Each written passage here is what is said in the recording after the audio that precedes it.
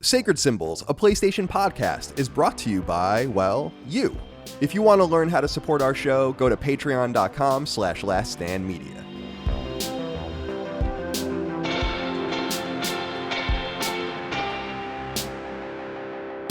Greetings and salutations. Welcome back to Sacred Symbols, a PlayStation podcast. This is episode number 220. My name is Colin Moriarty. I'm joined as always by my son, Chris Raygun. Chris, the foam panels, they work best if you hang them on the walls. Yeah, I know. I'm good. Still working on this room, trying to figure out how exactly I want to orient everything for the most efficient possible workflow. But aside from that, pretty good. Been working out for reasons that I can't share, but Good, man. Yeah, I'm feeling good working out myself lately. I'm lifting more and more. You know that there's many lifting memes, but there's that meme where it's like, the caveman lifting heavy rock and voice inside head doesn't bother him anymore. It's really true. I just go into that room for like an hour a day and I just lift heavy objects, see what happens. And it's fun.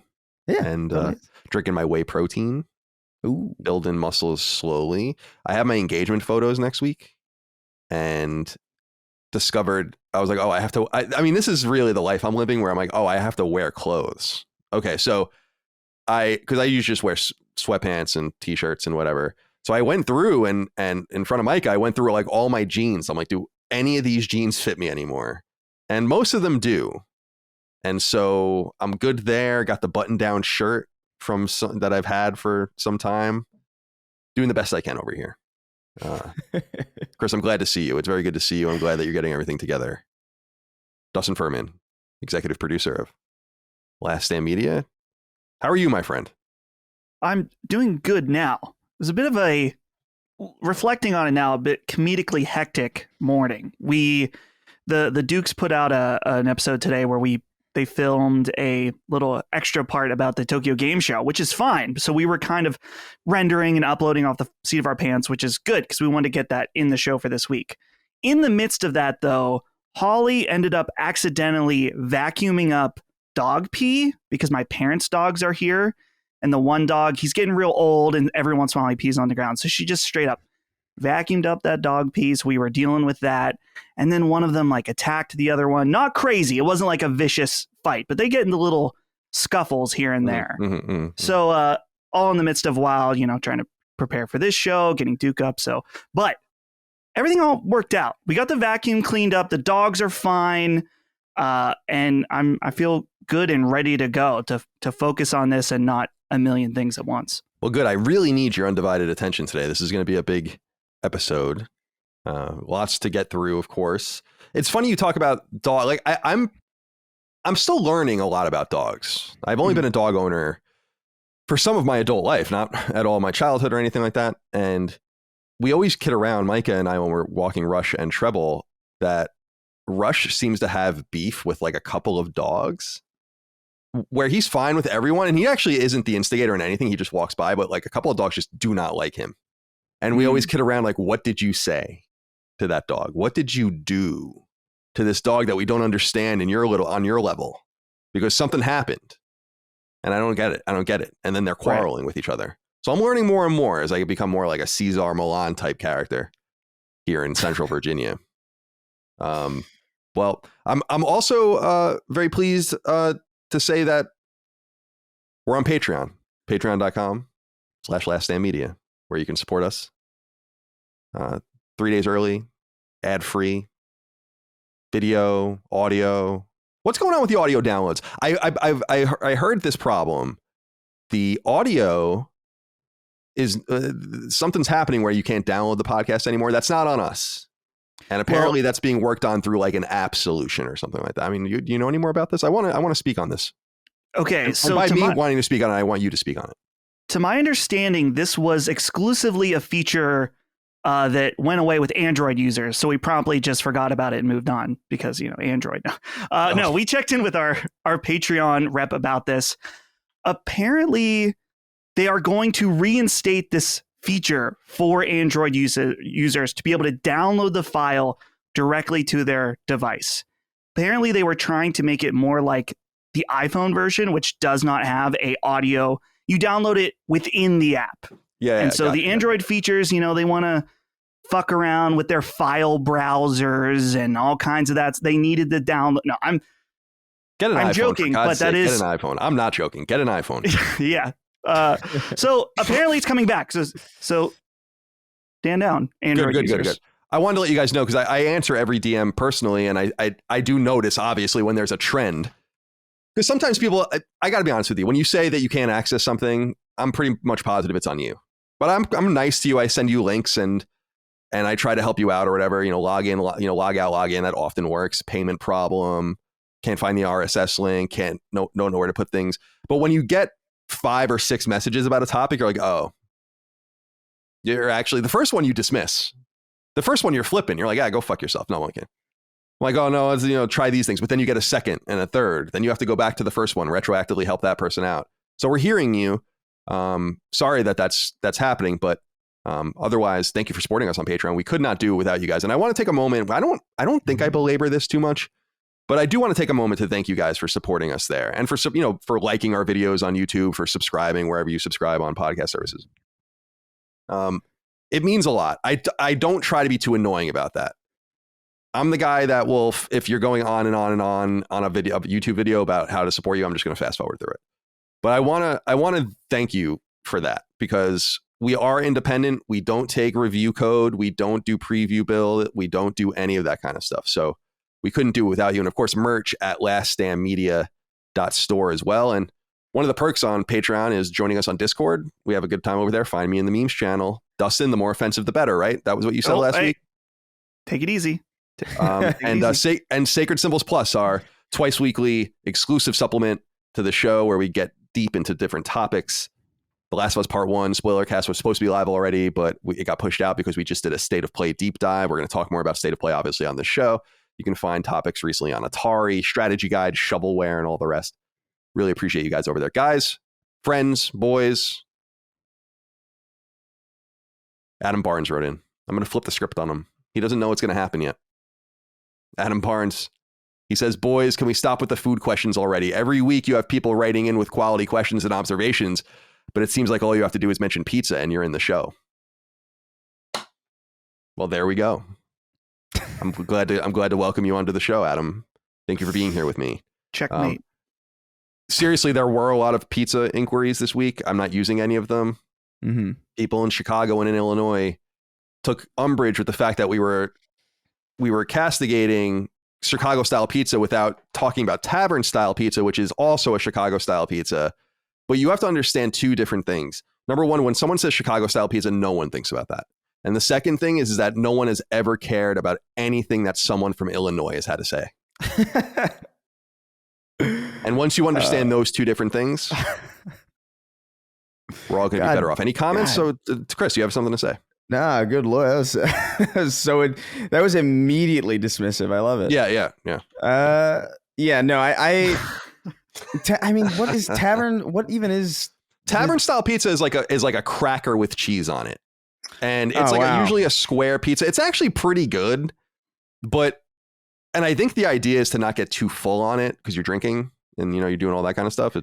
I see. Yeah, it's good. You cut it in squares. You cut it like Sicilian pizza, but it is 1/10 the thickness of Sicilian pizza. Yeah, no, I'm sorry.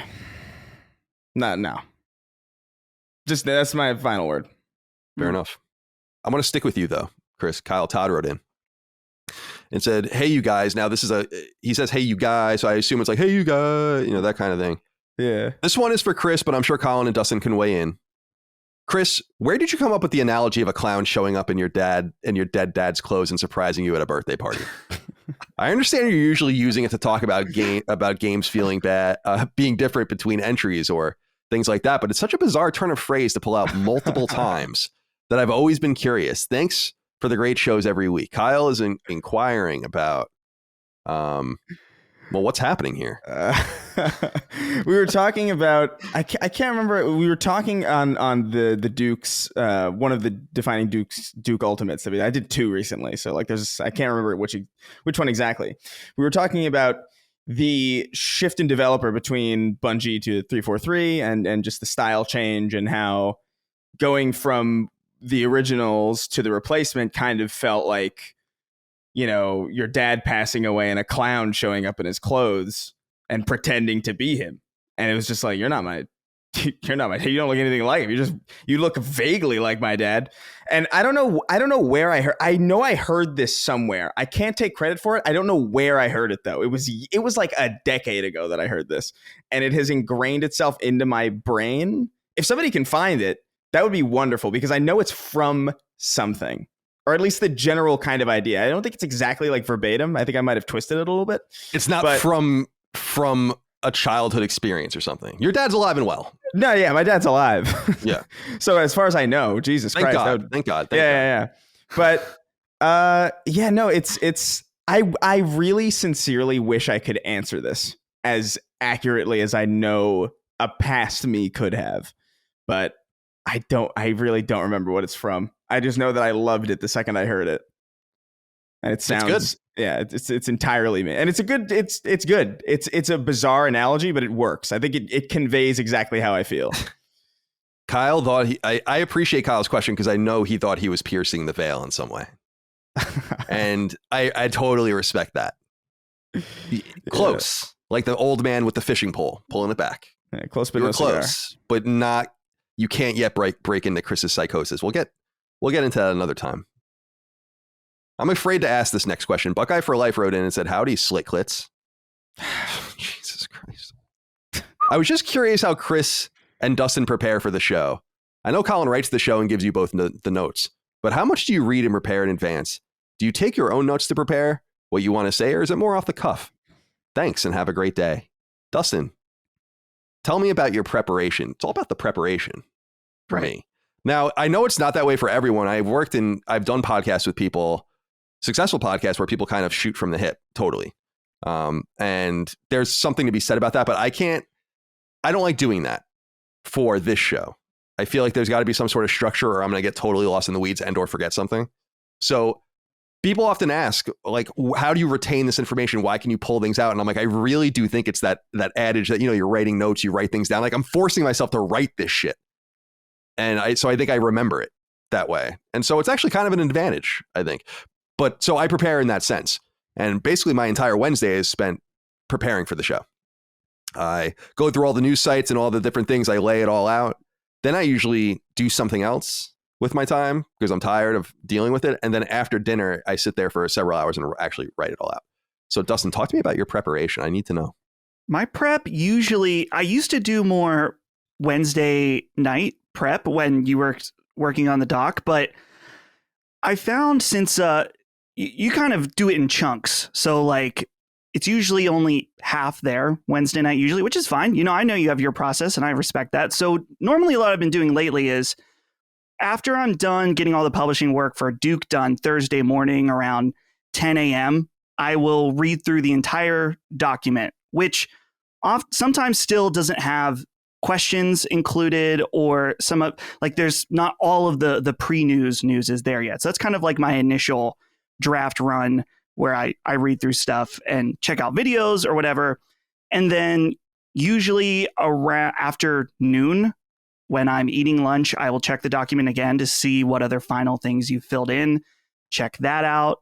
And then as far as notes, I don't normally take notes, but I have in the past.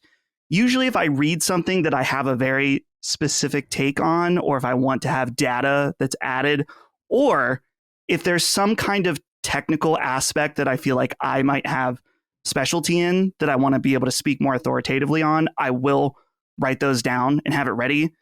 I don't have any notes like that this week, but I have in the past. Fair enough. Chris, talk to me about your preparation. Yeah, I mean, it's. I feel like it's very rarely the same. Like when we did the show, like when we first started the show, I would have my own. Like we did it in person, and what we would do is we would have the docs on our phones so that we could like read along. But I actually had like a separate doc where I would copy the entire doc, and then like if I had something specific that I had to say about any given thing, I would write it a little bit like a kind of not exactly scripted, but kind of bullet pointed. So because I wanted initially, especially the first half of the show, because it was just me and Colin. I wanted it to flow a little bit more seamlessly. Now that we have a third person, I feel like generally I'm a little bit more lax about writing things out. I still read the entire document beforehand when I can. Obviously there's some times where like questions are added at the last minute and there's really not that much time to prepare. But generally speaking, if there's something in particular that I really want to specifically say, I will have almost a script. Very, very, very rarely does this happen, but I can think of like maybe like 2 times in like the last few months that it's happened. But I'll have like a specific thing that I want to kind of get across, and then I'll kind of go along with it. But for me, I feel like it's more reactive. I like to shoot from the hip because I think that's where my strength is a little bit more than just kind of like reading off a prompter or kind of like over preparing. But there's still a lot of, I want to know what's going to happen at least on some level. You don't want to be like, oh, I didn't read it all, and I don't know what happened this week at all. I don't know anything. Would explain to me, Colin, please. I don't want to be like an audience surrogate, Right. Yeah, I don't want that either. No. Yeah, it's interesting. I feel like I'm only as prepared as I am for the show simply out of force. I think I wouldn't be this prepared if I wasn't writing it. But right. On the old 2 shows, I used to write the news for those shows, but I wasn't the host. So I just kind of incorporated all of that. The only thing I feel bad about is that I have 2 monitors, huge monitors here. I think all of us do. And I'm constantly trying to you hear me clickety clack. And sometimes I'm trying to bring things up, trying to make sure things are right, trying to fact check in real time and all those kinds of things. I wish in some way we had like a Jamie type character, where it's someone that was just standing by that can bring this stuff and rotate it in. Please do not write in about that. A lot of people wrote in to be the historian of the show. I appreciate that, but please don't write in about it. For God's sake, we have no money for that. I wish we did. I'd hire 3 of you to be the historians of the show if we can afford it. That would be fun. That would be so indulgent and unnecessary. All right. Well, thank you guys for writing in on Patreon. Of course, we'll get to many more of your inquiries as we go through the show. This just happened this morning. I was going to write it up, but then I figured we'd just talk about it quickly because this is interesting. So GamesIndustry.biz reports Microsoft Activision acquisition expected to face deeper investigations in the UK and the EU. So they say in part, quote, earlier this month, the UK's Competition and Markets Authority recommended it begin a second phase investigation into impact of the deal. And the deal, of course, is the Microsoft purchase of Activision Blizzard King. Concerned that Microsoft's ownership of Activision Blizzard would, quote, result in a substantial lessening of competition within a market or markets in the United Kingdom, end quote.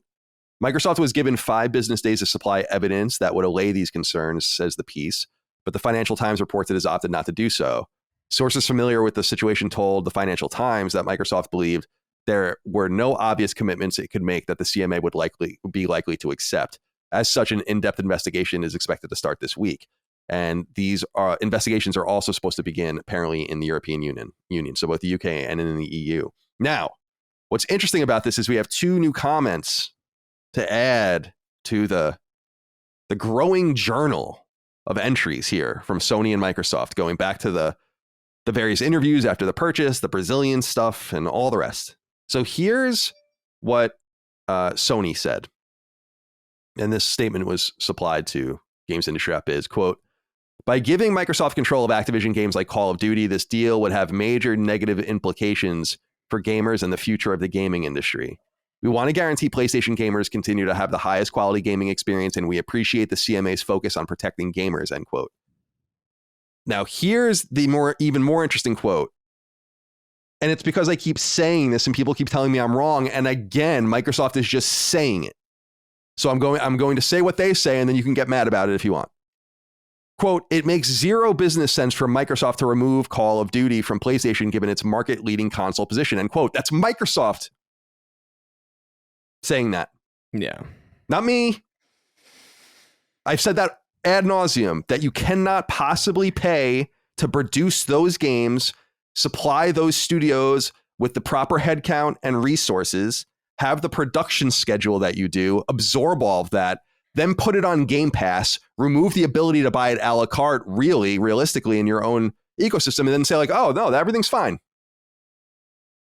Yeah. Doesn't make any sense. So Microsoft themselves are saying that. And I think that is their best defense, which is to simply say, we're not going to do it. It doesn't make sense. And I know what they basically said is we will acknowledge the deal that we already have in place with Activision through 2024. So that's the next game, assuming that there's actually a gap next year. So this game this year, Warzone 2, and a game in 2024, maybe something in between. And then Microsoft said we will sign a 3-year agreement from that point, bringing it to 2027. That appears to be insufficient. And I don't know to make, what the up or down of this is. Chris, let's go to you first. Do you have anything to add or any thoughts here? I feel like Microsoft is playing a very passive role by saying we're not going to fight about it. They declined, it said, to submit any kind of notice in that 5-day period. And then they're saying it makes no sense for us to remove Call of Duty. We're not going to. They just want to get the sale done. And so I wonder what you think of that. Yeah, I mean, like it's not surprising to me. Like even if it did make sense for them to keep it exclusive, it's like you're just losing out on so much money. You literally only gain from having Call of Duty on PlayStation if you own it. You know what I mean? Like it's not. It just doesn't make business sense from any from any perspective. Even with Game Pass, in the equation, like it's just a very bizarre. This is such a weird feud that's happening because it feels so. It feels very old school in some way. You know what I mean? Like it feels very like Nintendo don't. You know what I mean? Like there's something about this that feels very bizarre to see like the heads of these companies actually like saying shit like this. But to me, it's like if you're going to complain about this kind of thing, and like I think I speak for everybody here that like we're not really supportive of all these like mergers and acquisitions. We don't really like what's happening as far as like industry consolidation. But I just feel like the argument that Sony is making here is just not a good argument. Like it falls really flat, especially given the last couple days where we've seen like PlayStation exclusive quest in Hogwarts Legacy. You know what I mean? It's just like it's just a lot of silly shit. Two exclusive second party games were in that state of play. We'll talk about in a little while. Yeah, exactly. So I don't know. This whole thing seems really. I know it's not petty because there's billions of dollars on the floor, but it feels petty. There's something about it. You know?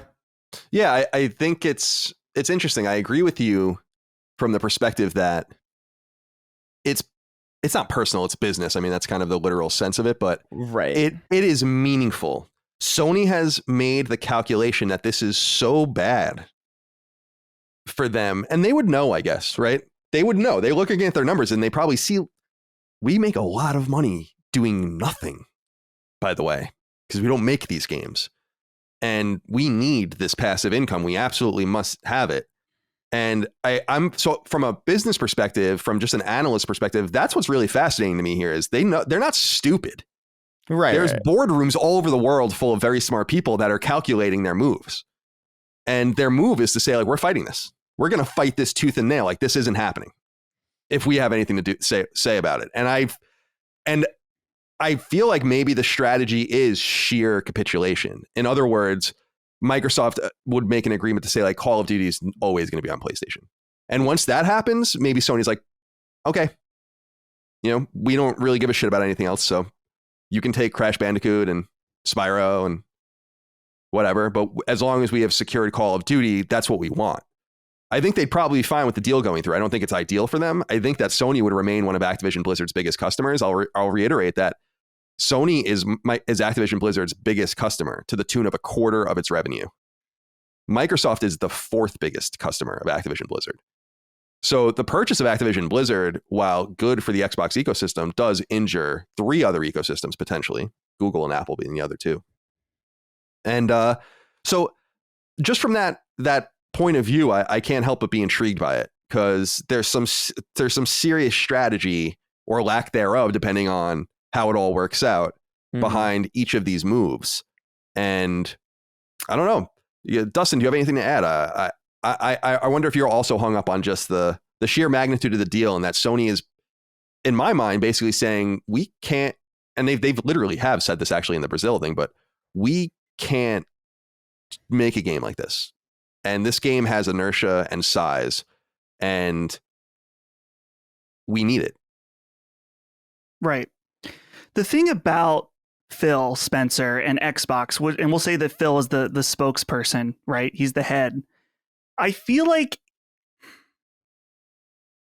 he has talked out of both sides of his mouth so many times when it comes to these acquisitions that I'm not surprised that there may be governing bodies interested in investigating. Specifically, when it came to the Bethesda deal, Phil was quoted saying this deal was not done to take away games away from another player base like that.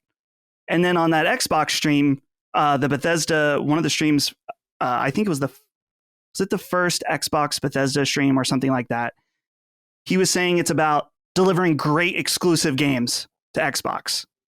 Which is it, Phil? And then last week we talked about how there was, he had mentioned about Call of Duty remaining on PlayStation, and now there's like a little asterisk there. It's like for a certain amount of time. And sure, maybe it is beyond what the original deal was, but I think that it is interesting and potentially concerning from a regulation standpoint that the head of the company keeps saying two different things. So that's the only perspective I have purely when it comes from a regulation standpoint, is that it just seems odd that he basically says whatever fits whatever narrative they're trying to push at the time, as he should as the CEO or the head of a giant portion of a giant company. But I don't know. This is one of those areas that when it comes to like the vertical monopoly aspect, I don't fully understand. But I know that Microsoft has had issues with this in the past, and these deals usually do involve long investigations and things like that. And so I'm not really surprised it's happening here either. There's two different concerns, I think, economically from the point of view of regulators having to do with Microsoft and Activision. And I think the first is like the vertical monopolization of Call of Duty. So right. You own what for people out there that don't know, I mean, a basic way to explain it is that imagine if you own a farm that creates that grows the beans, then you own the truck that brings you own all the labor, the trucks that bring the beans to the factory to get canned. You own everything in the factory, you employ everyone in the factory. Then the trucks that leave that factory with the beans go to the store, you own that truck, then you own the store. That is not legal. And that's like a very old school, like 150-year-old trust busting kind of thing. And that's where Amazon gets in a lot of trouble. And a lot of people are kind of confused about how Amazon gets away with like they have now, there are Amazon trucks in my neighborhood. I'm sure there are in yours too, right? So that now they've just pushed out the people that are actually shipping the products. They're manufacturing the products. They're sourcing the material. People look at this and say like, that's not really in the spirit of fair competition. So that's one part of it. And I think that that's not the bigger component of it. The bigger component of it to me is to say Sony can make the argument that this is unfair competition because there is no way that a normal company could buy the apparatus they're buying and treat it like this. In other words, they need Microsoft money in order to make this work. And they're not doing it from within. They're buying something off the market to do that. And that's a problem. That's not necessarily illegal depending on the place you're in either. And clearly they're having the biggest wrap up in Europe. So I hope that makes sense to people. I mean, those are the two major issues, is like the idea of production and owning a vertical from pre-production to Game Pass and everything in between, right? And how that might affect a product that already exists on the market. And then the idea that in a normal economic situation, there is no way that Microsoft will be able to buy the company they're buying for the price they're buying and then do with it what they are. They're able to do that because of the massive bank account that they have behind them. Right. Right or wrong, those are the arguments. I mean, that's it. Sacred Symbols, a PlayStation podcast, is proud to be sponsored by Feels, the premium CBD tincture that can help you feel better and which you can learn more about right now at feels.com/symbols. Call me Cheech or Chong or perhaps both, but I'm a fan of the many uses of marijuana. And there's a specific compound derived from this very special plant that's been all the rage over the last few years and that I want to highly recommend to you. It's called CBD or cannabidiol, and Feel CBD is the highest quality CBD I've ever used in a world, well, lived consuming a great deal of marijuana. What is CBD exactly? Well, it's a beneficial substance that, when taken, can alleviate bodily aches and pains, help reduce stress and anxiety, and even help you sleep more soundly at night. In short, CBD is all about relaxation and rest, two important components of life that we can all use as much of as possible. You know, a little of that old-fashioned self-care. So here's how it all works. Feels sends you some tincture, you take a few drops of it and place them under your tongue, and then you settle in, as we say in my house. And since you can become a Feels member, that means you can get CBD sent discreetly to your door on a regular basis, so you're never without. But if you're not sure what to do, or if you're feeling intimidated or overwhelmed by the CBD process, fear not. Feels has real live people standing by right now to help you find the products and dosages that make the most sense for you as an individual, both in terms of your body and what kind of relief you're seeking.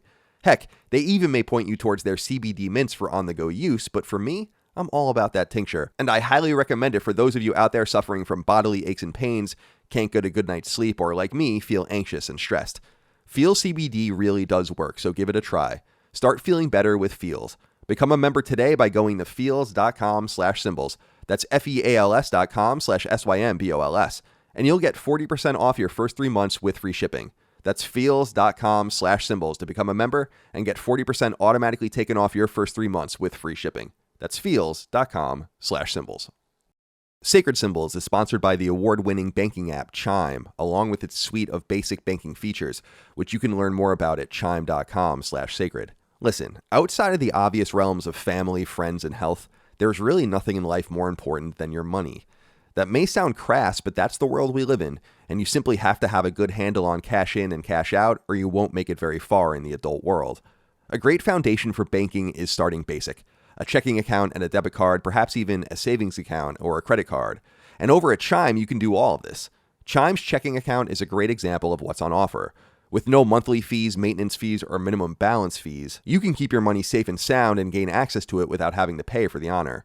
That's because Chime debit cards can be used fee-free at more than 60,000 in-network ATMs around the country, including at everyday spots like CVS or 7-Eleven. And since here in modernity, we are forever shooting money back and forth to each other for split dinner bills, bar tabs, fantasy wagers, and the like, you can send money to anyone and receive money from anyone, you guessed it, without fees. And no, the other person doesn't need to be on Chime. My friends, it's time to get your banking house in order, sort out your finances, and build from a solid foundation. And you can do so with Chime. No monthly fees, no vibe-killing fees. Signing up for a Chime checking account only takes 2 minutes and doesn't affect your credit score. Get started at chime.com/sacred. That's chime.com/SACRED. Again, that's chime.com/sacred. For checking accounts, savings accounts, debit cards, and more. Chime is a financial technology company, not a bank. Banking services provided by and debit card issued by the Bancorp Bank or Stride Bank N.A. members FDIC. Out-of-network ATM withdrawal fees apply, except at MoneyPass ATMs in a 7-Eleven location and at any Allpoint or Visa Plus Alliance ATM. Other fees, such as third-party or cash deposit fees, may apply. Now, I want to say one other thing before we move on. And by the way, if we have anything else to add, please do. But I agree with you about Phil Spencer. I think Phil Spencer has been good for the Xbox brand. I was a big advocate of him for years, actually, when he was making his comeback and getting things in order. But I agree with you that he looks dumb, not only in perspective of the Activision Blizzard deal and what he's saying out of both sides of his mouth, but the way he spoke about the Bethesda deal. Those two things don't line up at all. They don't make any sense. So if someone's like pissing on your head and telling you it's raining, I mean, it's up to you to figure out what's going on there. And then the other argument is Jim Ryan. A lot of people have problems with Jim Ryan being more of a bean counter and kind of coming from that side. But I'll remind everyone that's not necessarily bad. Jack Trenton was an operations guy. That's even nerdier and worse than being a money guy. That's like semantic shit. And he came in as an ops guy, chief operating officer, I think, of PlayStation first, organizational master, right? Keeping everything in order. And that worked. So it's not, you don't have to be a creative like a Sean Layden to come in and make sense. I don't think it's just that. I don't think we really know enough about Jim Ryan to have any sort of, we make fun of him because it's fun. I'm not doing it because I have any real insight into the pathos of Jim Ryan. Right. And I want to say, just to save myself from the whataboutisms of the comments, yes, Jim Ryan is also a liar. And he says what fits the narrative he needs to push at the moment. We believe in generations. Free upgrade for Horizon Forbidden West.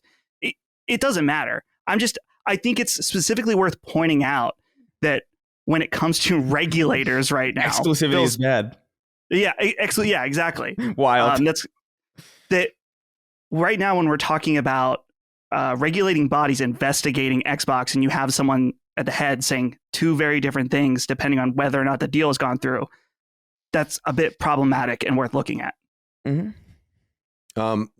It's going to be fun to watch this play out. My assumption, I'm just going to put it out there, is just I'm going to say that this will be pushed until they get a concession that Call of Duty will remain in total parity between Xbox and PlayStation. Like, that will be the deal. And once I think that deal has ink on it, I think Sony withdraws its problems. I don't think I think they care about, like Diablo 4 or something, but I don't think they give a flying fuck, frankly, as long as they secure Call of Duty. Which, again, to reiterate, Call of Duty in a bad year is outselling any PlayStation exclusive. And that's just, that's the bottom line. And that is, there are only 5 or 6 PlayStation games that you can even name that are anywhere even close to having an appreciable number of copies sold that would be on the level with that, something like that. A 15 or 20 million copies sold. That's a lot of copies. And since remember, the math works in reverse here. I'm talking about Microsoft absorbing those costs. Remember, Sony is losing profit in which it spends nothing. That's a big problem for them. That's why they're concerned about it. I think they're totally fine not owning Activision. I don't think they want to own Activision. They're fine with getting the milk for free. Right. But that's the point, is they want access to the milk and they don't own the cows. It's a huge problem. On a total laissez-faire free market, this would be allowed to happen, but we don't live in that market. So, and I'm kind of tired of talking about it. And I also don't really care as a player. But I do know, fundamentally that if PlayStation cares as much as they do about this, and they do, then that portends something for the brand. I mean, clearly. And so I guess we have to pay attention to it. We'll continue to do so as time goes on. Chris, I'm eager to get your take on this because you weren't able to join us. Right. And for the State of Play, we decided to do an impromptu Sacred Symbols Plus, which you can listen to on Patreon right now, where we go into each individual game. Now, we're going to talk about some of those games coming up, both in the smaller news items and the greater news items, but for the totally intensive view of things, you might want to go listen to that instead. But I am eager to see what you thought of the State of Play. Dustin had given it a C. That was his score. Mad, dude. I said it was a B or B plus. Yeah, I'm wondering what you think, Chris. I feel like that was a pretty solid. I don't think it was the best State of Play. I think was it the most recent one that was really good? I feel like there was one that was like kind of recent that was actually a pretty solid. Yeah, it was the last one because people are saying this is 2 in a row now of good ones.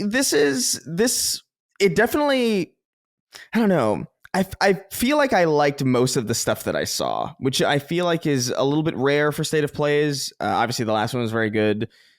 This one did feel a little bit more, I guess, I feel like one note is the.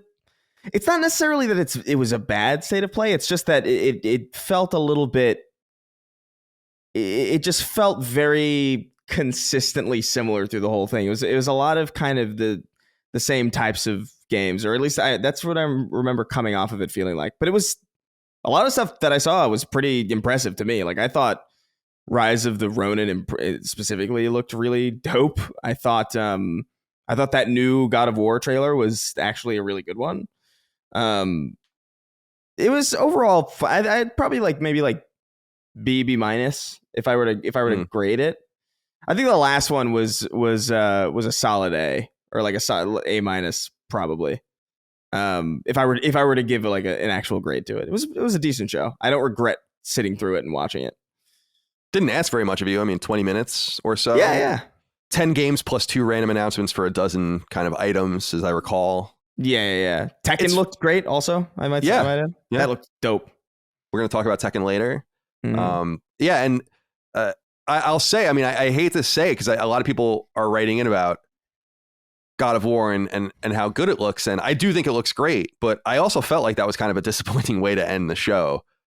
And I wanted something else in that slot. And actually, Andrew Dickens wrote in on Patreon about this. He says, "Hey, Chris, Dustin, and Colin. Some say the God of War trailer felt out of place in a predominantly Japanese showing at the State of Play. Do you agree this was a last-minute swap-in for something, perhaps Konami? Keep tenderizing that chicken." That is my theory. That I feel like this was rumored, and who knows if the rumors are true. This was rumored to be very Japanese. I had heard from someone that Konami was going to be here, from someone that I trust, but not really knowing, just kind of hearing those rumblings. And with the recent leak, as we discussed a couple weeks ago with Kojima and that game Overdose, I was wondering, I'm like, is there some sort of Kojima Konami collaboration? Are we going to see maybe Silent Hill 2 remake that was discussed a week or two ago? I did feel like God of War didn't really make sense because it's a PlayStation. Seeing that PlayStation Studios logo, I don't know. I just felt like God of War doesn't belong in something like this. God of War belongs in something else. And so that was my only takeaway. I think God of War does look great, but I don't know. Some people are talking about it like they're blown away by it. I'm like, I don't see it, man. I don't. I mean, I see it aesthetically, but I'm not entirely sure what you're that excited about. It looks fun. I'm not gonna get crazy about it. I keep saying my prime AAA target this fall, Callisto Protocol, December. Oh yeah. That's the one I'm really excited about. I mean, that's the one that's gonna hopefully blow my dick off. Holy Whoa, shit. That's fucked up. Whoa. What did you think? I wanted to ask though, Chris, about actually, I'm sorry. Before we move on, Dustin, do you have anything else that you want to add? Do you have any other thoughts that you want to add to the conversation? I was thinking about, because I was seeing the comments that a lot of people upset that I said C. So I'd like to downrank it to a D based on those comments. Just out of spite. I don't mind. I didn't mind you saying that it was a C. That's totally subjective. What I minded you saying was that C was average. And I'm like, I don't think so. No. C is fair. I would say B is average and A is like good. Like A is like good and B is more. So C is below average to me. If I was bringing home C's, I wasn't in good shape with my parents personally. Sure. Well, okay. So I guess it comes down to just different perspectives on the grading system. So I'll say it with words instead. I thought the showcase was good. There were some things that I thought were very good. And I just am surprised that some people were like, but what about the Tekken announcement? That was out of left field. Like, really? Tekken 8 was out of left field, a game that they make every generation. I get it that there was no, like lead up to the announcement, but there wasn't necessarily anything shocking.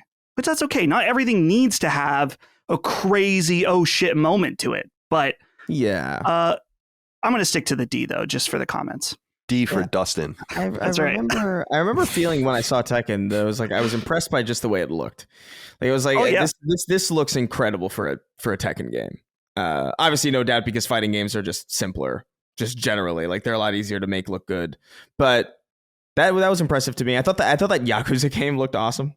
Although that's probably because I'm still playing through Like a Dragon and I'm in that mode. So like when I saw it, I was like, oh my God, this is great. I feel like a lot of the stuff was tailored for me. Like I think, God of War was kind of out of place. It did feel bizarre. I thought leading into the God of War trailer with a controller reveal that looked very fine, like, was a little bit bizarre. Like, it wasn't a particular, like, I don't know how good a controller could possibly be, like, I don't know. I can't imagine a controller announcement and me being like, whoa, but like, I feel like even for that, like, limited range of emotion that you could expect out of a controller reveal, I feel like it was a little bit lackluster and a little bit okay. But yeah, I don't know. I feel like this was an above average showcase for state of play, which is, a very important distinction. I agree. I think if they can deliver one of these even a quarter, fine with me. I mean, I don't need everything to be in a state of play either. I mean, obviously you want to talk about your second and first party stuff, some third party stuff, but there are other ways and other means for us to absorb this information too. So you don't want to have too much. And I like that they don't demand too much of your time. Very brisk move through everything. Learning some lessons, I think, along the way. I was going to ask you guys what you thought of the DualSense. I thought that it was pretty, but I agree with you. When I first saw it introduced, as I said on Sacred Symbols Plus, I was excited simply because I thought that I was like, oh, they're just going to show the controller and end with something else. Thank God. But no, they showed the controller and then the game, of course. So I was like, yeah, this is fine. The blue, I think, is quite aesthetically pleasing, but I'm not going to get this controller. Yeah, it's entirely fine. I saw this. I don't know if you guys are in on this. This comes from Push Square. Stephen Talby writes, is this mysterious image hinting at Kojima Productions' next game? So on September 14th, Jeff Keighley tweeted out this picture of a silhouetted woman, says, "Who am I?" And it's Elle Fanning. Apparently people have figured that out. And these seem to just reference something, but no one really knows. I don't have any further information on that. I'm wondering, Dustin, have you looked at this, and does it do anything for you? Yeah, I saw this morning. It's one of those situations where obviously anything coming from Kojima Productions is going to be very intriguing, but there's just not much to go off here. It's just a photo of a woman. There's kind of a strange symbol at the bottom along with the Kojima Productions logo. I wonder why now? When's the announcement? The Xbox stream is come and gone. The State of Play is come and gone. So maybe this is something entirely new. What if this is a Kojima Productions short film or maybe an actual film? Who knows? They obviously want to do stuff outside of games. So maybe this is the moment for it. What do you think, Chris? Do you feel like we're getting a game tease here or something else? To Dustin's point, that they have been pretty open. Hideo Kojima has been pretty open about wanting to do other things. I think you can see that in the filmic nature of his games. But obviously, we're excited to see more. And there's a lot of rumors circulating about the Xbox project and a PlayStation project and Death Stranding 2 and Overdose and whatever. No one can keep it all straight. Yeah, it's kind of cool. Like I like Kojima a lot, but like I really have no idea what the hell he's doing. I saw a picture of him on like some Skype call with Jeff Keighley and Jordan Peele, and I was like, I don't know what the fuck to make out of any of this. Like it is sincerely unpredictable, and I think that's what's exciting about it. Like I really don't know, and I hope it's a game. I hope it's not a short film. You know. Although I guess that would be kind of interesting. It's just not. It's not what I would want to see necessarily out of Kojima. But I think it's exciting to not know. I think it's exciting to have a lot of different possibilities. Like there could be another Death Stranding. There could be, maybe it is Silent Hills. Maybe it is a short film. Maybe it's a Jordan Peele film with Kojima. That'd be wild. I feel like it really is just completely unpredictable. I don't know what to make of this, especially after all that bullshit with what is it, abandoned? Oh yeah, vanished. I just I'm glad that's not what's happening. I guess I should say that. I wish that was happening. That was so fun and so stupid. Even if it ended up being fake, well, I'm happy about it because I was in the middle of dissecting that entire mystery. So I'm happy I put my shoulder into that. I was so surprised that more people weren't more interested in trying to unravel that mystery and pull at that thread. If I were at IGN at that time, I would have pulled at that thread immediately. Leave it up to YouTubers and podcasters to do the actual work. It's very strange. Mm-hmm. All right, a couple of more things to get through here. Uncharted Legacy of Thieves. We knew that it was coming to PC October 19th. It's obviously already on PlayStation 5. This is the PS5 port of Uncharted 4 and Uncharted Lost Legacy, and that date had leaked a while ago, but now we know it'll come to PC, Epic Games Store, October 19th, 2022. Are either of you going to check this game out? This is another, Chris, this is another potential Dynamite sort of mod product here with Drake and Sully and all these. I mean, you could do some funny shit for sure. Yeah, I feel like maybe. I don't know what cachet Uncharted has on PC. I guess is my, like, I feel like it's a very cinematic game, and I feel like most people on PC feel like, yeah, I could watch like a let's play of that game and kind of get it, because it is more about the story than anything. It's not really about like the shooting galleries that have an incredible amount of ludonarrative dissonance. It's I don't know. I don't suspect this being as huge as God of War or even as huge as Spider-Man. Like, I do think this is probably going to be a little bit softer, purely because it's just an awkward game to release in the absence of its previous incarnations. Like it is weird to me that Uncharted 1 through 3 are not available on PC before Uncharted 4 and the Lost Legacy DLC. It's just a very bizarre strategy. Maybe they looked into this and decided it was best, but it makes fucking no sense to me. And I feel like it's going to have an impact on whether or not people are actually going to be interested in this series. Maybe people who are on PC now played through the original games like a long time ago on PlayStation 3. That's probably entirely possible, but it would be nice to be able to refresh in some way. And the fact that capability is not really available to this entire audience is probably not going to bode all that well for it. I think it's going to be successful. It's still like a huge marquee franchise, but I wouldn't expect like a massive splash out of this. Although I do think the mods are going to be fucking funny. Yeah, that's all I care about are the mods. I don't care about the sales. Whatever. Yeah. I agree with you that releasing it in this order is confounding for sure. Okay. I wanted to bring up a few games or a few things from that smaller pieces of news items. Some things we'll draw in from State of Play at this point. Other bigger State of Play stuff will be in the proper news. But I want to talk again about this Pacific Drive game, which Dustin and I talked about on Sacred Symbols Plus.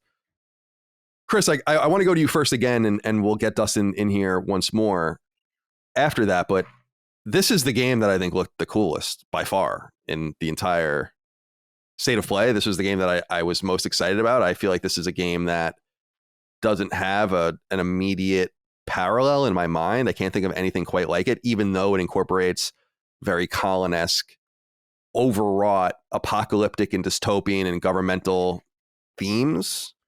So I'm wondering, are you keen on this game like I am? I was disappointed when I looked at the trailer over on PlayStation's website or on YouTube. It's only got 150,000 views, which is, a small fraction of what many of the other games got. So it's not drawing many people's attention, and that's disappointing. It almost makes me wonder if I'm just looking for totally different things now in games than many people are. I guess it's clear. It could be. Like, I do think I was kind of with you in the same way that, like, I couldn't exactly, I was trying to piece together what the game was as the trailer was going on, and I couldn't exactly figure it out. It seemed like could be like a linear kind of, it felt like a walking, like a horror walking sim, but you're driving. That's kind of like the vibe I got out of it, because it didn't. Well, we know what it is. Exactly. We know what it is more. Do we? But this is buried in the PlayStation blog post. Oh well. They call it a first-person driving survival game. And right. Basically, you use your car to you use a garage as a base, and you try to just get further and further out from it to survive. I dig this idea. The art's a little reductive. I think Dustin had brought up Firewatch. I think that's a really good reference. But I don't know, man. I'm into this game. I think this game looks super cool. It does look interesting. I just worry about the controls. That was the main thing, because when I think about, okay, it's a first person game where you're driving a car, the first thing I think of is Far Cry, and I hate driving in Far Cry games, specifically in the terrain that this game seems to be set in, which is like woods. There's a lot of trees, and I'm thinking about like, oh man, like doing that awkward like reverse turn a little bit and then like forward a little bit just to keep yourself on the right. I can't imagine that they would incorporate it in that way. I'm sure there's like a much more fluid way of moving around, but I feel like I would have more interest in this game if I just got to see uninterrupted footage, like 5 or 10 minutes, just so I know how it, just so I have some idea of how it looks and how it feels and how it plays, as opposed to kind of seeing snippets and kind of being led into this mindset where I'm kind of looking for a parallel, and the only ones that I can think of are ones that don't control well. You know what I mean? So I think it looks cool. I like the premise a lot, but it's not necessarily surprising to me that it's not a standout trailer, because I don't think it showcases what's cool about the game all that well, to be honest. Like I feel like what it is more interesting than what they showed. And I don't know. I'm looking forward to it. I'm curious to check it out for sure. Do you have any further thoughts, Dustin, before we move on? I know you didn't the last time, but I want to make sure that I'm giving you a chance to air your grievances if you have any. No, I don't think I have any further thoughts. For someone who, if you didn't listen to the Sacred Symbols Plus, basically it was just that the art style is not exactly to my taste anymore. Like I'm kind of tired of that. But what's laid out in the PlayStation blog is much more interesting than the trailer, and I think Chris made a great point about that. That is, what they show doesn't necessarily line up or seem as interesting, at least to me, as what they said in that blog post. And now a word from our sponsor, BetterHelp. Customized online therapy that can help you right now at betterhelp.com/symbols. In life, it's easy to spin your wheels and feel like you're getting nowhere. It's even easier to get caught up in and overwhelmed by the rigors of daily life. I'm afraid these are mere facts of being human, but there's good news. If you're feeling down and out, sad or anxious, afraid or in despair, you don't have to be in that state. Feel what you're feeling, yes, but then exercise another human trait, agency, and endeavor to find some solutions. My friends at BetterHelp offer one such route that, for many of you, will be fruitful to walk down. See, talking to someone about your problems is often the greatest way to get beyond them, and speaking to a qualified therapist who knows what he or she is talking about is simply maximizing the level of discourse. BetterHelp's brand of online therapy means that you don't need to see someone in person to get the help you seek. In fact, you don't even need to speak over video or phone if you don't want to. You can conduct your sessions via text if you'd like. This level of deep customization is familiar to we gamers, yes, but it's more unfamiliar in the realm of therapy. Yet when you sit and think about it, there's no reason whatsoever why a qualified professional can't help you without you having to go well out of your way. BetterHelp is cheaper than in-person therapy too, and they'll put you in touch with a therapist within 48 hours after you sign up. They remove the barriers to you helping yourself. How can it get any better than that? Don't stay stuck in neutral. Overcome your personal, professional, relationship, and other problems with BetterHelp. When you want to be a better problem solver, therapy can help you get there. Visit betterhelp.com/symbols today. That's betterhelp.com/SYMBOLS to get 10% off your first month of sessions. Again, that's betterhelp.com/symbols for online therapy with a professional therapist over video, audio, or chat. I have something here about PlayStation Stars. I don't really care. I mean, it is what it is. I want to see how it rolls out first. People can go read a PlayStation blog post all about it. It's a loyalty program, basically. It'll begin going out in Asian territories, I think, later this month, but in October, it'll start going out everywhere else. And Grace Chen was on the stream to talk about it. I don't know. What else is there to say? It's happening. I just wanted to acknowledge it. Another thing I wanted to acknowledge, I thought this was even bigger and more interesting news than that, certainly, that kind of slipped under the radar, is that Game Company's game Sky, Children of the Light, is coming to PlayStation. And it'll be coming in December of 2022. This is a pretty big deal because that game company, I think, is one of those entities that potentially got away from Sony. And for those that don't know, that game company was based out of Santa Monica Studio for many years, and they made Flow, Flower, and Journey for PlayStation 3, PlayStation 4, Vita, depending on where you might have played those games. And all of those games, they had a 3-game deal as a second party, and they incubated those games within, but then they split off and took seed money and kind of went in a different direction. And so I'm interested to check this game out. Journey was a very sad and emotional game. I think it's a beautiful game. It's one I've never gone back to and tried again because I want to kind of just leave it in my mind. It's the potential power of a game in that way. And so I'm excited to check this game out, though it is nowhere near being new. Dustin, what do you think about Sky coming to the PlayStation? I'm intrigued by it. It reviewed pretty well. I'm looking at the Metacritic now. It has an 82 average, but only out of 13 reviews. So this game didn't get too much attention, it seems, at least from Gaming Press at release, probably from it being a mobile game. But who knows? It's hard to say when you have something like this that was designed to be mobile and now it's finally coming over to consoles. And so hopefully it doesn't have too much mobile stink on it, but I'm intrigued either way. I'm trying to remember if this game was free to play or if it actually had a price tag. I want to say it was free. So I'm guessing that would also be the case on PlayStation. So I'm curious about what the monetization of this game would be. Hopefully it's good though. I've heard some positive things, but it seemed to have really came and went when it came out. Yeah, it says on Wikipedia, seasonal events are completely free to play. So it seems like parts of it are free to play and parts of it are probably behind some sort of wall.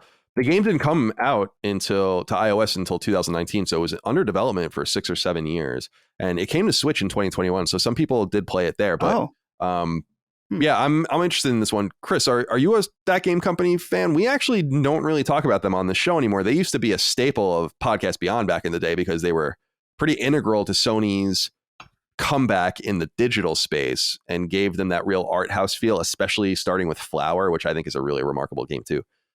Are you into any of their stuff? Yeah, I remember I played Flower at launch and was kind of impressed by it in a way that I didn't expect. And I played. I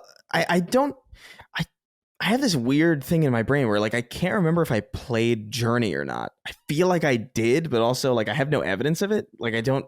So like maybe I didn't. Maybe I just like saw some. Maybe I was like with a friend who played it. I really have no. It's idea. very short, so you also, when you can beat it in like 60 or 90 minutes.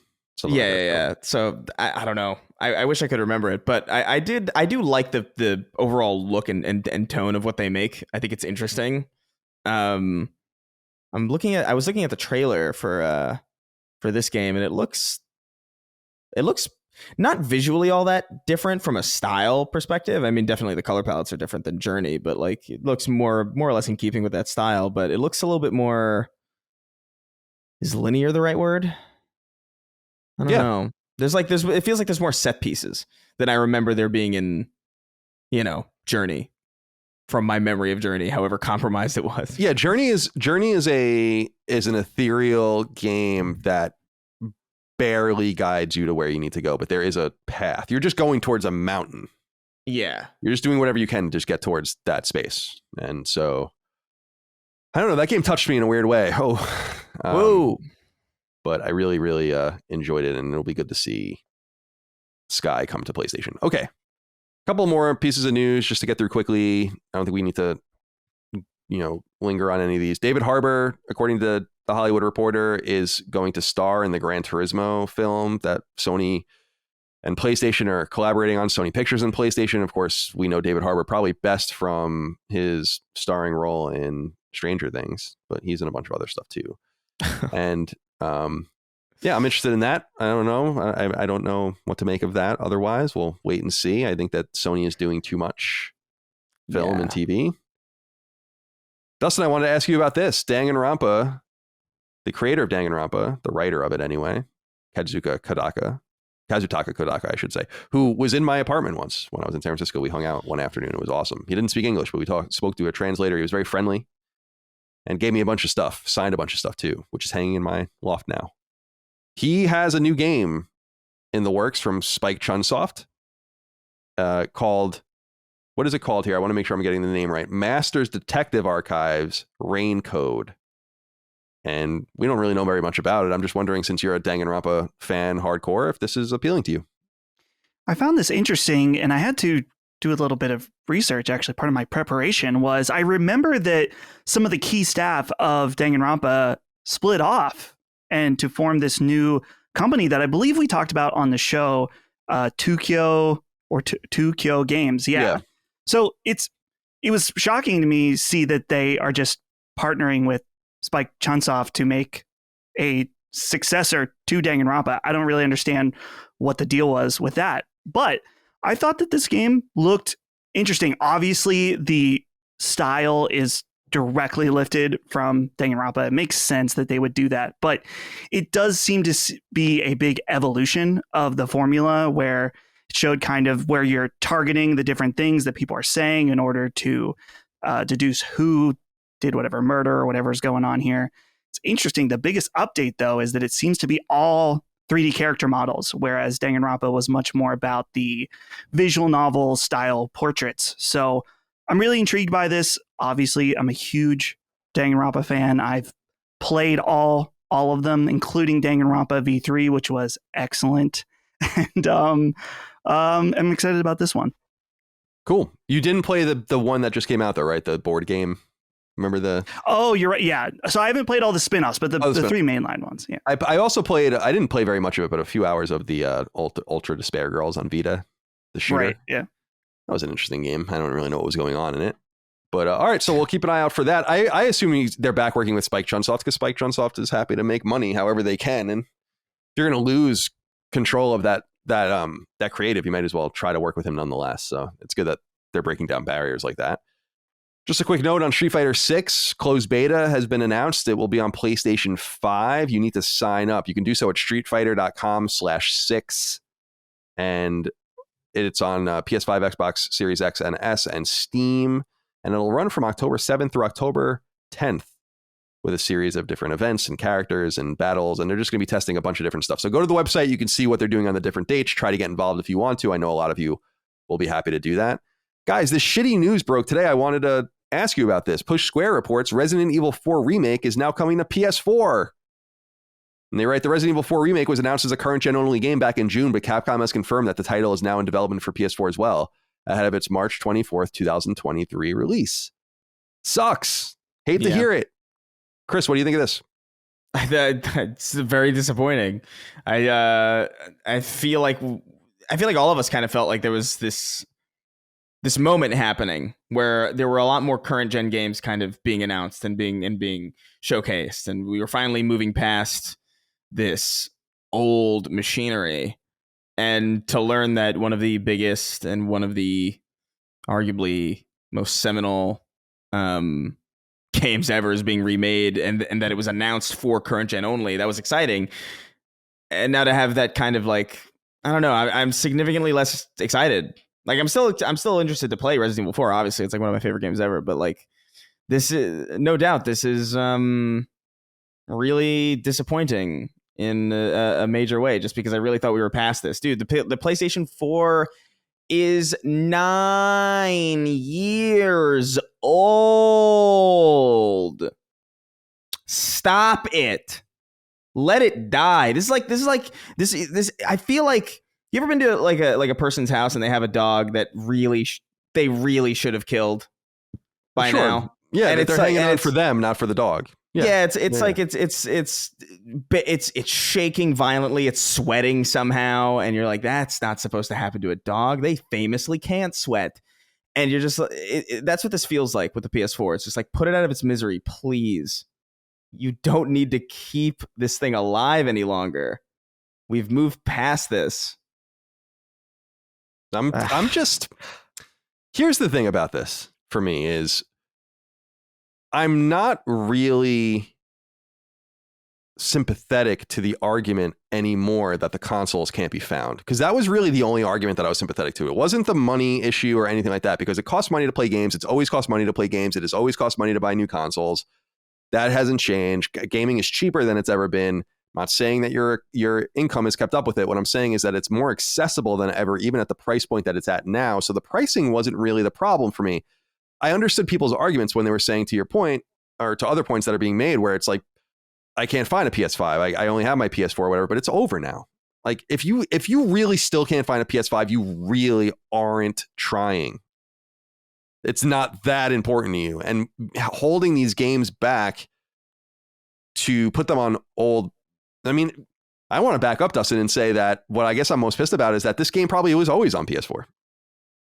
And you don't just deconstruct the game and put it on PS4. That's complicated. I mean, the frame rates are going to be different. The resolutions are going to be different. You've massaged this entire game in a certain way. So my assumption is that it's easier to go in the other direction. Like Horizon Forbidden West was a PS4 game, and then they ported it natively to PS5 during development. This is probably the same, but they just never said it. And that's what pisses me off the most, because I really was excited to finally get I was going to say next gen, but current gen Resident Evil experience. I actually feel pretty differently about this one. And I feel like it's because I have some insight on the RE engine. Not a ton, but what I've found with RE engine on PC is it is extremely scalable. You have RE engine running on Nintendo Switch. You have it running on Steam Deck and running very impressively. And I'm kind of thinking that in this case where they're remaking this game, I really don't feel like it's going to be compromised for the last gen versions. Here's an important thing to note about this is they are not releasing it for Xbox One, but they are releasing it on Xbox Series S and X. So there was a line where they probably looked at Xbox One. Maybe it was a technical decision. Maybe it was a money decision. I don't know. But we're seeing this more and more now. And in fact, there was another game that I saw this for recently that I can't remember off the top of my head. That's coming to PS4, but it's not coming to Xbox One. But it's not like it's being completely siphoned off to only PlayStation systems. So there is some kind of line that was drawn. Mm-hmm. So well, the Xbox One was weaker. Right. Yeah. So I think that in this specific case with this game, being that it's on RE Engine, I'm guessing that during development, they were looking at things. And you have to keep in mind, too, they're also building this game for PC, which is an insane wide array of hardware. And so maybe they're ahead of schedule and looking at things and saying like, hey, this is really scalable. We have time to work on this PS4 SKU as well. And it runs good. Let's do it, So yeah, that's just another way of looking at it from my perspective. But I don't think this is always the case with every game. But with this one, I think it's possible. I mean, I think we talked a little bit about this when Resident Evil Village was coming out and how it was interesting to us that they could scale backwards from because the Resident Evil Village looks gorgeous. It's like a really gorgeous game, and I don't think it necessarily suffered. I think Resident Evil is very specific in that, because there's not really that. Resident Evil isn't doing that many crazy things that it needs this crazy performance boost, or that you would even really necessarily notice from a gameplay perspective, or even from like a game design perspective, whether or not some massive leap in technology was really even, especially anymore, where like leaps in technology is a little bit more granular, a little bit more on the under the hood than it is, or than it usually has been in previous generation skips. I think to me, the thing that bothers me is just I felt like we were finally out of this cycle. It's less about the game being compromised and more just like hearing about a new PS4 game again after I really thought we were kind of getting out of it. That's what bugs me, because again, the PS4 is 9 years old and that hardware is even older. That hardware is like 10, maybe even 11 fucking years old. When at the time it was like finalized and actually like starting to go into research and development, it's a fucking ancient machine. And I get that there's a lot of people still on that platform, and if you can do it in like a reasonable way that doesn't take away from the main game, like Resident Evil clearly can do, I understand the business incentive to get that game onto that platform, because that's a lot of people. It's selfishly annoying to me. One other detail that I just want to add when it comes to thinking about the port of this game is that I mentioned about PC and the wide range that it needs to support. From a quick Google search, the most popular GPU in the Steam hardware survey is a GTX 1060, which is apparently only slightly faster than a PS4 Pro. So they probably already have a lot of this legwork worked out. And like I said earlier, they probably have a little time, or obviously the install base is going to be a huge factor as well. So something to think about. Yeah, there's much. I think, Chris, you make a good point too about performance, in the sense that Resident Evil is a plodding, slow game. It's really more about the resolutions and environments and making that stuff look convincing and all of that. I mean, obviously you want 60 frame combat and all the rest, but you're right. It's not this kinetic. Yeah, you're not gonna have antiquated game. Yeah, you're not gonna have like 700 AI on screen like in Resident Evil, and you're gonna be like, "Whoa, isn't that crazy? That was impossible." It's like that's not what the game is. But so, yeah. Still. Well, I'm just disappointed with it, because I just feel like we need to move on. It's time to move on. Gotta move on. We as a group of players, we should want to move to the new machines now. It's time. It was already ridiculous, and it's getting more ridiculous. I really hope that this is the cutoff, that as of 2023, we really start seeing the end of this, and we just move on to the new console so that we can unleash ourselves from, to the point, antiquated power that will be entering its 10th year after this fall. Okay. Infinity Strash. I had to ask you about this, Dustin.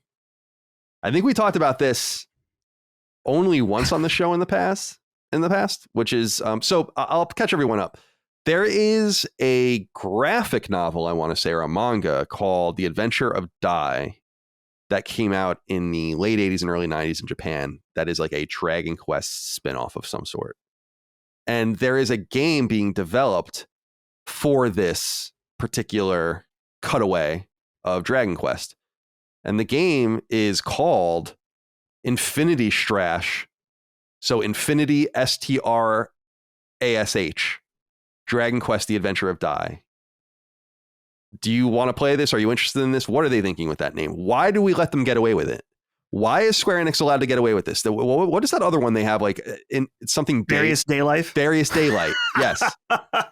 Dude, it's so good. I love it. So I think that the smarter move from a marketing perspective would just be call it Dragon Quest, The Adventure of Dai, right? Like the Infinity Strash, it sounds like Infinity Trash, straight up. But as far as the game itself, sure. I didn't know about this at all. And I think the trailer looks super cool. It's an action RPG, as you said, set in the Dragon Quest universe.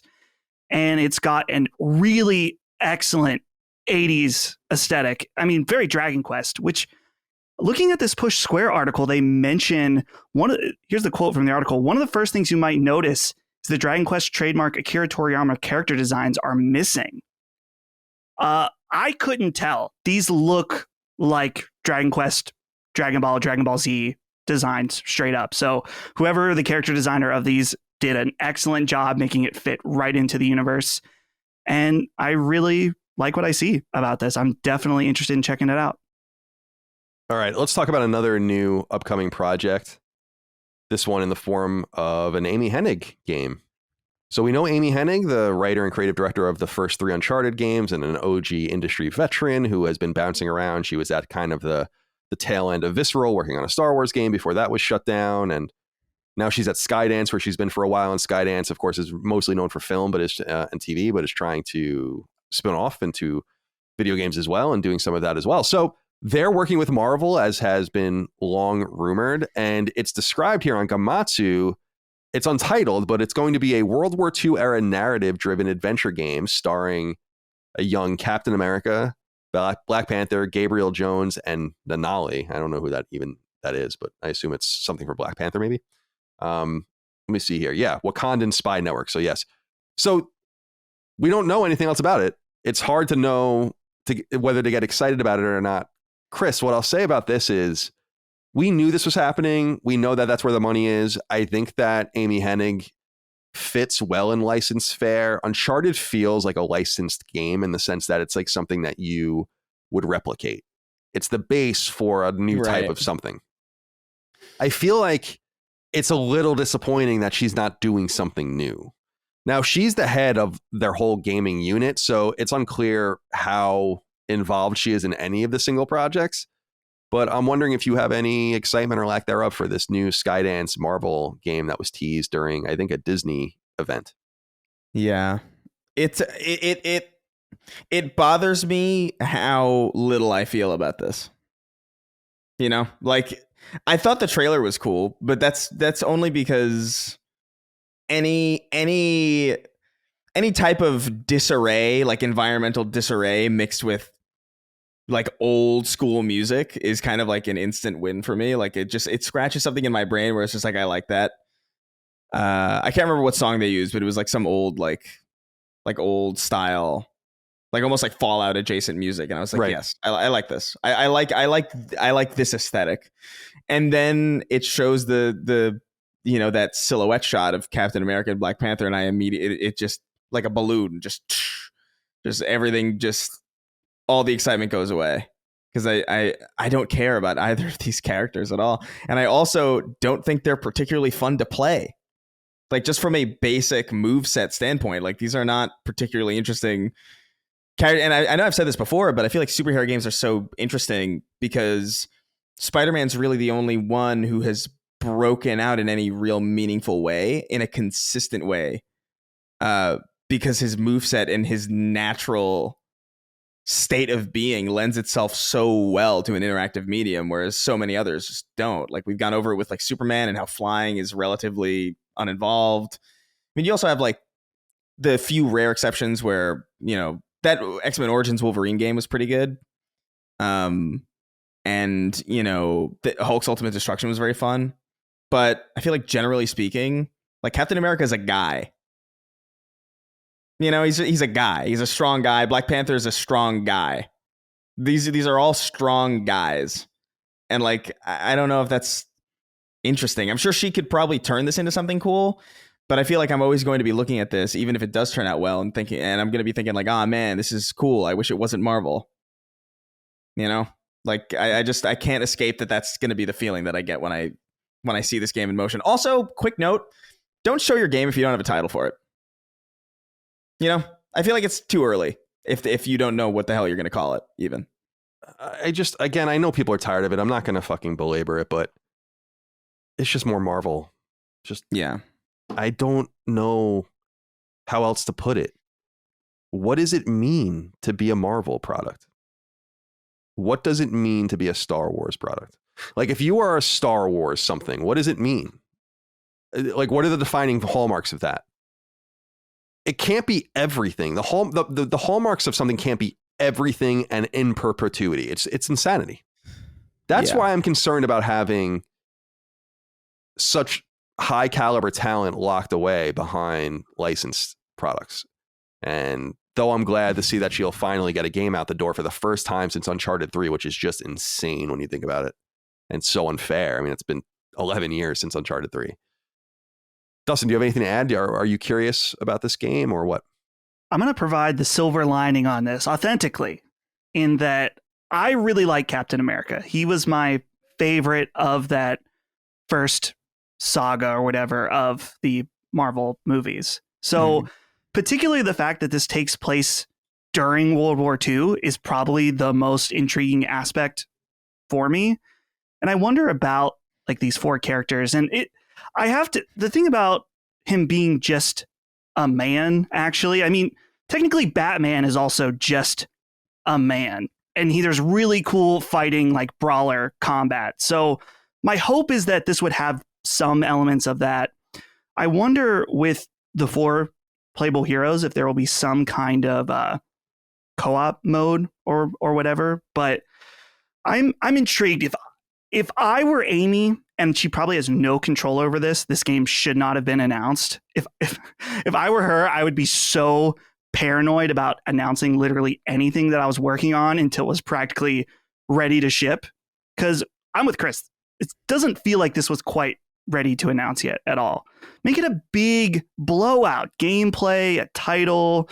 Maybe, you know, we don't necessarily need a date or anything like that, but just a little more than this. But overall, this one is the most relevant to my interests when it comes to a Marvel product. All right, let's move on to one more piece of news. I won't even get into this too deeply or ask you guys about it unless you have anything to say, but there is some new Division related news. And as listeners of the show know, I really like the Division a lot. And I was excited about the Division Heartland, which is the Red Storm developed Division free to play game that then someone told me was a battle royale, and I believed them. This goes into what I say sometimes when I don't look into things deeply enough, where I just let people tell me wrong information, and then I just go through life with that information thinking it was real. And this was, of course, very common in the pre-internet era. It's just like, you just believed whatever anyone told you. It's like, why would you lie to me about this? And then you would think something like, 2 + 2 is 5 for the rest of your life. So I was in that situation. So I was like, I don't really care. But then I sat down and looked, and I'm like, no, it's just the Division.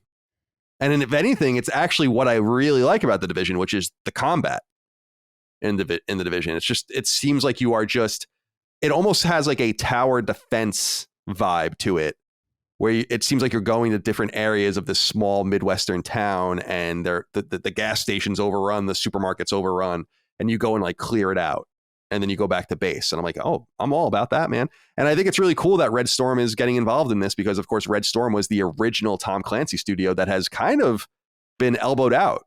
They're one of Ubisoft's first teams. Ubisoft bought them back in the day, and that's how Ubisoft became the owner of Tom Clancy's name, which is so strange. So I won't even bother to ask you guys about this, but the you can register now for future technical tests at redstorm.com if you guys would be interested. Also, the Division 2 is getting more updates, which is cool. Another year of updates, which I think is great news. And yeah, shout out to the Division. I think that's something that Ubisoft does really well, in my opinion. I'm excited to see more. Okay. The next story comes from Trent Sinning, who wrote in on Patreon, says, "How's it going, boys? I want to hear what your thoughts are about the layoffs at G4. Don't get me wrong, it sucks that people are losing their jobs, but at the same time, I'm also not that surprised that this is happening. Much like you, I also thought that G4 coming back was a little weird, as I questioned how relevant they would actually be in today's industry. Would love to hear your thoughts. Keep up the great work, everybody." Thank you, Trent, for writing in. So according to many sources, but I'm here with Kotaku's story, G4 TV hit with major layoffs less than a year after coming back. Somewhere between 20 and 30, perhaps more, of a total headcount of 200 people at G4 have been laid off. Listen, we've not had nice things to say about G4's comeback. I mean, this is I'm going to shoot straight. I'm not going to pretend like we weren't saying that this had no chance, because it didn't. And I'd never want to see people lose their jobs. I mean, it's sad that people lose their jobs. It's totally sad. It's unfortunate, and I wish them the best. Unless they're one of the people that shit talk to me, in which case I don't wish you the best at all. But everyone else, I wish you the best that you got laid off at G4. But there are two things that come to mind here for me. Is number one, where do you get off having 200 employees? Are you fucking crazy? That's like IGN size. And I would imagine that IGN is totally unique in that sense, and has never really grown beyond that point. We used to have layoffs all the time. Even in good years, it would always just stay the same size, the company. So that was number one. I was like, that's audacious and ridiculous.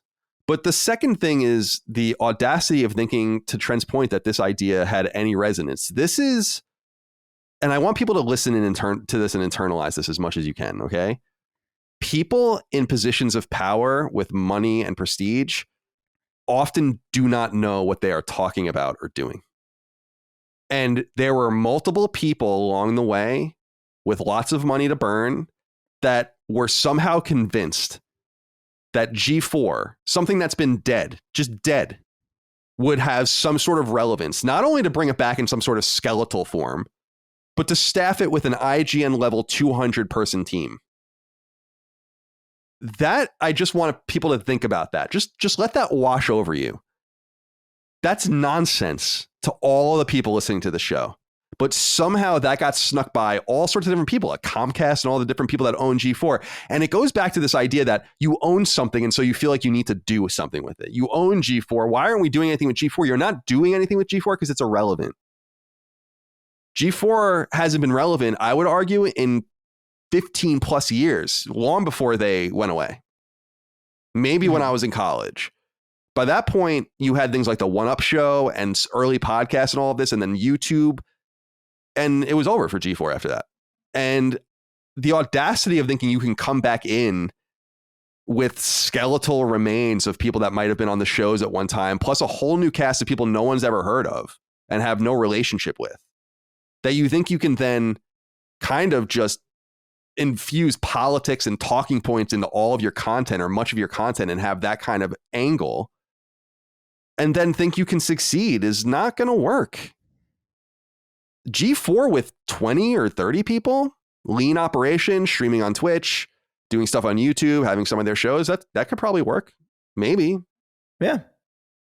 But when you look at YouTube, G4 is an X-Plays YouTube channel. When you look at their Twitch channel, we're not a big operation. We're big. We're the biggest on Patreon, but in terms of our reach, we're pretty small on YouTube.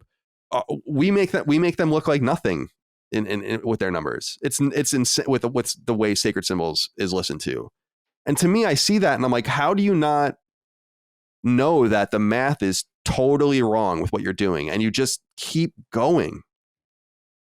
It's strange to me. So this was inevitable. And since we started recording, someone texted me and I went and looked it up. Fanbyte, apparently, which is a site we have a bad relationship with on this show, just laid off most of their staff. Wish everyone the best there too, although most of them have blocked me on Twitter. Some of the most adversarial people I've ever encountered in the industry. I don't even know any of them.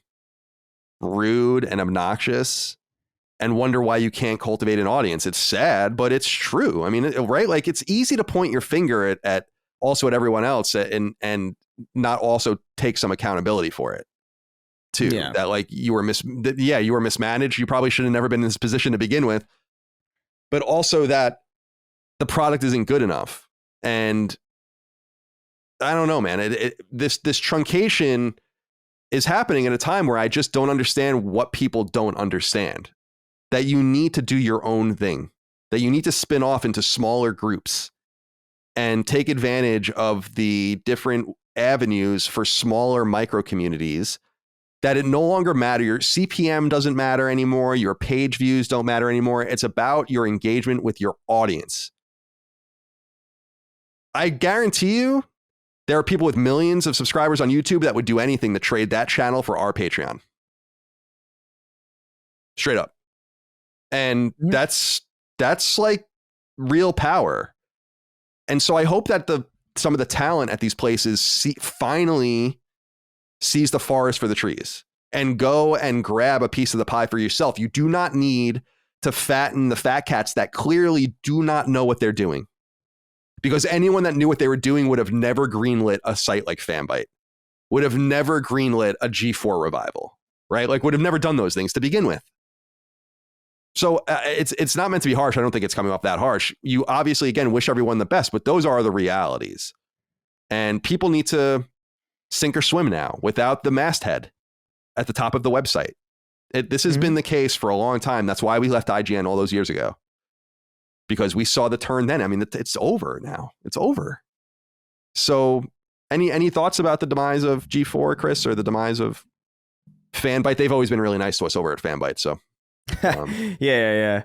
I'm not surprised by this. It sucks. I know some people. I know some content creators. Some of the newer guys over at G4. I know Gerard. I don't know if he's the one who. I don't know if he's one of the ones who got let go. I'm not super sure. I haven't been keeping super close tabs on this whole thing, but.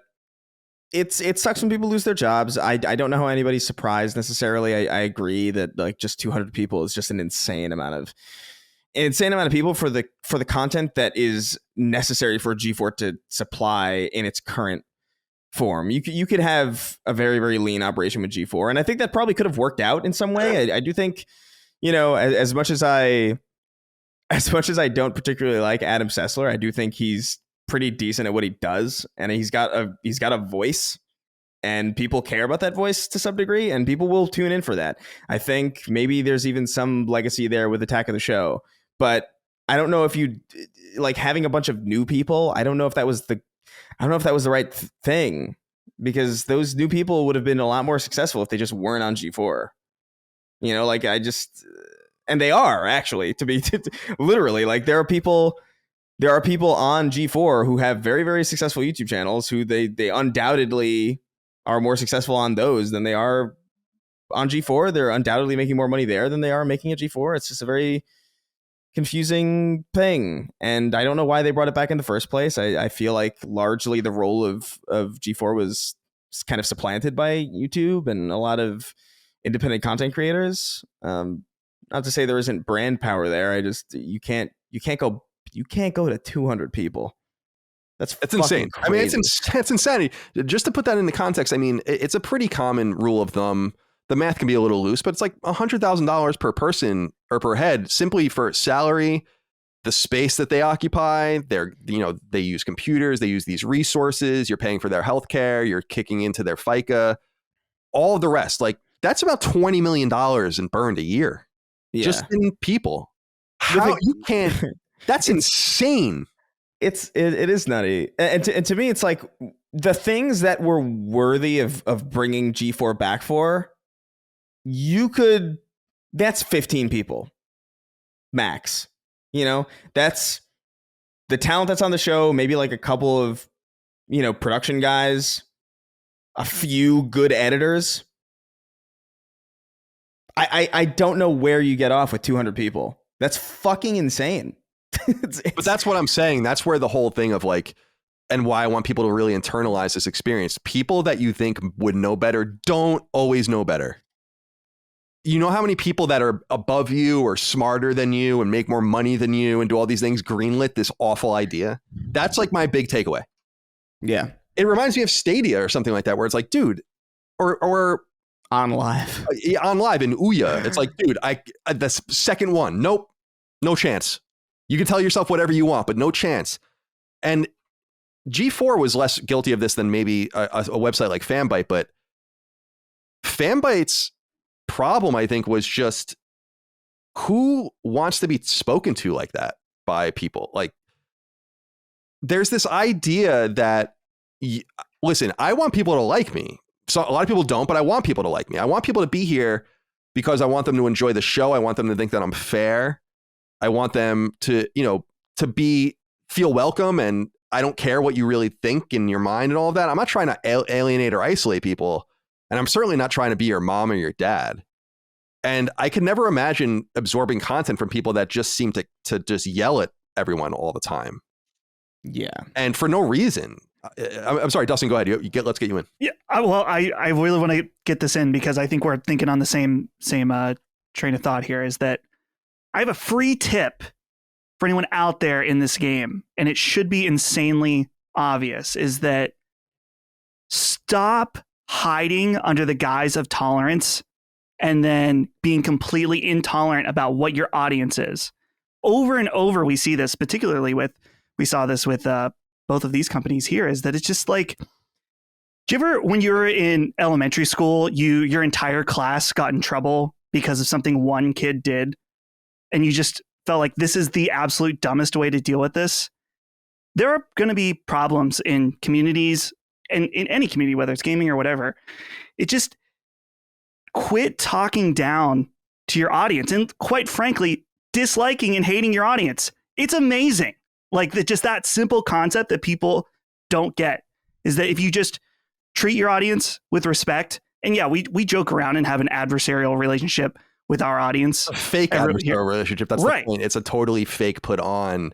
When I call people nerds or dismiss them quickly or whatever, that's different than what these people are doing, which is preaching and injecting just unlikable personality into content that used to be fun. And it's not fun anymore. Right, exactly. It's one of those things where you look at companies that don't do well, and it seems that this is always a common thread. Yes, it's about good content. It's about high quality production. It's about consistency. But it's also just about treating your audience with respect. It's as simple as that. And I don't get it, but I guess that the numbers show. Yeah, it's sad. A lot of totally innocent people, even the people I don't like, are innocent from the realities of the economy. Don't want to see that happen. I'm going to reach out. I might put out some sort of thing on Twitter on our Last Stand account. Like, I want to get some people from these companies to come on the show and talk about their experiences. And like, there's a lot of interesting thing to garner and glean. And I think there's a lot of interesting and honest questions that can be asked about why this is happening, the whys. And the whys are certainly complicated. And like I said, it goes to inept people making decisions, and also people that are maybe not good enough to do the job put before them. I'll tell you this much: if Comcast came to me and said, we want to give you 200 people to make, a big YouTube or Twitch presence for gaming, I'd be like, okay, so first of all, I'll take like 40 or 30 people at the most, maybe, and you just give me the rest of the money we're going to use for that, so we can backload and withstand some losses and get our shit going and take some chances and do all that kind of stuff, make sure everyone's taken care of for a long period of time. That wasn't even the first thought. Yeah. Is insane to me to say, like, well, we don't need 200 people. Like, let's start really lean and see what we can build, and we'll take the money, and we're not going to pocket it, but let's put it behind what we have, as opposed to just having a $20 million overhead. It's fucking crazy. Don't get it at all. But we'll see if we can get some of these people on the show. I doubt they will be, but as far as Fanbyte is concerned, again, too, it's just so many of these people, I just find them so unpleasant that I just don't know what connection they had to what audience. Like, remember when we were talking about Fanbyte a few months ago, and they were like basically talking about how they were juicing their numbers. Mm-hmm. The guy was bragging about it on Twitter, saying that, basically asking people to just go click around, click anything, open a window and just keep clicking things around. It's like, that's not a healthy business model, dude. I don't know what you're thinking, but what are you doing? I don't know. So sad to see. We'll see what happens. Like, we'll see what how G4 and/or Fanbyte continue onwards. But the economy is scary out there, and I wish people, especially the talented people out there, learn the lesson sooner that you really should believe in yourself, or believe in a smaller group, a kind of funny type group, a min-max type group, an easy allies type group, something off the beaten path. Not, Last Stand, obviously, not these big mastheads that are just rotting under the sun. It's not 1999 or 2010. Yeah. And so, RIP to everyone. Be well. Okay. The other thing I wanted to bring up was this interesting story that didn't get reported anywhere, except for Engadget. This is the only place I can find it being written about at all. I searched, but they wrote the first US video game studio to unionize is shutting down. The studio, as you might recall, because we talked about it on the show, I believe, is Vodio Games. And they just released a thing saying that their last game was Beastbreaker, and that they're closing down. They can't find investors and publishers to work with them. I found it very strange that no one reported on this, and I feel like this speaks to the bias of the industry. This is a big story. This is an important story because it speaks to the economics of game development. Publishers are handing out, deals with game developers all of the time. I mean, there's no shortage of money to spend right now. They need, especially Game Pass and all these other things. Publishers are like THQ Nordic and Embracer are targeting these subscription services clearly with the output of their games. So there's work to be had. And I think it's interesting that no one seemed to have wanted to work with these guys, perhaps because their overhead was too high as being a unionized outfit. So there's something we can learn from them. And I wish that people would ask more questions and be more open about it so that we could possibly learn from what went wrong for them. Because it's no coincidence, I don't think, that they were the first unionized outfit in the United States. So we'll see. Just wanted to point that out as well. Wish everyone the best over there. I fear the bad economy news is just beginning, by the way. Yeah. Generally speaking. Yep. I mean, not that we've already been in a bad economy. It's already awful out there. That's why I tell people, like, we're so appreciative of your subscriptions on Patreon, and we understand if you can't subscribe or don't choose to subscribe, because every dollar does count. We hope that the $1 or $2 or $5, whatever you spend with us a month, is worth it to you, but we totally understand if that's even stretching people too thin. So, be well out there. Take good care of yourselves. Okay. It's finally time to get into what we're playing. Chris, let's start with you. It says here you're playing Tunic and Valheim. Yeah. So I jumped into a few different games over the last week. I've had Tunic on my Xbox for a while, and I jumped into it like briefly for like 3 minutes a long time ago, and I was like, I like it, but like, I don't know. I think it was really late at night, and I was just like kind of dabbling in it, and then I just never picked it up again. I've since put about 3 hours into it. And it's surprisingly good. I don't know why I'm surprised by it, because I heard really good things about it. And I heard that it's like, it's this interesting kind of Zelda, like a challenging kind of Zelda adventure with genuine combat. And I know the Souls-like term is a bit overused, but it is a lot more challenging than I anticipated a Zelda style cutesy game like this to be. And it's really engrossing. I love that it does kind of take that from kind of feeling of they don't really explain much to you. In fact, like, all of the signs you can't really read them. You have to use kind of context clues to kind of like, or maybe there'll be one English word that'll kind of get you to kind of piece together what this sign means. And I think the gist of it, I could be wrong, but I think the gist is like you learn the language over time, which I think is really cool. But it's not spelled out for you. You don't exactly know where to go, but at the same time, it's designed in such a way that it's the level design guides you really, really effectively. It's gorgeous. The music is really, really solid. I'm still pretty early on in the combat stages. Like, I don't know if I've really seen all there is to see with as far as that's concerned, but there's some genuine strategy to like fighting even just some of the basic mobs. There's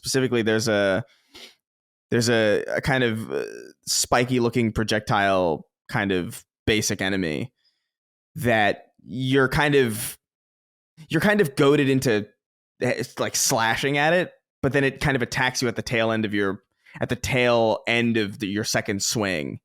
And it just kind of interrupts you. So you have to get into this flow of like not necessarily relying too heavily on the dodge button, but actually like pulling away, like strafing away mid combat. And I think it's like, oh, there's some depth here that's genuinely interesting. It's a very gorgeous game. I'm really looking forward to diving into it because I think ever since I put down Link's Awakening, I've been kind of in the mood for something kind of like this, something aesthetically pleasing, simple, ethereal, kind of cute, kind of challenging. And I think this is exactly what the doctor ordered as far as that goes. And then Valheim, this is on PC right now, but I'm pretty sure at some point it's going to come to PlayStation. I'm pretty sure that's been announced actually already. But it's this kind of survival game, which I don't normally play. But I was looking for a game that I could play either on stream or like with some friends of mine that was relaxing, like some chill kind of like, hey, let's go into a world and kind of like fuck around, because I feel like a lot of people have fun with Rust and a lot of people have fun with all these like survival games, but those are too, I don't know, there's something about those that are, I don't know if there's like a stigma around them or what, but like there's some feeling that I can't get into Rust. I can't get into all these other survival games.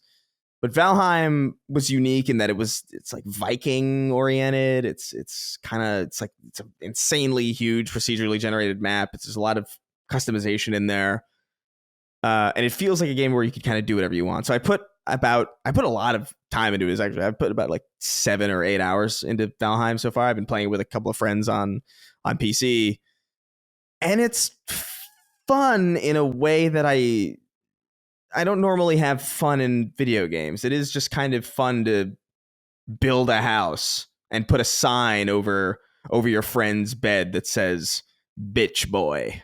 You know, like it's a very simple fun. Like there's bosses and shit, and there's like obviously like enemies, and like there's combat in the game, and that's fun as well. But the really simple fun of just sort of hanging around people and then realizing you're in this entirely virtual space where you could just like build a giant fake penis outside of your friend's house, and it's like, hey, here you go. This is from me. I'm France, and this is your Lady Liberty. And I don't know. It's charming it's very zen, but there are bosses that we're not even close to being ready enough to fight. But there's a good progression system to it too, like gaining materials, and you find, oh, I can make a knife now, and like, oh, I can make a spear, and oh, I have a bow, and I can hunt now, and oh, I can make a raft now, which means all this ocean land or all of this ocean area is like now finally traversable. And it's like there's like a good feeling of progression, even though it's an open world kind of procedurally generated game. It feels a lot more designed than most procedurally generated games do. So I've been enjoying that. 2 very, very different games than I'm used to playing, but solid. Having a good time with both of them. I'm particularly excited about Tunic. That comes to PlayStation September 27th. Yeah, I think you'll really like Tunic. Yeah, I'm amped about it. Totally looking forward to that. All right, Dustin, let's move on to you. It says here you're playing a few different things, including Splatoon 3. Let's keep it to a minimum, because I don't know how much I can tolerate. You're getting 30 minutes right now. Splatoon, okay, this shocked me. I'm sure some of you saw this news, but Splatoon 3 is now the fastest selling game of all time in Japan. 3.45 million copies in 3 days, which is insane. That's about 3% of their population, which is, when you think about it, even more insane. Yeah. I had no idea that Splatoon was that big in Japan, but apparently it's huge, and I've been playing it. My first experience with the series was Splatoon 2, and so I've been checking out 3, and it's been really, really fun. And it's funny because I see the criticisms of people saying it's too similar to the last game, but I'm finding there's a ton of quality of life improvements. There's a whole new single player campaign, new weapons and stages, stuff like that. The core gameplay, yeah, is very similar, but overall, I am surprised how much I'm enjoying this game, just because I expected it to be too similar to the last game, but they have done a surprisingly good job with specifically getting in and out of matches is, at least feels to me, much, much faster. And there's been less disconnects overall. Usually anything that's Nintendo Online is absolutely horrible, but this one has been really good, and I'm finding myself wanting to play it every single night. So I'm having a great time with that. I'm also still playing Suikoden, and I'm now going around and starting to collect some new party members. And to my understanding, I think there's at least 100 different people that you can recruit. I learned, though, that not all of them you can have in your party. Some of them are just people that you go and recruit and bring back to your base. And so someone will be an armorer or a baker or something like that. So I'm having a fun time with that. It definitely has some really annoying old JRPG stuff in it. Like the item system is really annoying, where you might pick up something and it gets assigned to one character. So you want to equip it, but in order to do that, you still have to go in, move that item to that other person's inventory, and then go into another menu and equip it. Just some of that jank that I'm curious, once I get into Suikoden 2, how much that's improved. And then last but not least, I'm playing JoJo's Bizarre Adventure All-Star Battle R. And I have to say, I'm still terrible at fighting games. Just absolutely horrible, which is unfortunate because this game is really cool. It has so many characters and stages. There's so many references, and the way it's all tied together is this really, really nice package. It's nice that the mechanics do seem to be a bit simplified for a fighting game, so I'm able to play somewhat, but just kind of, maybe every other night just hopping in, playing a couple of arcade matches. I will say that I find the only disappointing aspect of this game to me is that it's clearly much more designed and in its look and feel around the manga instead of the anime. And the way they colorized it looks a little gross to me in some aspects, but overall it's a fun celebration. I wish it had the music from the anime too, because the music in the anime is just some of the most iconic in the entire medium. And I don't know if it's a rights related issue or something like that, but it doesn't have any of the music from the anime at all. But I just wish that I was better at fighting games. Maybe I need to get, I think I've said this before, but maybe I need to get a fighting stick. Maybe that's part of the barrier. Maybe not. Maybe I'm just don't understand, and this is something I'll never be good at. But I will continue to just mess around, play with the different characters. I was playing Colin as the Boston Terrier Iggy last night, Excellent. Which is absolutely hilarious because you're this tiny little dog versus a normal sized character, like a normal man. And it's like Marvel vs. cute. Capcom, where it was like Servbot was literally like up to your shin. Right. Which was, Yeah, it's really exactly cool. like that. Yeah. That was so great. Yeah, the use of size in that game I thought was really cool. All right. Well, very good. PS Plus game recently. Get your value. No? That's new. That's Grand Blue Fantasy. Oh, Grand Blue Fantasy. I'm sorry. Wait, Grand Blue Fantasy versus whatever. Right. Something. Strike that. Yeah. Strike that. Okay. Let's go to me. Last of Us Part 1, I said I was going to platinum it. When we were talking last week, I did. I platinumed it. That's number 133. So that is now promptly been deleted off of my console. And I have since gone into another game that I bought a long time ago, but I'd never gotten into. And I'll let Alex Roberts introduce it. He says, "Hi, CDC. I hope you're all doing well. My write-in this week is mainly for Colin. On this week's Sacred Symbols Plus, Colin mentioned in passing that he's been playing Slay the Spire. And I'm excited to finally hear his thoughts on this absolute gem of a game. Slay the Spire is one of the most addicting games I've ever played, and is now one of my all-time favorites. Every new run feels different from the last, and the variety of different builds you can make for even just one of the 4 playable characters is mind-boggling.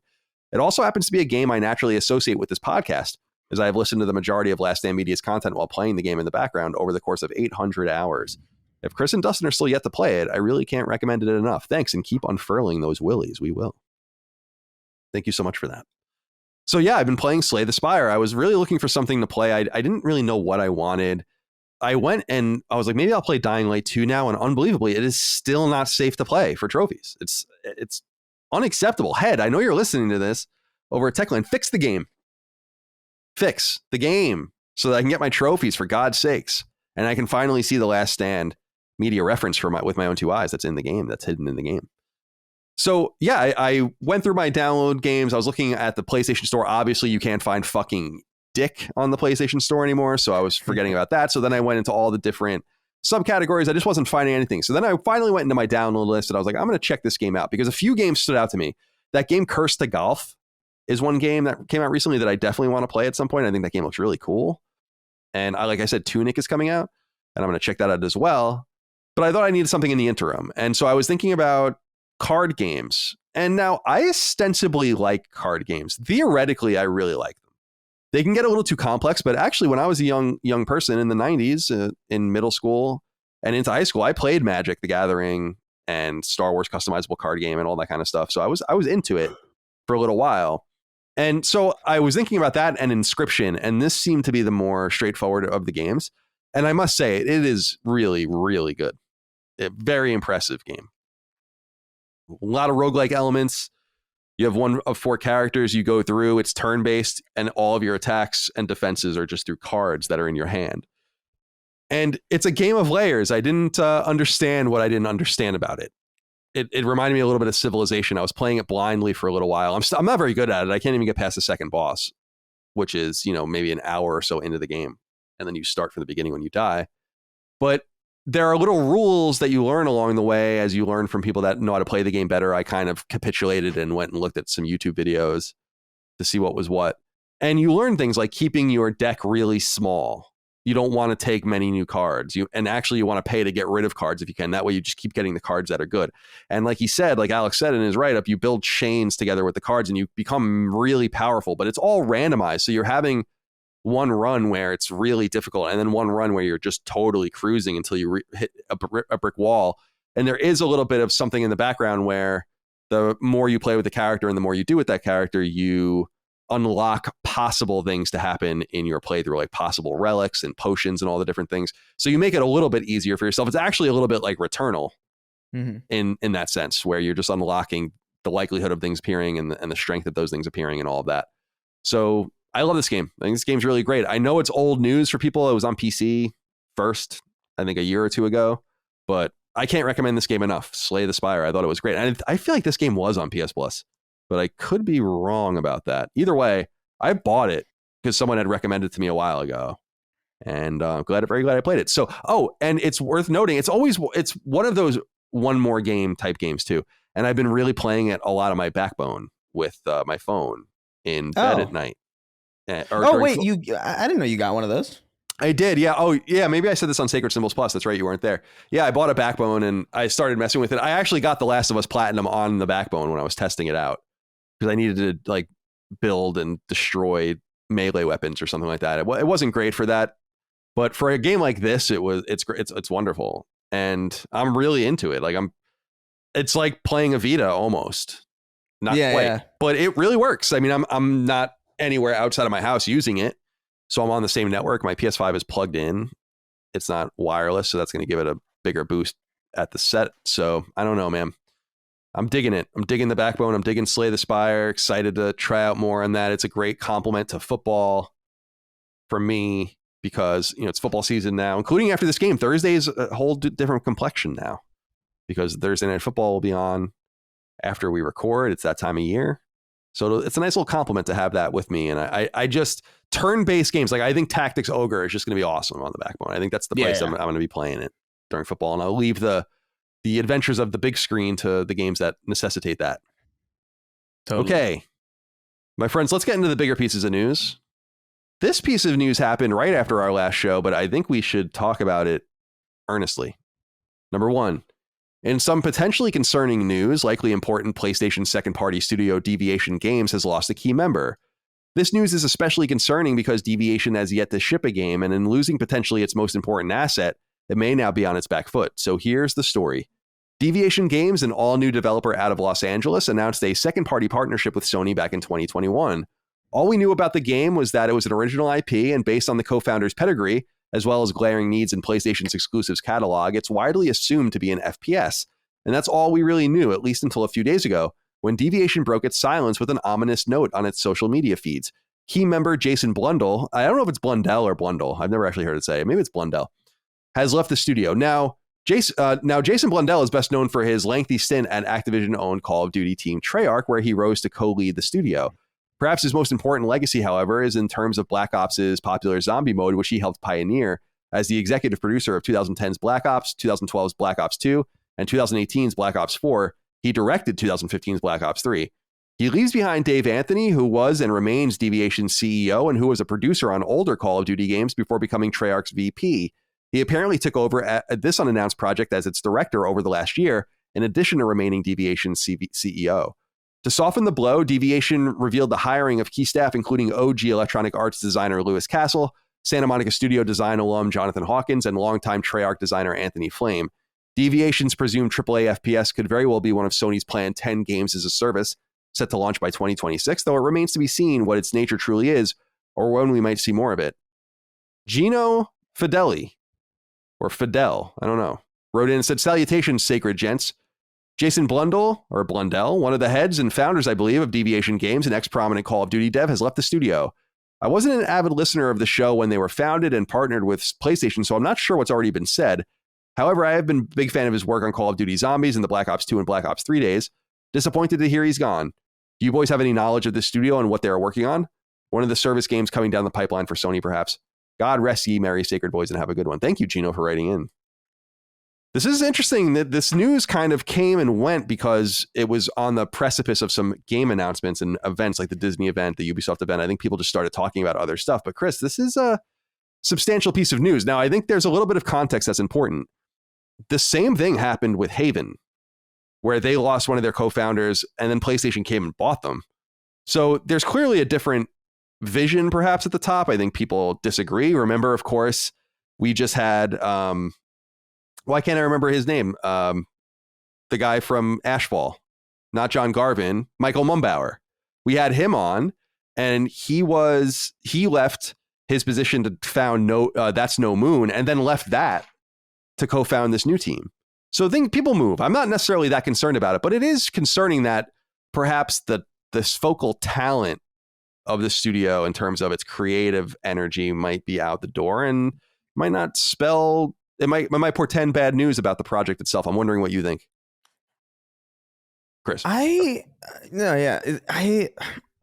So this guy, based on this write-up, am I led to believe that this dude invented zombies? That's unclear to me. People, I can't find that information. I think he's one of the. I know that I know that's like a broad term for a game type because like I'm sure like many people were involved, but like yeah, because I remember because that was in World at War, which was pre Black Ops. So like I'm sure he helped refine it in some way.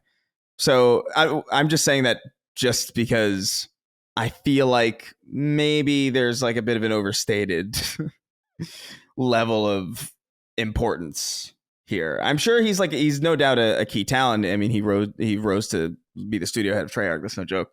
But I think as far as like what they're working on and as far as like his importance to the studio, I still feel like it's too early to say whether or not this is a good or a bad thing. Or, you know, a lot of this stuff is kind of behind closed doors. We don't know what kind of team this is. We don't know the studio culture. We don't know exactly the nature of what they're working on. Maybe what they're working on isn't really suited to his particular skill set. You know, that's very possible. And it's also worth noting that, you know, it's very difficult to separate an individual from a larger team when the work is the work of the team. And what I mean by that is, you know, people get excited all the time of like, oh, this guy's from Bungie and he went over here, or this guy was the head of Modern Warfare 2's multiplayer, and then he went over here, and that's great news for that. And it's like, yeah, it could be. But what really matters is the specific team and the uniqueness of all of those individuals being in the right place at the right time, coming together in the right way to make something profoundly good.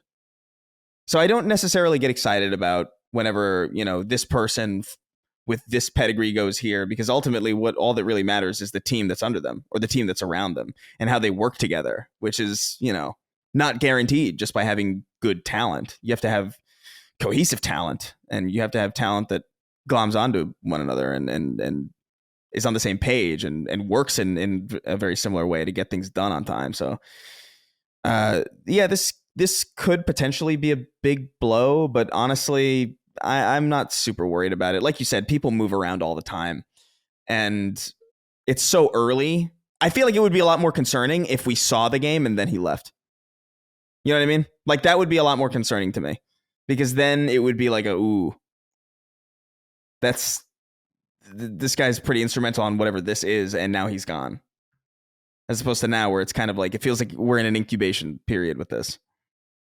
Yeah, their game was presumed to maybe not even enter production until earlier this year, so it's been a while. But what's interesting, I was looking at his Moby Games page to try to get a better grasp at his earlier work before being an executive producer, and he was at Treyarch for Call of Duty 3. He was a producer on Call of Duty 3, but he does not have a World at War credit at all, which is weird. Like, it seems like he didn't work on that game. So I liked that game's campaign a lot back in the day. It was hard as fuck, but it was actually probably one of the most brutally hard. I couldn't do it on on veteran. Dustin, what do you think about this, Jason Blundell? I feel like we just need to touch on this and put it into the record. To Chris's point, it's unclear, especially because we don't know the project or the nature of it. It could be that the project is not something that even makes sense for him or is germane to him. It's also possible to get things off the ground, attract talent, and then move on to something else. You could have gotten paid out. Or there's any number of different possibilities, but mum's been the word, so I don't know exactly what happened here. I think the gut reaction when you hear about a founder of a new company leaving is to think, well, you had the chance to create something of your own. Why would you leave right when it's getting started? But more and more, I wonder how common that is. If you get a group of people together to do something new and there's a shared vision before the ball starts rolling, and then when it does get rolling, it maybe isn't exactly what everybody had in mind. I mean, that kind of happened to you, Colin, in some ways, in that things change as things progress. And so obviously all we can really do is speculate. Maybe there was creative vision differences. Maybe he got an offer for a lot more money somewhere else. Maybe he wants to move to be with his family. Maybe there's a scandal. Anything could have happened. But the one thing I will point out that's just interesting to me is that the fact that we have seen this multiple times of a founder leaving something kind of earlier on seems to be more common than you might think. Yeah, it's why when I asked Michael Mumbauer on Sacred Symbols Plus, why did you leave That's No Moon so quickly to do something else? And he's like, well, you want to get in there and start things. And I'm like, I don't believe you. I mean, there's obviously a reason, but I'm not going to make it awkward. Yeah, I mean, he listens to the show, so maybe he'll hear this. And when I brought up how we remember those pictures that they took with each other, the professional pictures, they knew I was going to bring that up on the show. They're like, we knew you were going to. Dude, we thought they were cool, though. They were cool. Like, they legit. were, but I also liked making fun of them as well. Sure. Okay. Number 2. The rumors were right. New Assassin's Creed games are coming, but perhaps no one expected just how many publisher/developer Ubisoft would unveil all at once. A stark comparison to recent years where Ubisoft seemed to have been far more careful with oversaturation, but that's out the window now. Here are the games that are relevant to our audience. For starters, there's Assassin's Creed Mirage, which we first leaked last month here on Sacred Symbols. The game takes place 20 years before 2020's Assassin's Creed Valhalla, so sometime in the 9th century, and is being, quote, built as an homage to the first Assassin's Creed games, end quote. As in, it won't be massive and bloated, though some people certainly prefer the latter style of AC. Sadly, while this game launches in 2023, it will be coming to both PS4 and PS5, meaning it's a decidedly last-gen game. Interestingly, the lead studio is France-based Ubisoft Bordeaux, which is only about 5 years old and which has never led a title before now. That's the immediate AC game before us, and you can pre-order now if you'd like, but there's more. Ubisoft's also revealed a long-rumored AC platform called Infinity, where future adventures within the franchise beyond Mirage will live. The first of these games is codenamed Red, an open-world RPG more in line with recent AC games. Better yet, it takes place in feudal Japan. Red is being built by Ubisoft hub team Ubisoft Quebec, a traditionally support-centered studio that led a couple of more modern AC games, including 2015's Syndicate and 2018's Odyssey. It's presumed to be a current-gen game only, and after Red, says Ubisoft, comes another code-named AC game, this one called Hex. That one is under development at AC's home studio, Ubisoft Montreal, and is likewise assumed to be current-gen only. That one, I think, has to do with witches. There's more than that, including mobile offerings and a Netflix show, but Mirage, Red, and Hex are a trio of Assassin's Creed games most relevant here. Assassin's Creed launched on PlayStation 3 in 2007, but got a sprawling franchise that is easily one of Ubisoft's most famous. Mirage will be the 13th core game in the series and something like the 25th overall, including mobile and casual offerings. Nico Fargione wrote in and said, "Hi, gents, Assassin's Creed Mirage. I'm genuinely excited for a back to roots 15 to 20 hour Assassin's Creed game, but here's a question. Is this the first game in history to have a collector's edition pre-order available without showing gameplay or a release date? Hell, there isn't even a screenshot of gameplay, let alone a video. Thanks for the amazing content." Maybe, but Nico, it's up to you to not spend that money. Stop giving them your money. If you don't like these practices, and I guarantee you they will stop. I am only a pre-orderer of digital games when I can preload them. Once that happens, I'm like, okay, I'm in. And then I'll get it downloaded and ready to go. But before that, I'm not giving them any money. You guys have to start exercising your rights. You're exercising your right by buying things, but try to put a different spin on it in your own mind that there is no scarcity with video games. Unless you really want these special editions, I suppose. Chris, what do you think about Assassin's Creed, or what I would call it, Assassin's Greed? This is fucking whack. And is really flies in the face of what I thought they were trying to do with Assassin's Creed, which was to make it better, not just run it totally into the ground. I know that Assassin's Creed fans are excited about this, but why? Isn't there such a thing as too much of a good thing? I feel like I'm alone on an island sometimes. And people are like, if they announced 17 G.I. Joe things, I'm like, I don't know about that. Like, I'm already overwhelmed with the amount of toys they release right now. And it's not even really a huge thing. I don't want more of a good thing. I want the good thing. And when you can give me more of the good thing, like, make it make sense through time, money, effort. I just feel like this is a little disappointing, because I thought that maybe they would put all their effort into one Assassin's Creed game and then one Assassin's Creed game and so on and so forth, not have 3, 4, 5 of them going at once. Yeah, this is less interesting to me than, even Odyssey and these new this new style of Assassin's Creed that they kind of went with after their hiatus. Like, it's a lot at once. I do think, the promise of a traditional Assassin's Creed game with that has a focus on stealth, that appeals to me. It does. I don't know if I believe that it's going to be as traditional as they say it is, but we'll see. We'll see. I have a feeling that higher ups are going to be like, that's too outdated of a game. We can't do it. So it's going to be kind of loosely paying lip service to the idea of the old Assassin's Creed games while still being very much in keeping with what they've built recently, because they've already built that stuff. It would be a lot easier to kind of build off of it. Which is just not what Assassin's Creed is to me. I have been curious about playing Assassin's Creed Odyssey just to see what the real difference is. But there are things I hear about these new games where it's you plan your perfect execution, and then you go in, and then you get a headshot on a guy with a knife, and then your knife doesn't do enough damage because you didn't put enough stats. And to me, it's that's ludicrous. That's just not what that's not what an assassin game should be. But I feel like generally, even the other things in this, Hex is a bit too far away to really care that much about, because it's a bit vague, and I don't really know what they're really trying to do. And the Assassin's Creed Red thing, I mean, I don't know if it reads like this to you guys, but it reads to me like a little desperate, because now that we have Ghost of Tsushima and Ghost of Tsushima 2 on the way, and even things they couldn't have possibly predicted, like Rise of Ronin, which looks awesome in my opinion. I'm so excited for that, because it looks like a stylish open world, you get to fly around and shit. It looks awesome. It looks like Assassin's Creed and Ghost of Tsushima and Arkham City put together. It looks nuts. And then you have okay, we're gonna finally do the thing that we should have done ages ago. And it's cool, but I don't know if you're gonna be able to do it better than Sucker Punch did, quite honestly.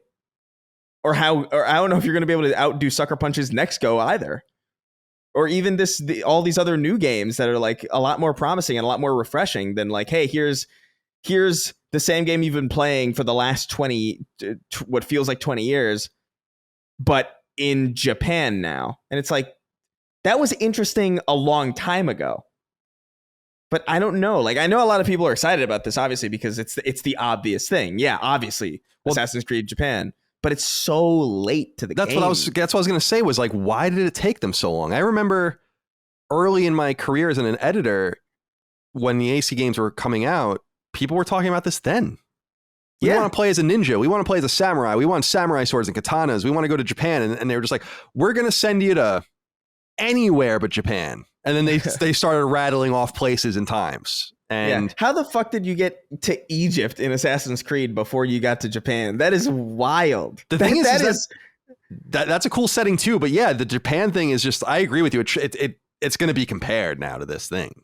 Yeah, it's too late. We have so many of these types of games now. Well, not so many, but like in comparison to what we used to, what did we used to have? Maybe Tenchu. Tenchu, yeah. Maybe. But that's about it. That's all we had. And now we've got like, not even just Ghost of Tsushima and this Rise of Ronin game. We got Neo. Yeah. We got Sekiro now also as well. Like you got a lot of competition in this setting. And I don't know, man. Like I don't know if Assassin's Creed has the chops to really pull that off in the same way that I feel like it potentially could have a long time ago. I feel like the smartest thing to do would have been to do this Assassin's Creed Red game ages ago, and then do like whatever the hell you wanted to do. Like it probably wouldn't have made that much of a difference as far as like the trajectory of the series, because quite frankly, I just don't know if Assassin's Creed as a gameplay formula has the legs that Ubisoft thinks it does, or even that Assassin's Creed thinks it does. I think it's fine. It's totally, people love it, but I feel like there's only so much you can do. So it might not have made that much of a difference, but it's going to make a difference for this game for sure. And I feel like people are going to undoubtedly be comparing this game to everything around it, especially because by the time it comes out, we probably will have had Ghost of Tsushima 2 already. Yeah, hopefully hopefully that's true. I don't know.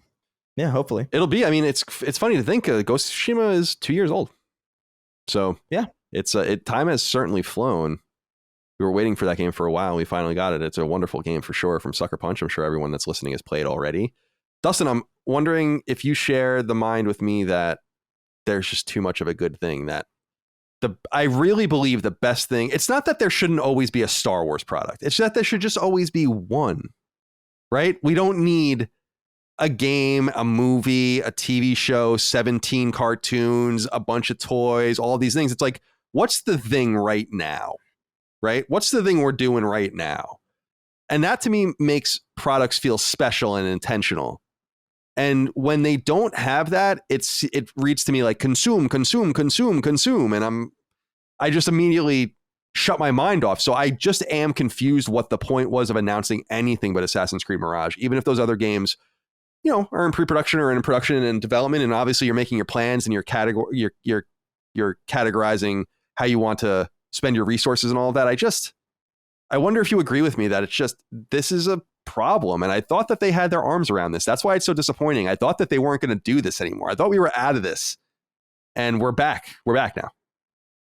I wonder if the games industry overall will continue to, or at least in some cases, mimic Marvel and Disney, in that instead of announcing things piece by piece and game by game, to just show an entire slate of what they're working on. You see the Marvel, when they do their big Marvel thing, that you can see like unannounced Captain America or whatever movie and stuff like that.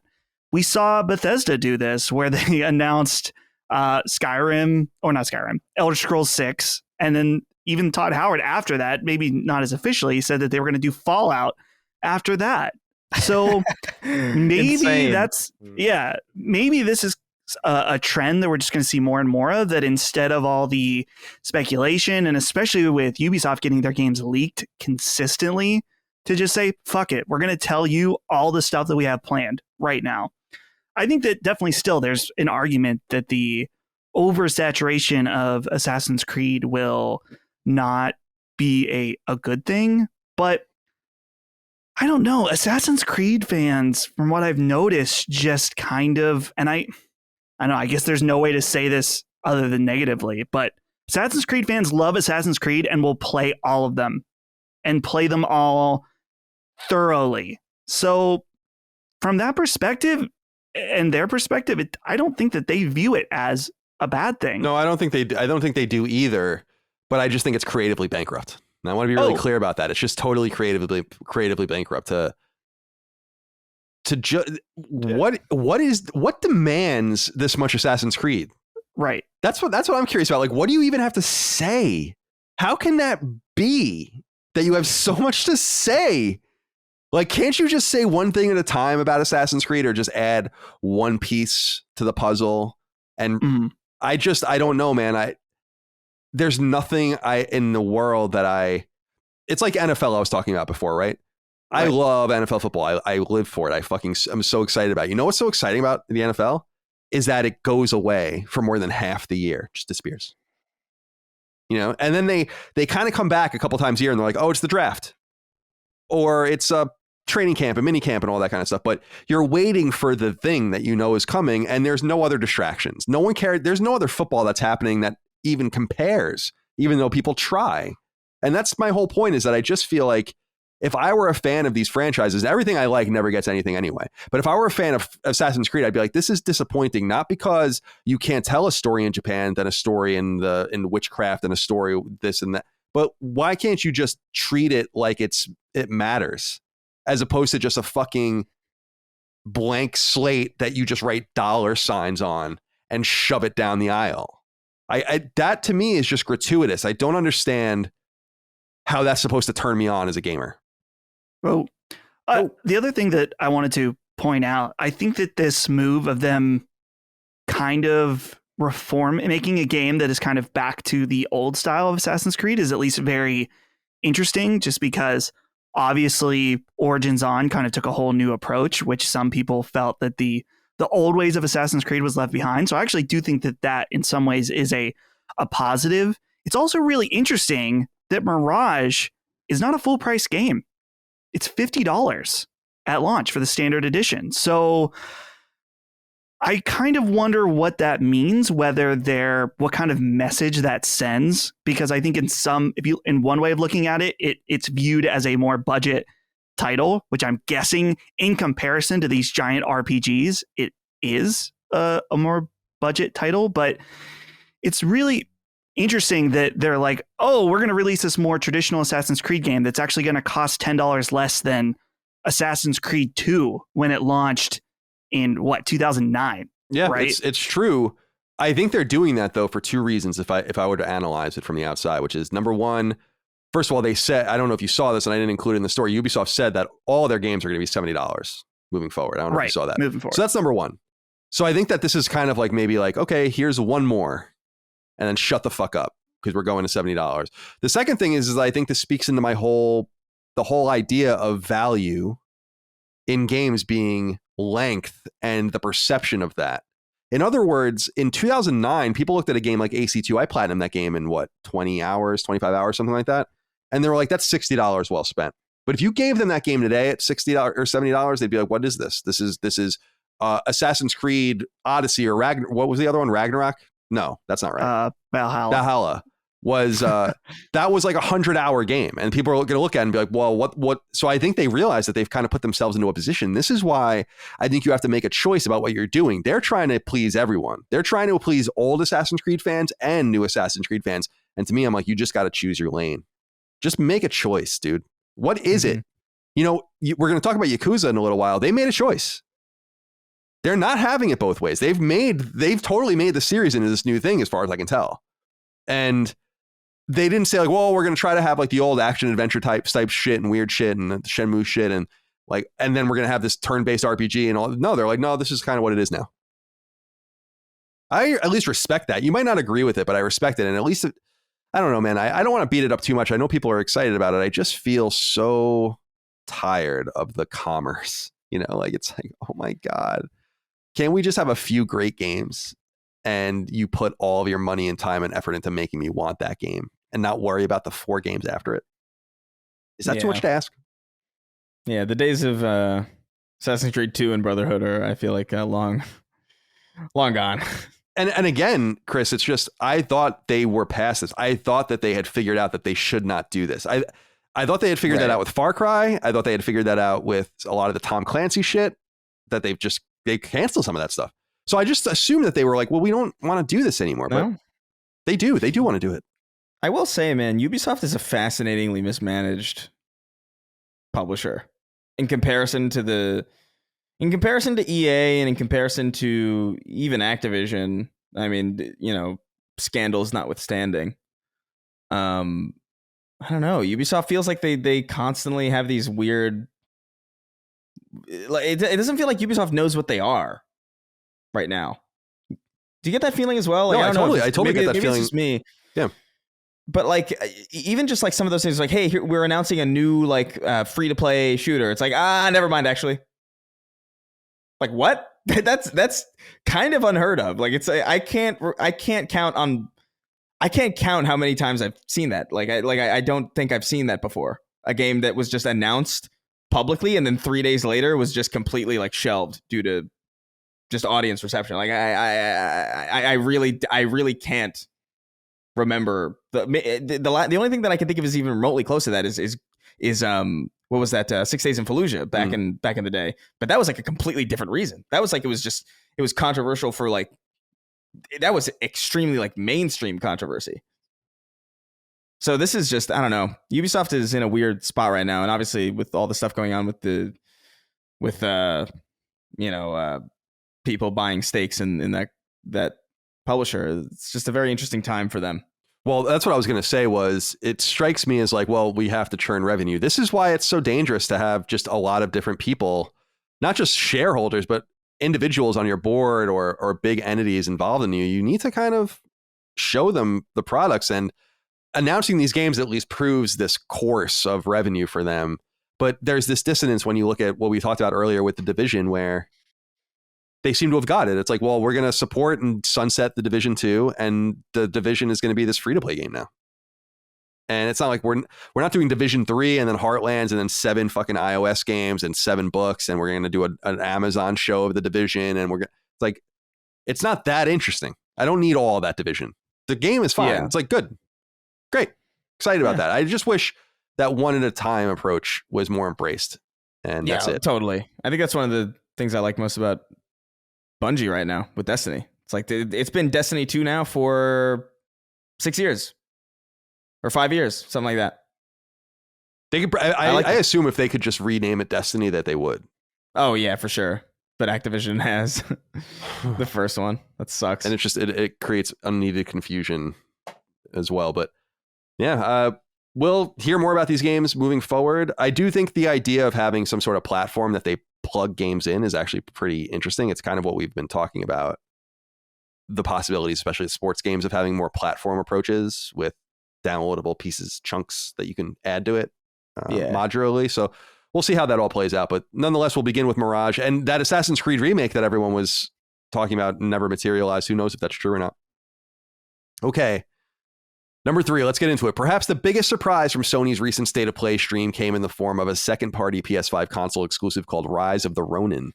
The game is under development at Koei Tecmo-owned studio Team Ninja, and, as is usually the case with Koei Tecmo, the publisher is clearly interested in working with first-party entities, as it has done with Sony in the past. Indeed, both 2017's Neo and its 2020 sequel are co-published by Sony as PlayStation console exclusives, and this new title seems to expand on that relationship. Here's how the game is explained in part on the official PlayStation blog. Quote, Rise of the Ronin is a combat-focused open-world action RPG that takes place in Japan at a time of great change. It is the very end of a 300-year-long Edo period. Ellipsis. Here in this time of mayhem, you embody a Ronin character, a warrior bound to no master and free to make choices of its own. And Koei Tecmo, renowned for its attempts to incorporate history into many of its games, is doing the same here. And the quote continues, we at Koei Tecmo have had many titles in the past that were based on history, but with Rise of the Ronin, we set out to take the next big step. By harnessing all the skills and knowledge we've gained over the years, we really wanted to take things to the next level. I'm sorry, I'm butchering this. By attempting to thoroughly portray the most critical revolution in the history of Japan, including the darkest and ugliest chapters that many will shy away from, end quote. The period in question is the 19th century, when Japan underwent seismic societal shifts. What we're less sure of, however, is just what kind of game this is, as in, is it a Souls-like game similar to Neo? Or is it more akin to the action side of things, like Team Ninja's long-running Ninja Gaiden revival? Or perhaps it's something else new? We'll have to wait a while to learn more. The game is set to arrive on PlayStation 5 sometime in 2024. Chris, I'm eager to, Dustin and I already talked about this and we will hear from Dustin again, but I am eager to hear what you think about this. You had kind of tipped your hand that you were looking forward to this game. I think it looks really cool, but as I said on Sacred Symbols Plus, my problem is I don't know what we're getting. I don't know if it's a Souls game, it's not for me. If it's a Ninja Gaiden-like game, then it is. And I it's unclear to me which one it could be. It seems fast, but I don't know. What do you make of it? Yeah, I don't know what. I mean, it's difficult to tell just by the trailer because again, there's a lot of cuts, so it's difficult to get the feel of a game from anything that isn't just uninterrupted gameplay, because it gives you a much more accurate picture of what you're going to be doing. I will say though, like whatever this is, I really don't care if it's like if this is like as difficult as a Sekiro, or if this is as loose as even something like an Assassin's Creed. I felt a lot of, maybe it's just the wingsuit part, but like I feel like that even just that I get like a Batman Arkham City vibes from this as well. Like it feels like kind of like an open action sandbox more than like a linear traditional like Sekiro style game. I could be wrong, but that's kind of the vibe that I got. And honestly, if it's any one of those, I'm down because it just looks really fun. Like the combat looks fast and frenetic. The combination of guns, like really old style guns and ridiculous sword combat is right up my alley. I think just the art design of it looks really beautiful. I'm all about, this was the standout thing for me at this showcase. Like I was surprised at how much I was so into this and how into games like this about Japan I am without really realizing, because I feel like we haven't really gotten many. Like a long time ago, I was pretty into Tenchu, but that was really all I had. So I didn't notice that it was actually like a trend of something that I was like, ooh, yeah, I'm interested in this whole thing. But between Sekiro and Ghost of Tsushima and this, like, yeah, like I'm all about this. I used to love Tenchu as well back in the day, PS1. Yeah. PS2. I think there was even a PSP one, if I recall, that was pretty good. But Dustin, we already talked about this game on Sacred Symbols Plus, but I am interested in revisiting it now that we are a couple days removed. How are you feeling about Team Ninja's upcoming Koei Tecmo game? And it's not the only Koei Tecmo game we're going to talk about today, but it shows another indication that publisher in particular is totally happy to work with any partner. And it makes the possibilities exciting.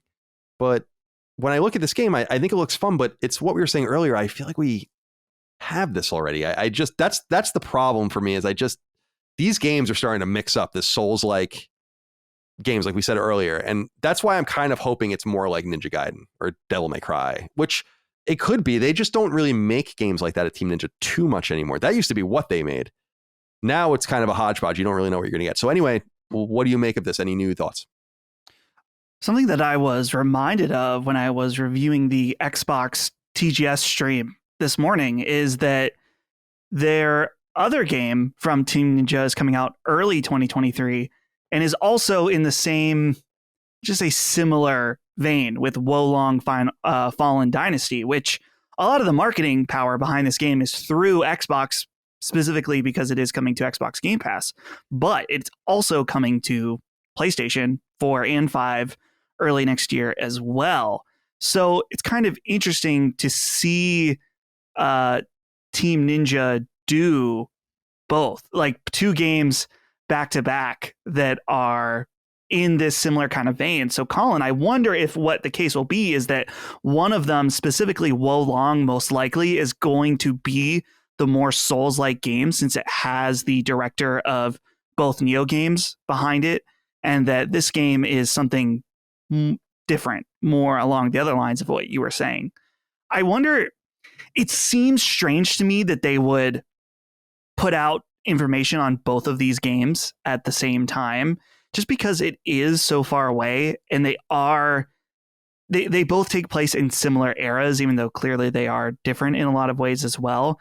I wonder if people are going to get these two games confused very easily, but it is interesting overall to see them take this approach. And like you said, Colin, they're clearly willing to work with anybody. They're willing to take some of that Microsoft money to put it on Game Pass for Wolong, and then with this other, what is it called? Rise of the Ronin. Rise of the Ronin. Okay. Yeah, I was getting the mix up in my head. Rise of the Ronin, working with Sony on in a more second party way. Well, this brings us to Brendan Mason, who wrote into us on Patreon with what I thought was a pretty keen insight. He says, "Hey, Slitty Bitty Gang, since Rise of the Ronin was just announced, does this mean we won't be getting a Ghost of Tsushima 2 anytime soon? I feel like having two open world samurai games coming out so close to each other would be kind of hypocritical of Sony, seeing that they wouldn't want to make a Resistance game because too many post-apocalyptic games. Thank you for the great content." This was the biggest surprise to me about this product, was that it's a second party game. Sony is paying for this game, and I don't know that I get it totally. It's cool. I think it totally open-minded about it. 2024, a long time away, PS5 exclusive, but it does say something about maybe Sony's willingness to invest in single player fare, the traditional kind of fare. And it might also indicate something about Ghost of Tsushima 2. Maybe we aren't getting a sequel. I mean, I don't know. I feel like that's obvious. I don't know why you wouldn't want to do that. And they're doing a TV show, or they're doing a movie, I think, or one of those things. And so I think they want to keep going with that. But it does bring up this question of where does this fit?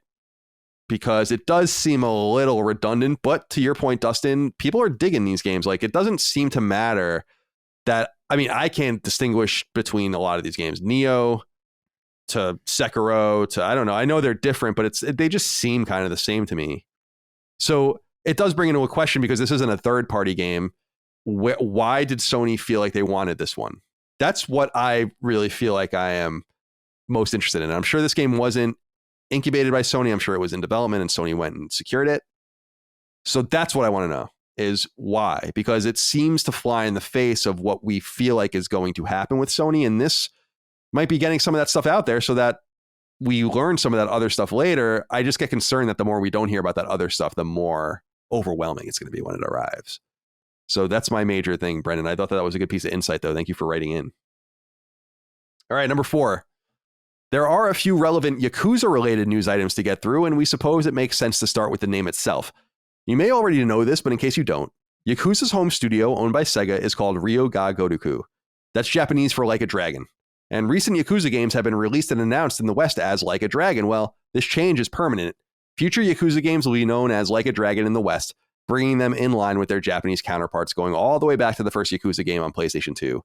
Yakuza, of course, is a reference to the Japanese underworld and is a fairly taboo word and subject matter in Japan, which is what makes this game so notable in part. And now for the new game announcements themselves. Most importantly, Like a Dragon 8, which would have been in Yakuza 8 under the old naming structure, has been revealed and comes to both PS4 and PS5 in 2024, making it a late last-gen game. Like 2020's Yakuza Like a Dragon, which is Yakuza 7, it's a turn-based RPG. Next, in news particularly exciting to our own Micah, publisher Sega revealed Yakuza spin-off game Like a Dragon Ishin, or Ishin, I don't know how to say that, which was launched in Japan in 2014 on PS3 and PS4, is finally coming to the West on both PS4 and PS5 on February 21st, 2023. The spin-off takes place in the 1860s and is a pseudo-historical game using familiar Yakuza characters. And finally, Sega and Ryo ga Gotoku also revealed Like a Dragon Gaiden, The Man Who Erased His Name, which is set to come to PS4 and PS5 at some point in 2023. The game takes place between Yakuza 6, first launched in Japan in 2016, and the aforementioned forthcoming Like a Dragon 8. It appears that in changing its name in the West, Sega and Ryo ga Gotoku are perhaps signaling a new era, one that began in earnest when longtime series lead Toshihiro Nagoshi left the team in early 2022 to create his own studio, Nagoshi Studio, on behalf of Chinese publisher and tech company NetEase. Chris, let's talk to you. What do you think about this news? I mean, there's a lot to get through here. First of all, the name changing, I think, is unusual. But what do you think about the new announcements? Are you interested in any of these titles? Micah was amped about the Ishin announcement. Like super, she has it actually in Japanese. And so she's happy to actually be able to play it and understand it. Yeah, no, I'm stoked about Ishin too. Like I'm really into this style of Yakuza game. I don't know. I don't even really know what I know that I think that what are the action games before? Were they like beat 'em up? Like brawlers? Yeah, they were like brawlers, like 3D brawlers. Yeah. Yeah, like I don't know. There's something about them that I never got into for whatever reason.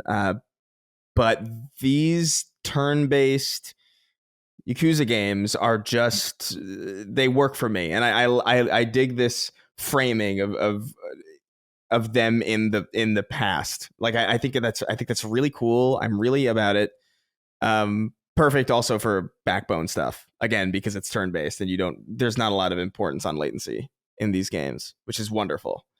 But I'm totally amped about that. The other ones I'm a little bit less familiar with because, again, I just don't know the exact history of this studio or most of these games, but Ishin drew my attention for that specific reason, and I'm stoked about it. It's so weird. It feels very weird to say I'm excited about a Yakuza game because that's something that I don't think I would have expected to say ever, but I am. So, Dustin, anything to add? I find it interesting, this Like a Dragon Gaiden, the man who erased his name. I'm looking at an article here on Gematsu that says it's going to be about half the size of a regular Yakuza / Like a Dragon game. So it's kind of interesting. They're doing an in-between story of where they kind of divided the series between two protagonists. And so I find that kind of cool. It is always nagging at me that I never finished Yakuza not Like a Dragon, Yakuza 0, because I really did enjoy what I was playing. And so, man, this is one that I'm probably going to have to go back to. It's just, it's daunting thinking about playing Yakuza games, because if I play 0, I really enjoy it, then I'm going to want to play Yakuza Kiwami 2. But then there's that weird gap where there are games that simply got sort of ported, lightly remastered, and so they're a bit dated, but then there's new stuff, so it's kind of a bit all over the place. At least, though, they're all easily accessible, which I appreciate from a taking that care when you have a long-running series, and make sure that if someone wants to jump in, that they're all available in an accessible way on modern platforms is very important. So at least they've got that going for them. All right. Well, we'll see more about these trio of games, and I agree with you that there's something there that I want to explore too with Yakuza. I had downloaded 0, and then I had realized that that's really not the beginning. That's a prequel. I want to kind of start with the first one, which I think would be Kiwami 1. I don't know. I'm sure it will happen one day. Someday I'll break, and we'll see what happens. But for some reason on the PS2 and PS3, I was just not into it. I was just like, I do not care, and it set a bad foundation for me to ever get into it. Okay. Number 5. In another interesting and seemingly underreported piece of Koei Tecmo related news, publisher Electronic Arts and the Japanese publisher revealed a partnership with each other, all surrounding another of Koei Tecmo's very own studios, this time in the form of Omega Force. Omega Force goes back more than 25 years and is responsible for the expansive Dynasty Warrior series that began on PS1 in 1997, and virtually every game in that series ever released, as well as other franchises including Samurai Warriors, Warriors Orochi, and a ton of licensed Dynasty Warrior games that are colloquially known as Musou. So think Hyrule Warriors, Dragon Quest Heroes, One Piece Pirate Warriors, and the like. But there's another more obscure series, once native to Sony's handhelds, that may be more like what we're going to see here. That's because EA didn't reveal that Koei Tecmo was working on a Musou, but rather what it calls a hunting game, as in Monster Hunter, presumably, which is a mega popular Capcom-run franchise. The only other hints we have are buried in the press release. It'll take place in a fantasy-like feudal Japanese setting. It'll be published under the EA Originals banner, and EA's Jeff Gammon said the following in part, quote, Omega Force has elevated the hunting genre to the next level, merging their proven talent for combat gameplay with unexpected and innovative mechanics, end quote. Now, assuming we're all interpreting this right, this game with EA points more closely to a Monster Hunter-like game that came to the West in 2014 in the form of Tukaiden, The Age of Dragons, and that was on Vita. It was followed by a sequel on PS3, PS4, and Vita that came to the West in 2017, conveniently called Tukaiden 2. So Omega Force does have experience in that sector, and they're going to need it if they expect to do battle with Capcom's Monster Hunter Dynamo, which, believe it or not, represents Capcom's most successful single games and overall franchise in the history of the company. Dustin, I got to go with you with this one. I'm curious what you think of this. I thought that this news was weird. I didn't know what they were talking about, and I was like, hunting game? And like when I first read it, I'm like, what the fuck are you hunting game? So first I was like, you're hunting, and then I was like, oh no, you mean Monster Hunter like games? But then I was thinking, Omega Force. Why would you want them to make a Monster Hunter game? Then I remembered, oh yeah, they did make Tukiden, which I played on Vita back when I was at IGN. So they do have some experience there, and they're working with EA, so there's some money behind it, some promise. What do you make of this development that Omega Force, Koei Tecmo, and EA are working together? Very unusual. Yeah, it is a weird mix-up of developers. And it makes sense that we would see more of these style games start to pop up, especially when you look at the success of Monster Hunter World. The key, though, is that they can't just be, even being as good isn't enough, because Monster Hunter has such a stronghold on that type of game. I mean, they're the ones who invented it. There's other games that have tried to do stuff like that. In fact, I think it was Dauntless was a free-to-play game that was trying to do the Monster Hunter thing that had some success, but seemed to have kind of come and gone. But I don't know. This is interesting. I think if they can provide a new angle or something interesting on the formula, then there's definitely a chance, and the budget's there. But Monster Hunter is just so huge. And especially in Japan, it has such a stronghold that I wonder if it's one of those things that's even really worth trying to tackle, unless you really have that strong hook that sets you apart from Monster Hunter. Fair enough. Are you going to play this, Chris? Do you want to check this game out? Are you a Monster Hunter kind of fan? I'm not open to these games. My one experience with the game at Comic-Con years ago, I just was like, this is too much for me. I'm not into it. I guess a game like Freedom Wars, which I really liked on Vita, was about as close as I was going to get to this genre. Yeah, I mean, it's a genre that I'd like to like, but I feel like most of the games that do it, Monster Hunter included, just don't do it in a way that's unobtrusive enough for me to enjoy it. Like Monster Hunter World, I tried. I bought it because it was because I was hearing nothing but good things about it, and I bought it full price, and I played it for about an hour, and it was just tutorial after tutorial, but in like a really intrusive way. And it was just, I couldn't do it, man. Like if I can't spend an hour in tutorials, I can't do it. Like if your game's not intuitive enough without like 5 hours of tutorials, then it's not intuitive. And I can't. I'm very, if I'm not getting a game within like 30 minutes, like I got other things to do, man. And granted, that's worked out later on, because there's sometimes games will come out that I'm like, I'm not getting this, and then maybe years later I'll approach it with like a different lens, and then I get it, and then it clicks. And maybe that'll happen with Monster Hunter World whenever I try it again, because I do still have it. But as of right now, I don't know. This I've got enough on my plate. Not eager for it. Yeah, me neither. I am much more interested from the behind the scenes business aspect of how Koei Tecmo and EA came together. Yeah. All right. We can move through the next ones quicker if we'd like. Number 6, publisher Square Enix revealed some awesome news during Nintendo's recent Nintendo Direct stream, namely that Crisis Core Final Fantasy VII Reunion Remaster has a release date, and it's sooner than we expected. Nebulously revealed for winter, which typically indicates a push into next year, Crisis Core will actually make it to both PlayStation 4 and PlayStation 5 before we flip the calendar. You can grab it beginning December 13th. This version of Crisis Core is the first time the smash hit PSP game has been playable on console, and it comes in what appears to be some sort of remastered/remade form, running on Unreal Engine 4 on console, a very far cry from the original. Crisis Core first came to PSP in Japan in 2007 and to the West the following year, and acts as a prequel to the events of Final Fantasy VII, putting players in the role of Zack Fair, a member of Soldier, which Final Fantasy VII protagonist Cloud also was a member of.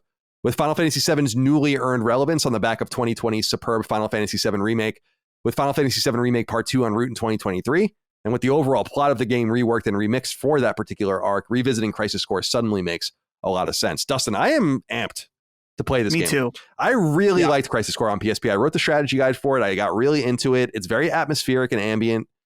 And yeah, I'm excited that I want to see more. And the upgrade seems substantial. I don't know why they're calling this a remaster, because it really doesn't look that way. I don't know. It looks totally different. Totally different. And so any thoughts? I am extremely excited. In fact, I want to say this is probably my current most anticipated game for the rest of the year, unless I'm not thinking about it. So obviously God of War is really exciting, but this definitely appeals more to my weebish tendencies. But this looks fantastic. I really was expecting for them, when they were vague about saying this winter, I was expecting it to be January or February. Yeah, so totally. Having it come this December is a pleasant surprise. I really like the box art on this. Have you seen it yet? I don't know. Let me here. There's a. Oh, thank you. I put a link in the chat. that shows the box art on the Square Enix store. Oh yeah, it's nice. It's nice box art, and there's a new trailer out. Seeing it on the Nintendo Direct showed it on the stinky Switch at 30 FPS, which was not what I was looking for. But they have a new launch date trailer that runs at a silky smooth 60 FPS, and I've never played this game, so I'm very, very excited. And what I've seen so far looks fantastic. Are you going to check it out, Chris? No. I mean, it's an action RPG. I don't know if it's much more accessible than Final Fantasy's normal fare. It's very pop in, pop out kind of game. Yeah. I this is more of like a poser thing, where like I feel like it feels weird for me to play this. Like I don't know what and it's kind of like the way that you felt about Yakuza for a while, where like I just didn't really like play a lot of Final Fantasy growing up. I didn't really, even with Final Fantasy VII, like I appreciate it a lot. I like a lot about it. But I don't know, Crisis Core. It's weird because it's coming at a time where I am just kind of more into turn-based stuff now, which is like weird. It's like really weird to say. It's like it like hit me at the exact wrong time. I'm sure it's good, and if I do play it, it'll probably be like a little bit later, maybe when I can get it for a little bit cheaper, just to be a little bit more safer with my money, because I'm not super sure about these games. Really, I'm all about the turn-based, baby, all day, every day. I'm more into that now. I think I've mapped out I was going on Discord to look because I posted this on the Sacred Discord a few days ago, but I think with the Crisis Core release date, I've kind of mapped out my route through the rest of the year, and it's Tunic, Gotham Knights, God of War, Callisto Protocol. No, actually, sorry. Tunic, Gotham Knights, God of War, Tactics Ogre, Callisto Protocol, Crisis Core. I think that'll get me through the end of the year. It's ambitious. Gotham Knights is the biggest question mark there, but I want to play it. I like the Batman universe type stuff, even though it comes from a different studio. Okay. Number 7. This is a big surprise and some surprising but very welcome news. Square Enix revealed that Octopath Traveler 2, the sequel to the smash hit Nintendo Switch JRPG, is coming to PlayStation 4 and PlayStation 5. What makes things even weirder is that as at the time we're recording, there's still no sign of the original anywhere on Sony consoles. Octopath Traveler, released on Switch in 2018, on PC in 2019, and on Xbox One in 2021, is one of Square Enix's so-called HD 2D games that attempted to modernize the classic pixel art aesthetic of old JRPGs. Like the original, Octopath Traveler 2 is structured around a set of 8 characters, each with their own storyline, and is traditionally turn-based in nature. The original game, according to Octopath Traveler 2's press release, has surpassed an impressive 3 million units sold, and we will continue to hope that it eventually comes to PlayStation platforms, hopefully before the sequel. Adam Bostic wrote into us on Patreon just about this. He says, "Hello, gentlemen. Octopath Traveler 2 was announced at the Nintendo Direct and confirmed for PS4 and PS5. At the same time, the first game still hasn't migrated to Sony's platforms. Should we give up hope on getting the first game on PlayStation, or do you think there might be a chance of it still coming over? Thanks, and hope all of you are well." Thank you, Adam, for writing in. Dustin, I'll go to you with this one, since I doubt Chris gives a shit about this game. First of all, this was awesome news. Really excited about this, because I've had to watch Micah play these HD 2D games on her fucking Switch, which I really want to play, but it's the stinky Switch and I don't want to play it. Just, Bad news. But here's the thing is that so Nintendo Direct was the morning or early afternoon, and then later that day was State of Play. And I really thought that the conventional wisdom there was, I was like, oh, there is, in my mind, I'm like, there is no doubt that Octopath Traveler is going to be announced, the first one, at the State of Play. And I was thinking that it might even come immediately. I was actually F5ing PSN profiles, assuming the trophies were going to get leaked and all of that. Nowhere to be found. And you know what makes this more mysterious is, as I said in the write-up, it's on Xbox. That's just so weird. It's not, no offense, but those games never go to Xbox. So I have no idea why we're getting the second one. They're not getting it over on Xbox, by the way. The second one's not coming to Xbox. They have the first one. We don't get the first one. I'm hoping that changes. What do you think? Well, I'm starting to wonder with Square if we're really starting to see smoke where there may be fire. People are saying that, man. People are making this point. Yeah. Because it just seems strange that this game that has currently no history on PlayStation is now being launched there. And we've already heard rumors about the possibility of a Square Enix acquisition. And I don't know, this definitely points in that direction. It's not a sure sign, but it definitely seems strange And also something to point out is that it's just now Triangle Strategy is now getting a PC release, which when Octopath came to PC, it also came to Xbox. So it doesn't seem like that game is coming to Xbox or PlayStation at the moment, but it seems all a bit confusing right now. But it's cool that this game is coming at all. I didn't play the first one at all. Holly started it and was really into it until she wasn't and just wasn't enjoying it anymore. I think she put like 25 hours into it, but I said to her, I was joking. I was like, man, you beat Earthbound and enjoyed it and you couldn't finish Octopath. Man, Earthbound's rough.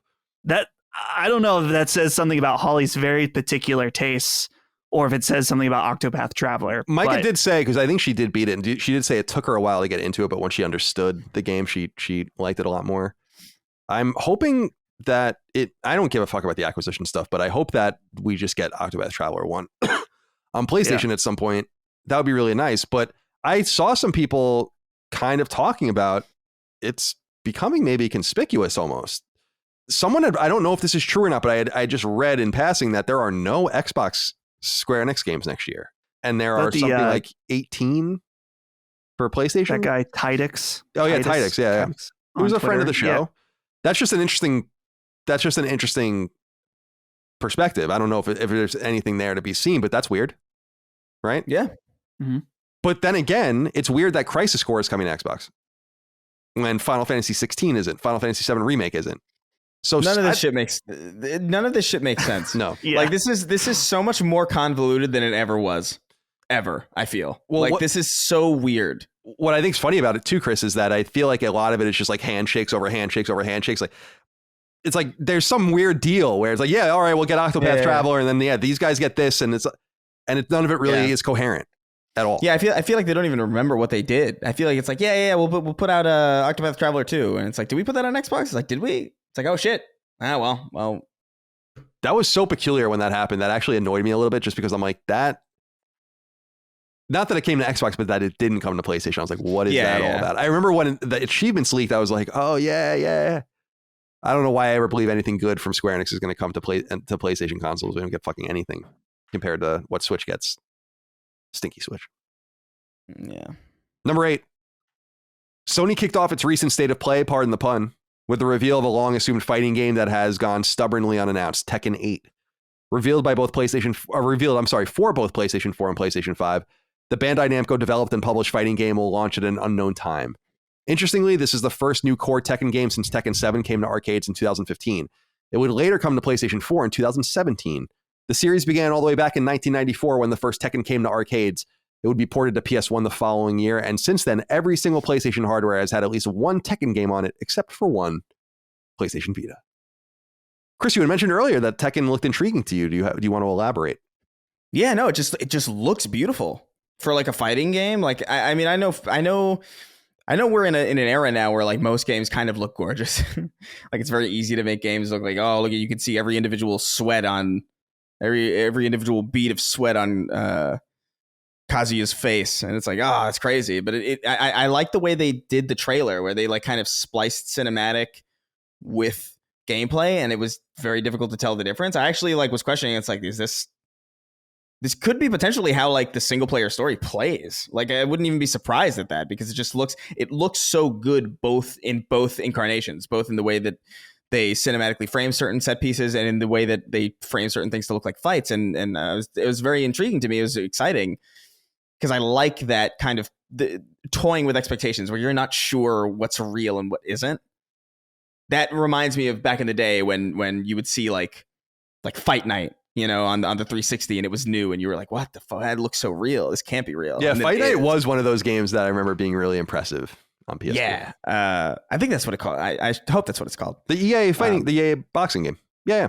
Fight Night round 1 and round 2 and all that. Yeah, that they were in that one of those was in Grandma's Boy. I remember too. They play in the beginning. But like it's just a really gorgeous looking game, and I've always had a soft spot for Tekken. I've fallen off, obviously, for various reasons. Just generally, like I've just gotten worse at fighting games, so I just don't attempt them anymore, really. But I have Tekken 7, and I really enjoyed that. I only really uninstalled it because the game's too fucking big. It's like 80 gigs for a fighting game, which to me is like, that's ludicrous. Luda. But I think it looks great. It just looks really cool, and I have a lot of confidence in Tekken, generally speaking, just because that was like one of my earliest fighting game memories. It was like Marvel vs. Capcom 2, it was Tekken 2, and it was Street Fighter 2 Turbo. I think those were like the three pillars that like, and obviously like the early Budokai games on PS2, but that was like a little bit after. So I'm stoked to see a Tekken that looks this good. And it's coming at a time where I think I might be at a point where it's like, you know what, I'll give this a shot. I'm trying to delve back into stuff that I've put away for a long time, and also just delve into things that normally are out of my traditional comfort zone, things like Yakuza and even Valheim, and Tunic to a lesser extent, but you know, just it looks good to me. Number 9. In news that's both surprising but also likely necessary, publisher Electronic Arts has revealed that its aging simulation game, The Sims 4, will be going free-to-play imminently. As written on EA's official website, The Sims 4, which first came to PlayStation 4 in 2014, will be free-to-play as of October 18th across all applicable platforms. Sims developer Maxis continues in part, quote, "With The Sims 4 going free-to-play, our team is more dedicated than ever to developing new and meaningful experiences for our players, and we will continue to develop and release packs, kits, and Sims delivery express drops into the foreseeable future," end quote. If you're an EA Play subscriber, you'll get freebies once the game goes free, including a slate of expansions, and if you play the game in the month or so leading up to it going free, you'll get some perks and freebies in game too. It's unusual for a paid game to be supported for nearly a decade after release, but EA and Maxis did just that with The Sims 4 right on through earlier this year. Maxis purchased by EA more than 25 years ago, began its Sims franchise on PC in 2000. It was ported to PlayStation 2 in 2003. However, Maxis is perhaps best known for another franchise using the word sim, namely SimCity, which first came to PC in 1989 and which hasn't been seen in about a decade and scarcely on console. I think I played it on SNES back in the day. And I loved SimCity 2000 on PC. That was like my shit when I was in 10th grade. I loved it. What do you think about this, Dustin? I'm curious if you have any insight here. I forget this game exists. I lived with someone who played it. As I recall, my old roommate Christine Steimer played The Sims, and it was always this game that seemed really foreign to me. Like a lot of stuff on PC always seemed that way to me as a kid and growing up, where it's not forbidden. It's just so foreign and weird. It doesn't feel like the game. It doesn't feel like video games when it's on a PC. I was totally put off by PC gaming when I was younger, and so The Sims was very much that mantra of connectivity and customization, and that's just not what I'm looking for in games. But it has gone on, and I was looking back at the history of SimCity because I was like, where is SimCity? And there was that PC one in 2013, and that was a mess. I remember that. That's what I was going to say, is that it was totally fucked up and it never got ported to platform or consoles, and I would love to see that come back, but I think City Skyline has kind of taken over that role. So what do you make about this EA going free to play with The Sims 4? I don't have a ton of experience with The Sims. It was always kind of in around the sphere of other games that I liked. For example, SimCity 3000, while it's not the same developer or publisher, Roller Coaster Tycoon, a lot of those simulation games. That's Atari, isn't it? Roller Coaster Tycoon? It is now. Right. I don't think it was back at then. The time. Right. Can't forget the herbs. And the herbs, yeah, dude. Right. That was pretty big on PlayStation 2 and GameCube. But what's weird is that I actually feel like this move makes sense, and that's just from an outsider perspective on The Sims, is that I remember when I was a kid and you go grocery shopping, like to Walmart or something, and you look around at the game section. I remember there being a million Sims expansion packs just consistently. And so it kind of makes sense that this game has already been kind of modeled around this idea that you get the base game and then you kind of pick and choose what different expansion packs you want in order to kind of customize the game experience to what you're interested in. So it makes sense to me that in a modern era where you have DLC and free to play stuff, that's the model that this game would take. It's actually kind of surprising that it's happening this late. I wonder, though, what the base game will look like, if they're going to take away anything from that, or if you just get the base game for free now and that the monetization model is purely around DLC and stuff like that. But it's interesting either way, to see a game that's supported for this long, I wonder if this will give it a new breath of life or something like that. Chris, are you a Sims person, or were you ever? I feel like you might have had some fun in The Sims. Oh, totally. Absolutely. Like, I went to school. I went to Catholic school, like when I was in, I think it was like maybe like pre-kindergarten, like pre-K to 6th grade. And I remember specifically I would go, because I lived so far away from the school, I couldn't take a bus. So my parents had to drop me off before work. So I would always get to school way earlier than everybody else. I would be there like maybe like 30 minutes before even the buses got there. So I would find myself in the parking lot, and then like eventually at some point, waiting in the car with my dad. At some point, one of the principals would be like, "Hey, you want to just like come in and just fuck around in the classroom, just waiting for people?" And it's like, yeah, absolutely. And so I would fuck around on the PC, and The Sims was on it. So like my main experience with The Sims is just playing it before school when I was young, and I would always mess around with it. It gave me like some really early. It's funny because it was like the most early indication that it was my earliest memory of like, oh, things cost money and everything's expensive. Like it was my first real inclination of like how fucking expensive being alive is. But I would always do the thing where you would make a pool, and then you'd put a sim in, and then you get rid of the ladder, and then they would just be forever tormented in this.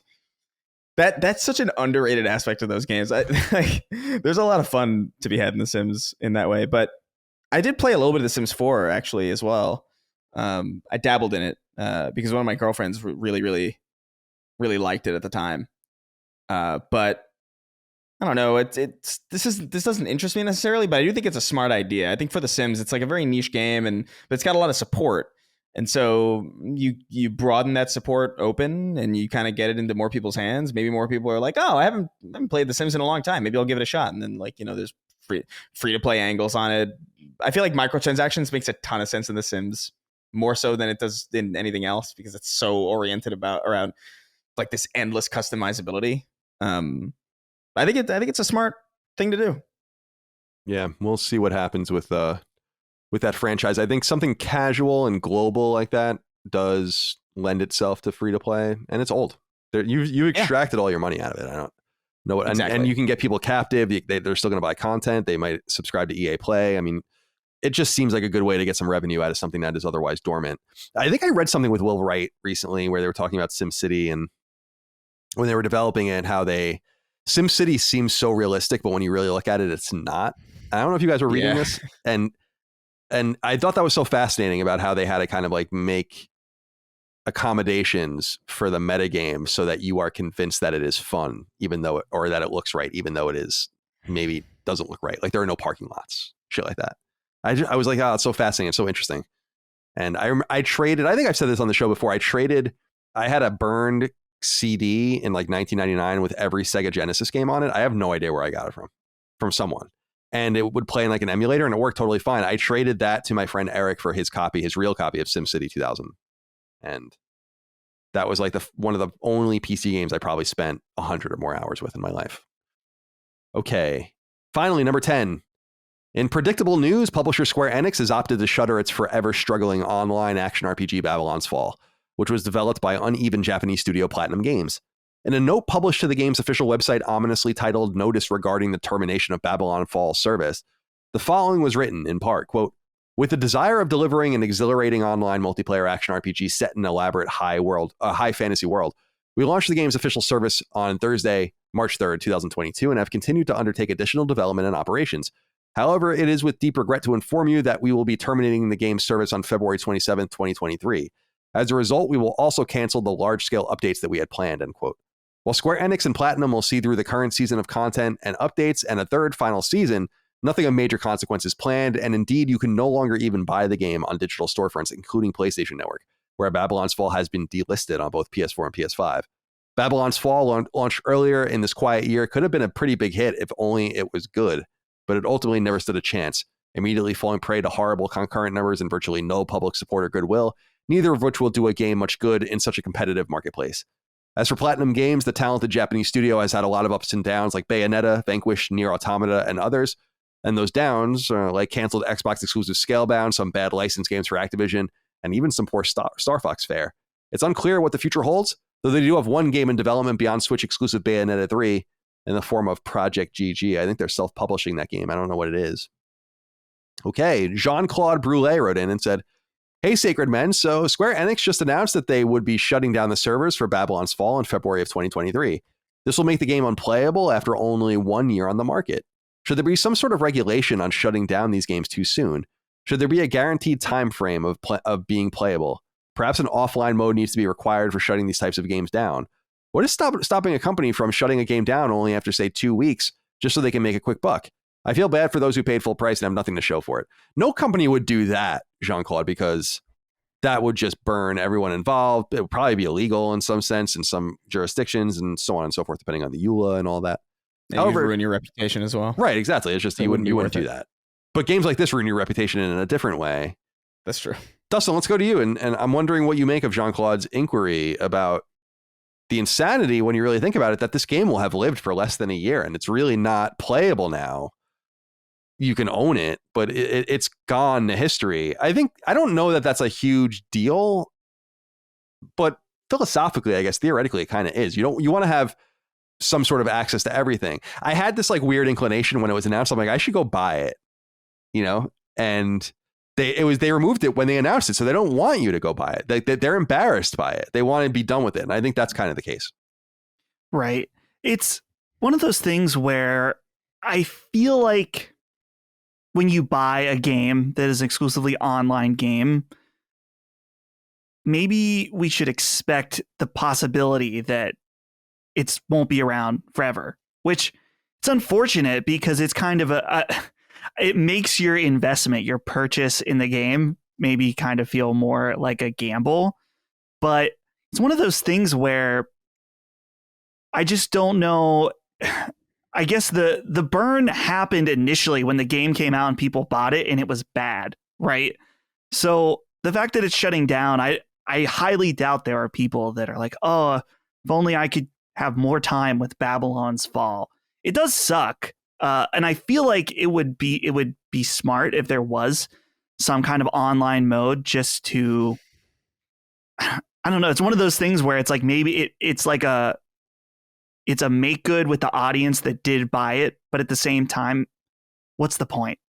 Because it doesn't seem like anybody's playing this game anyway. So it's like, why spend the time at this point to do an offline mode at all? So yeah. I don't know. It is a interesting conundrum. You think about Anthem was a game that when it came out, just instantly dropped in price. And now I don't know.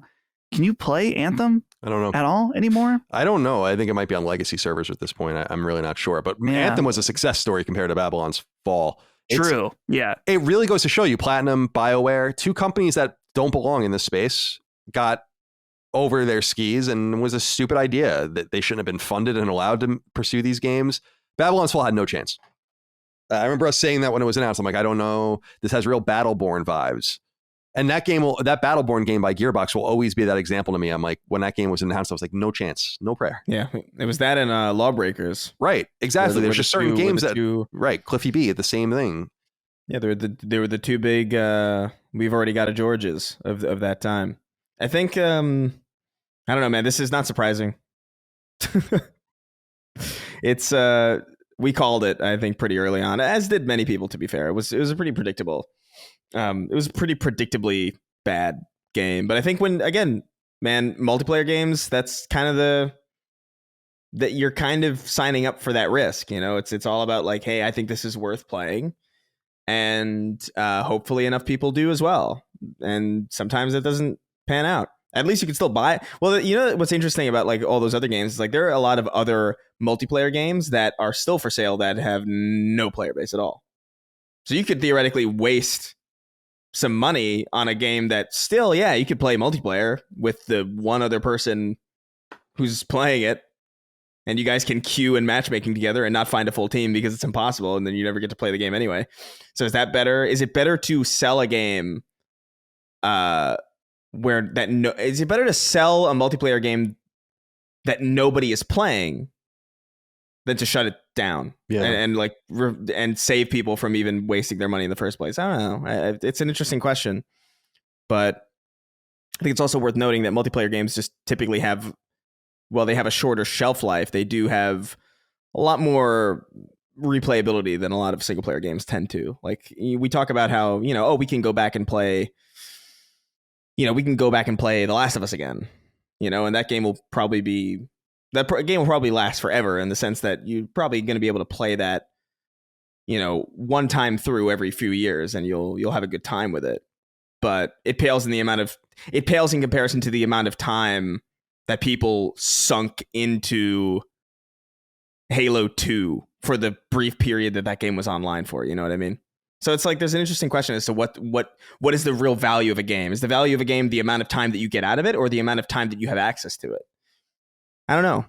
It's a weird kind of question that we're gonna have to start asking, I guess, as games get a little bit more intertwined with, the dependency of public servers and things like that. It would be nice if it did have a offline mode, though, even for the few people who give a shit. Sure, which is not many. Well, I also think that and I'm wondering aloud. People shouldn't write in about this. It's just too technical for me to understand, but I do wonder what is stopping these companies from just having some sort of like very cheap legacy server going. Didn't id just randomly revive an old Wolfenstein game like out of nowhere for online? I'm pretty sure they did, Enemy Territory. Yeah. And it's like that seems like such a stupid waste of time until you think, is it really that complicated to make some sort of basic server functionality that hosts games for whoever's interested in this thing, or making it easier for people to host their things offline? Like there's that kind of quiet PlayStation 3 community that plays a bunch of PlayStation 3 games online. Yeah. And they do it with their own servers, and you have like ways you sign into PSN and are able to access them. So I just kind of wonder, is it really worth the headache of even having these talks? Or is it just like, we're just going to put it over here. You can play it if you want. We'll make it clear somehow. We'll make it super cheap. It doesn't cost us a goddamn thing. I don't know. I know there's a cost benefit analysis, but there has to be some sort of benefit to not sunsetting your online, even failing online game after less than a year, when most of the money spent is already spent. Now you just need to keep it alive and see what happens. I don't know. It's a little confusing. But this is so cool. I didn't know they did this with Enemy Territory. Yeah. That's really cool. I mean, that's what these companies should be doing. And I think that's super cool. It'd be awesome if Guerrilla, I'm wearing my Guerrilla shirt today, if Guerrilla one day was like, we revived Killzone 2 and Killzone 3 on PlayStation 3 with like legacy support or something. Like, that would be neat. Why not? What does that take? Does it take that much to make that work? I don't think so. They have a fucking farm of PS3s playing your PS Now games right now. It doesn't seem that far-fetched to assume that they can do that, but what do I know? Yeah. Finally, there is a 11th item that was announced since we started recording, which is that Call of Duty Warzone 2.0 has a release date, November 16th. It'll be on PS4 and PS5. And that's basically around the same time that Modern Warfare 2 comes out. So everything goes at the same time. We'll see how that does. And are either of you interested in Warzone? Hell yeah. Yeah? I'm definitely. Yeah, I'll give it a shot, honestly. At this point, it's like I'm already more charitable towards Modern Warfare as a Call of Duty brand anyway. And with this kind of being alongside it, I should have some idea of how this plays, if this is going to be like a pretty major part of our industry, especially as we're going into a future where Sony is going to be dabbling into live service. I want to have a little bit more of a broad catalog of experiences to pull from if we're going to talk about those in any real meaningful way. Well, I respect that. But I've heard Warzone's pretty good. We'll see. Yeah, I feel like it's a little weird that I don't like, it's like Overwatch, where you don't really need another one. I agree. And I will say I would have understood it if it was just PS5.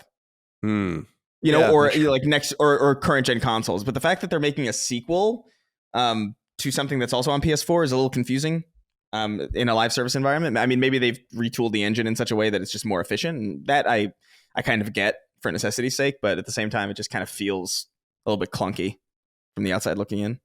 But it'll be here. So Dustin, I'll play it. You're going in? Yeah, definitely. I had a lot of fun with Warzone closer to when it first came out, and then I didn't play it for an extended time, and it just seemed too daunting to jump back into.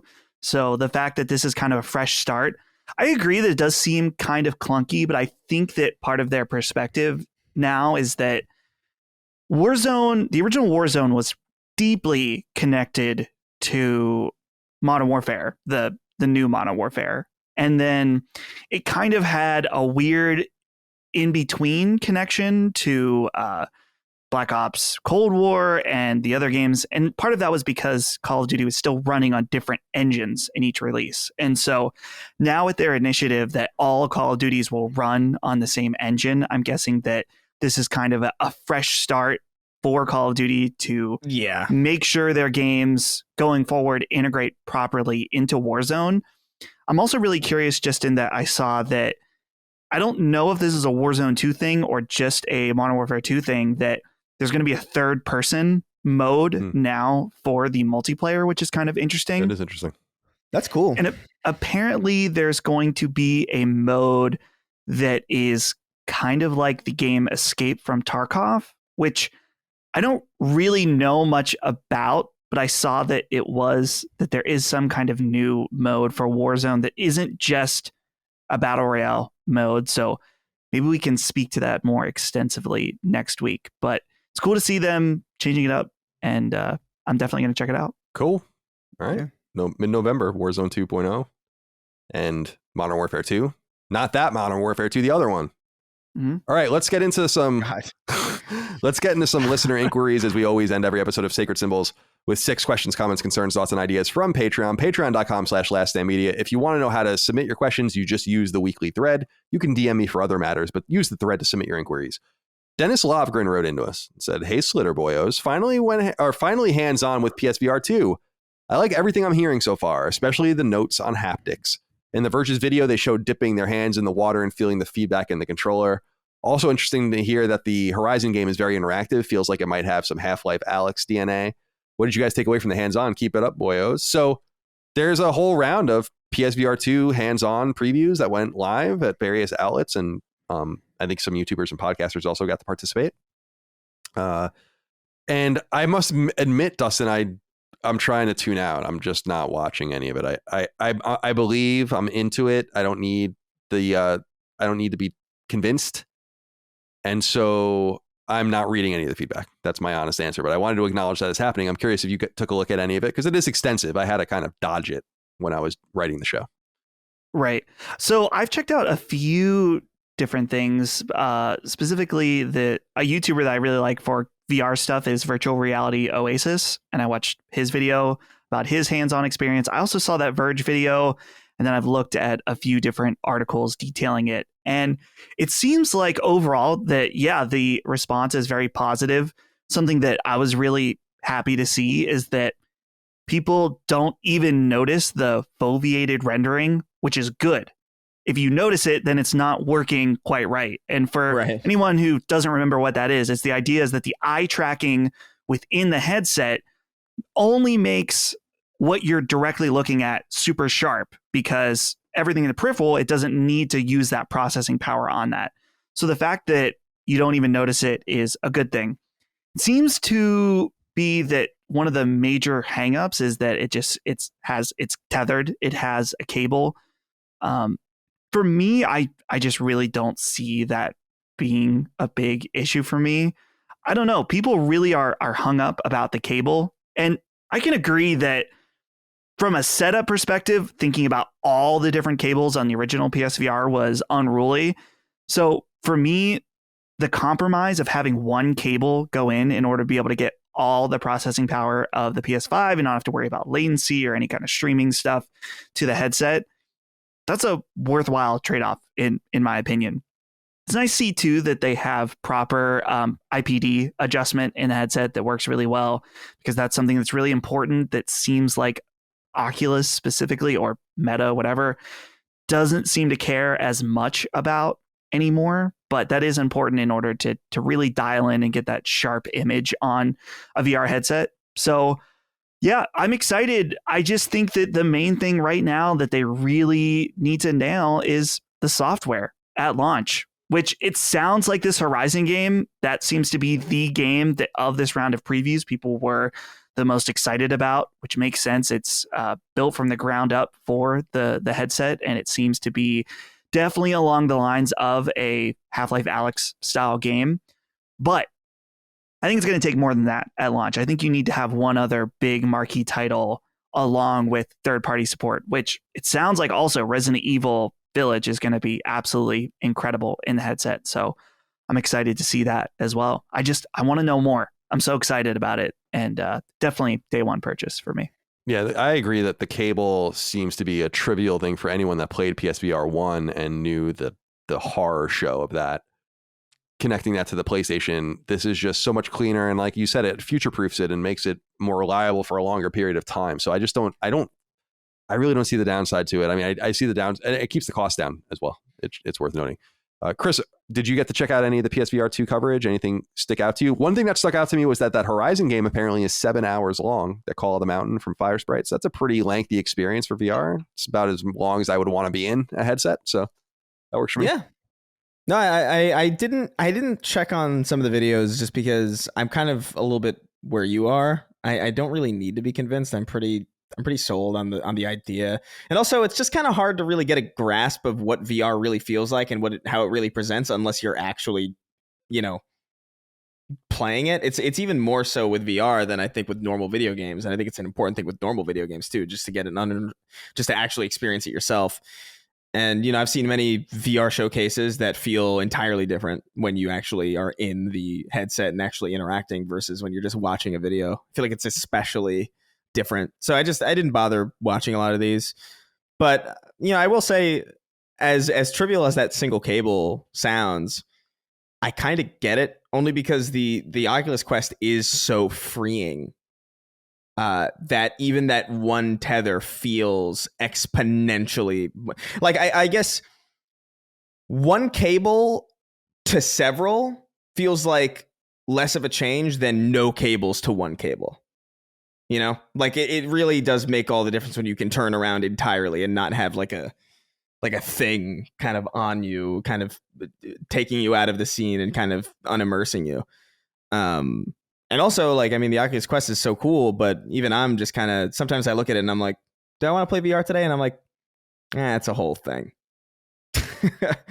It's not even nearly as much of a whole thing as it used to be, with drilling in base stations into your wall, or even with the PSVR with the camera and getting the mic and making sure your fucking stupid Wiimote things are charged. It's still so much more convenient now, but even still, it's like, is it as convenient as turning on my PlayStation and just sitting on the couch and looking at my TV? No. And I think that's kind of a thing that I think everybody needs to really tune themselves into, is the fact that VR is just never going to be a replacement for, this is always going to be supplemental kind of novelty extra experiences. It could be very successful. Obviously the Quest has shown that, but people will always choose to spend the majority of their time with video games, either in front of a monitor or in front of or in front of a TV. And I don't really think there's many changes from wireless to maybe one wire to, I don't know, augmented reality. I don't know if there's much you can do to really make it more convenient than doing nothing. So I don't know. I'm excited for it. But it's always going to be this kind of novelty kind of secondary thing. Hopefully they have a game that's genuinely, beyond being fun to play and beyond being very, very interactive, compelling from a narrative perspective. That would be a big deal. Because I think that's what Alyx did really well. But we'll see. I'm excited about it. I'm super stoked for the haptics and shit, and just the new the more what's the Valve thing? The Valve Index style kind of. And also this foveated rendering sounds like such a smart way to deal with processing load. That's such a brilliant idea. Totally. As long as it works, it's a wonderful idea, and it seems that it does. So we'll keep an eye out for PSVR 2 next year, of course. I'm in. I'll be there. All right. Mm-hmm.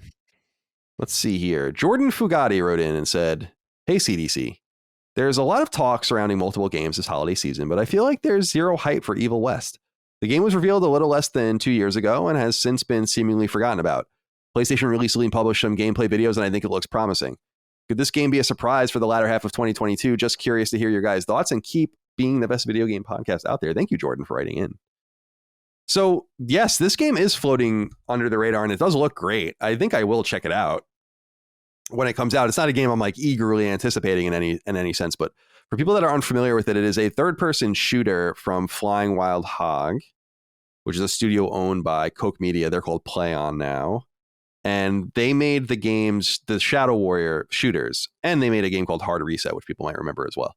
And so they make these like fast kinetic shooters. And this just seems to be another one of those. And it looks great. Chris, have you checked this game out? And what do you think?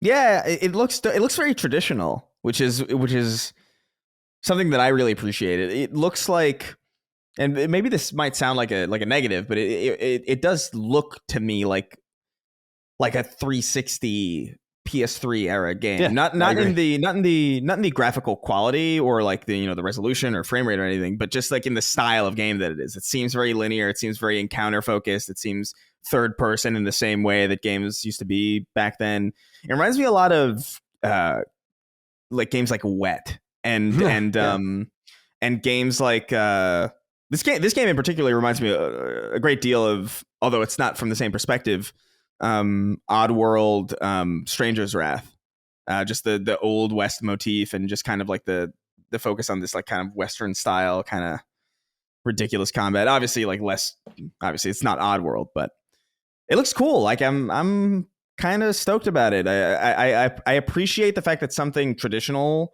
with modern hardware is coming out, purely because it stands out now. Like there was a time where if you made this game, it would just be one of many. But because it's now the only one, there's a lot more. I'm a lot more enticed by it because it feels like, oh man, like a reminder of back when things were like intentionally designed all the way through. Granted, we're still getting obviously linear games. I mean, to make it sound like we're not getting those, but there's definitely a lot more of a focus on open world now. There's a lot more of a focus on multiplayer now. There's a lot more of a focus on free to play now. So it's cool to have this kind of like traditional kind of campaign that's encounter designed and kind of borrows from an old school design mentality. I'm all about it. I'm not like you though. I'm not like frothing at the mouth for it, but when it comes out, I'll definitely check it out. I think it looks interesting. Yeah, I like the aesthetic as well. It comes out November 22nd, so right before Thanksgiving, and I think my whole thing with it, Dustin, is I do want to play it, but I just got to see where I'm at that time. I don't want to really commit to it. I've already kind of laid out, like I said, the games that I really want to play. I feel like I'll get to it. And it's funny because I've really wanted to play and give a bigger chance to Shadow Warrior and Hard Reset because they seem, and Chris, for you, like I feel those games are right up your alley. Like they are Doom-like shooters. Remember, Flying Wild Hog were the ones that, what did they say? Like you can beat our game 60 times or something in the amount of yeah, to the what was it? The Dead Island. What was it? Oh my God, Dying Light. Dying Light, right? Where they were like, it takes this long and you can beat our game 60 times in that amount of time. Like they do make these old school type shooters. But Dustin, are you going to check out Evil West? Is this something that's intriguing for you? I've got a little bone to pick with Flying Wild Hog because I gave them a lot of confidence putting them in my Metacritic draft earlier in the year with Shadow Warrior 3. Right. It's currently sitting at a 63 and rough. Also a user score of 6. So interesting. Damn. Even though I think Evil West looks good, I also really thought Shadow Warrior 3 looked really good in its trailers and then ended up being disappointing. So with that being said, I'm going to keep an eye on it for sure, but I have low confidence based on the studio's output, but I'd love for them to prove me wrong. Those first two games I heard were really good though. Like, and I don't know why I haven't gotten around to Shadow Warrior 1 and 2. They are right up my alley, and I've thought that when I was like looking at it, I was like, that looks like exactly my style. And then I just go to the kitchen and make a sandwich and forget about it. I don't know what the fuck. I don't know what's up with them. Maybe I'll rectify that. Because I feel like they're pretty digestible as well. Oh, by the way, I think Shadow Warrior 3 was on PlayStation Now or PlayStation Plus. That was like one of the first games they ever gave away for free. So not for the regular thing, but for the upper tiers. That was like a PS Now exclusive or something before they folded it into the new PS Plus structure. So it might be free. I don't know. Yeah, but that's the worst one, isn't it? Yeah, so it is. Maybe not. That is true. Maybe I won't try that. Tyler Fewer wrote into us and said, "Hello, moist slits. Ubisoft just announced all upcoming AAA releases are going to now be $70. following suit with a lot of other publishers this generation. With the price jump in games from this generation turning heads less and less with each announcement, do you think another price hike is likely sooner than we may expect? Thanks, and take her easy. And if she's easy, take her twice. That's Tyler. That's dude. Starting and ending the question with that. I mean, that's a moldy sandwich right there. Yeah, that's. I don't know. I don't know about that. Thank you, Tyler, for writing in. Dustin, how are you feeling about the $70 price point now that we've gotten a little bit further into the generation? We've marinated a little bit. We've spent the money on some of these games. I must say that with the economic realities as they are, this seems like we got away kind of cheap. And it does make me feel like this might not be the end. What I will say is that there will not be another 10 years or something between price increases like there was last time. There were more than that. It's not going to happen like that again. What do you think? I feel like it's disappointing that everything that's happened with the economy has happened after this price jump, because this is probably wishful thinking, but it would have been nice that extra money would have given developers a little breathing room to not feel the need to monetize every other aspect of their game. So what I expect will happen is that the status quo will be maintained at $70, where we're going to expect tons of monetization, whether it's DLC, skins, whatever, expansions, which, not all of that is bad. I'm not saying that extra content afterwards is bad, but the nickel and diming, I think, will continue. So I don't know. It's one of those things. It's amazing to me to see people still complain about the $70 price point, just because it shows to me that there's just total economic ignorance to the pricing of games historically. And this is something that, Colin, you've beat the drum on for well before this company was even established, about how, just look at, pull up a Toys R Us catalog from 1995 and look at how expensive a Nintendo or a Super Nintendo game, whatever, $100. And that's not even accounting for inflation, right? So, dude, people really don't get it. They don't get it. No. What do you think, Chris? Oh man, I don't know if I have much to say. I feel like you guys nailed it, because I feel like people just don't get it, and I feel like generally we're going to see the status quo kind of maintain. I don't foresee some crazy shift just because games are more expensive now. Also, from a business perspective, why wouldn't you charge more and then also continue to make more money that people are just handing you of their own free? You know what I mean? It just doesn't make sense to kneecap your bottom line that way. So I don't expect much of a shift. All right, let's move on to the next question. And by the way, I just think that, to Dustin's point, this is about the monetization. That's, the ability to monetize multiple things. I think some developers and publishers are happy not to charge you a premium price because they make more on the back end. I think Fortnite is a great example of that. Grand Theft Auto Online might be another great example of that, where you can have subscription services and all of these kinds of things. And there's this whole meta level of making money. And if you go and spend $50, $60, $70, it's more verboten. People don't want to do it again. And there is something to be said about that. But I just think it's unrealistic for us to continue to expect that we are going to get the games we're getting at the price we're getting them, at the rapidity we're getting them. It's just not going to happen. That's why I said when The Last of Us remake, or The Last of Us Part 1, it's I think you should play it, because, and I'm not saying you guys necessarily, I'm just saying people out there should play it, because it is so high quality and it's kind of rare to get a game like that. Yep. Because it costs so much money and people then whine about it. And that's fine. The market will speak one way or the other. The market speaks when it buys $15 Fortnite skins by the millions, but it won't spend $70 on The Last of Us Part 1. That's up to you. But if gaming ran through Colin Moriarty, if console gaming ran through Colin Moriarty's buying behavior, it would be a lot different, and you'd probably like it a lot more than you do right now. And it goes back to this idea that core gaming doesn't really grow. It stays the same size. Mm-hmm. And so things will stagnate in that way. But that's a whole deeper philosophical and economic question for another time. The Lord's Chips wrote in and said, "Hey, my sardonic slittas. With so many platforms to play games on, how do you decide which game to play where? I recently built a PC and am now struggling with what to get on Steam versus my PS5. The PC, I'm sorry, is more powerful, but I've been playing on PlayStation my whole life. Do you use mouse and keyboard on PC or still use a controller? I'd love to hear your thoughts." I put this one in there for you guys, Chris and Dustin, because I don't play really on almost anything other than PlayStation. I occasionally play on my Switch, even less occasionally play on Xbox. So this year I played Halo, the first one on Xbox, and I played the original Ninja Gaiden on Switch and a couple other things on Switch. But generally speaking, I just play on PlayStation 4 and PlayStation 5. That's where I want to be. So this is more for you guys. Dustin, I'm curious, how do you decide where to play? You also incorporate your retro games. I mean, you have a lot of things to operate with. I'm often interested, especially recently, you often have a retro style. I can't believe I'm calling Suikoden retro, but it is, I guess. A retro style game in there that's just more distractions. I guess I had the same, though, when I platinumed Wild Arms earlier this year. So how do you decide where to play? So, well, first of all, shout out to the Lord's Chips, which is a fantastic reference to the movie Nacho Libre, which is just an amazing movie that is often forgotten.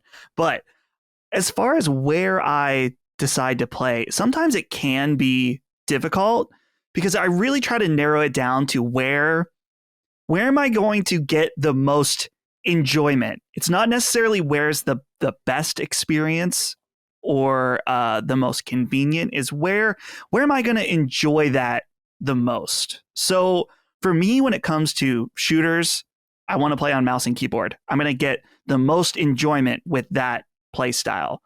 But other games where, I don't know, maybe like an RPG or something, while I could get higher frame rates, better resolution or something on PC, I don't really want to sit at my desk and play that. So I would lean towards a more console experience or something like that.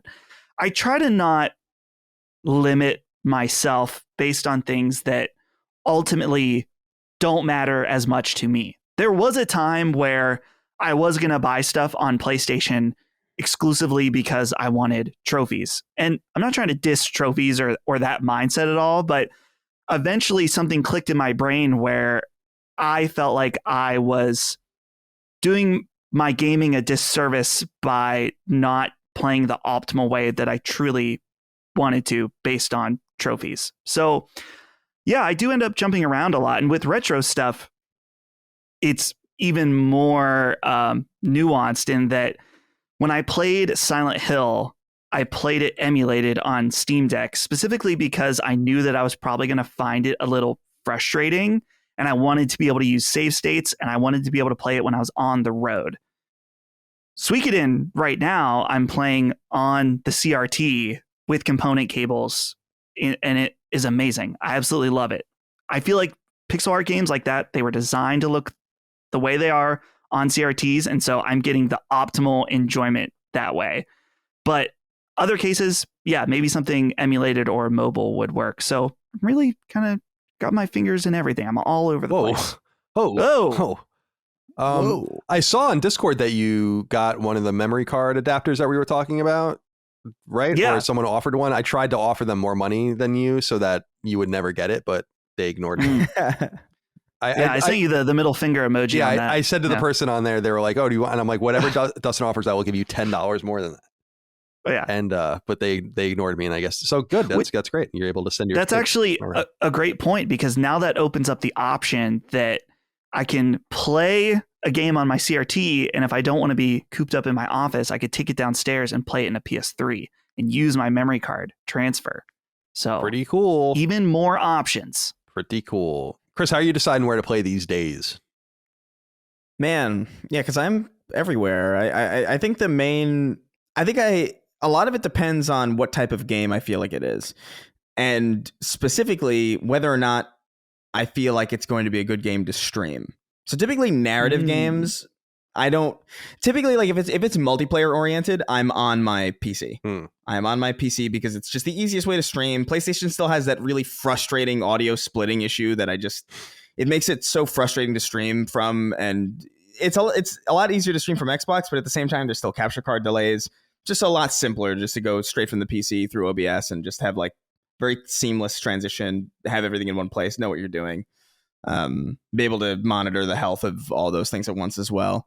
So, you know, things like Destiny 2, or even something that I think would just be a fun game to stream while in Discord with other people, like Rollerdrome, I'll play that on a PC. Typically always with a controller. I don't normally play with mouse and keyboard just because I didn't really grow up with it. It feels kind of alien to me. I don't find the ergonomics of mouse and keyboard particularly complementary to gaming, especially at the way that I do. Like, there's something about like the WASD like this where I feel like a fucking freak. So like, whereas a controller feels a little bit more natural to me, obviously because it was designed to.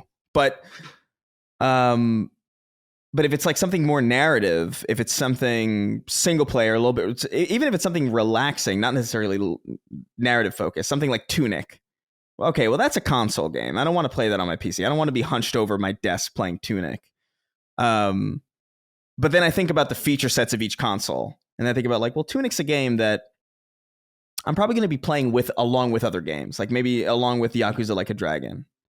And so I want to be able to jump between those games as quick as possible. So I'll play games like that on my Series X because that has quick resume and I can jump kind of back and forth and like not lose my place. I'll know, I can start immediately from where I left off. Then I can like play a backwards compatible game. It's where I go to jump between things if I'm feeling like bite-sized pieces of content. The PlayStation is typically where I go if I'm focusing on a particularly singular single-player game. Like if I'm playing obviously God of War is no other option, but even something like, I don't know, Red Dead 2 was like, okay, I'm going to focus purely on this. I'm going to be on the PlayStation because for whatever reason, the PlayStation is less distracting. I don't know what it is about it necessarily, but it is. God of War I breeze through. Red Dead Redemption 2 I breeze through. Stray I breezed through. Whereas on Xbox I'm a little bit more enticed because there's so many things. I could jump to Grand Theft Auto 4 if I want to right now. I could jump into Game Pass and like see like, what's this Yakuza game? You know what I mean? Like there's a lot more distractions over there. So when I'm feeling a little bit, maybe I don't know what I want to play, that's where I'll go. But it's all over the place. A lot of it's like business. A lot of it is just like kind of like general controller preference. If it's a first person shooter, depending on the multiplayer or single player nature, I'll play on PC or the Xbox, but always with the Xbox controller because I just feel like it's optimal for that kind of game. Fighting game, usually on PC with a PlayStation controller or PlayStation type controller. I don't know. It's kind of, I don't know if I have like a system necessarily that's like written out or that I actively think about. I just kind of like have this automated process in my head that goes like, that's a game for this and that's a game for this. And, you know, I can get most value out of this on this platform. But I don't really think about it. It's like secondhand. It's like natural. Fair enough. Thank you for writing in. Chris Kenningham wrote in, or Kyningham, says, "Hello, gents. I was scrolling through Twitter the other day, and I saw Jita Jackson of Motherboard tweet out the other day ridiculing the criticism of the dialogue for Forspoken." And this is a journalist.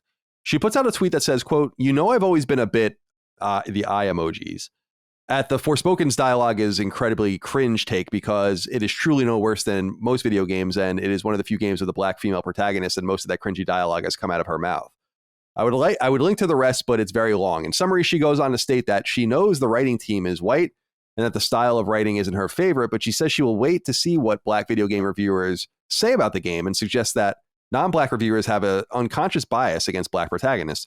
She then asked the question in a reply to a thread, is the black protagonist any more cringe than Aloy? Colin, as someone who used to review video games professionally, I just wanted to hear your opinion on this and see if you could speak from any personal experience. So I tried to go look into this further, but this person blocks me on Twitter. I don't think I've ever met her or spoken to her in my life, but she blocks me on Twitter. And then Twitter, I sometimes, not often, I don't know if this is new or not, but I've noticed the last couple of times I've tried to go look at someone that's blocked me on Twitter on like a incognito window, like you can't really scroll very far and then it has you log in or something. So I'm like, I don't know. I can't see what you say, which is totally fine. I don't care. But I was looking for more context. But what you gave me here, Chris, is enough context for us to talk about something that I've actually wanted to talk about on the show for a little while because I've been interested to hear your guys' take, which is, and Dustin, I guess we'll start with you, is what is your take on the conflation of what I would consider legitimate criticisms with accusations of bias against gender or race or something else like that. You see that with She-Hulk recently. I think you see that with other products. This is obviously a black female protagonist in Forspoken.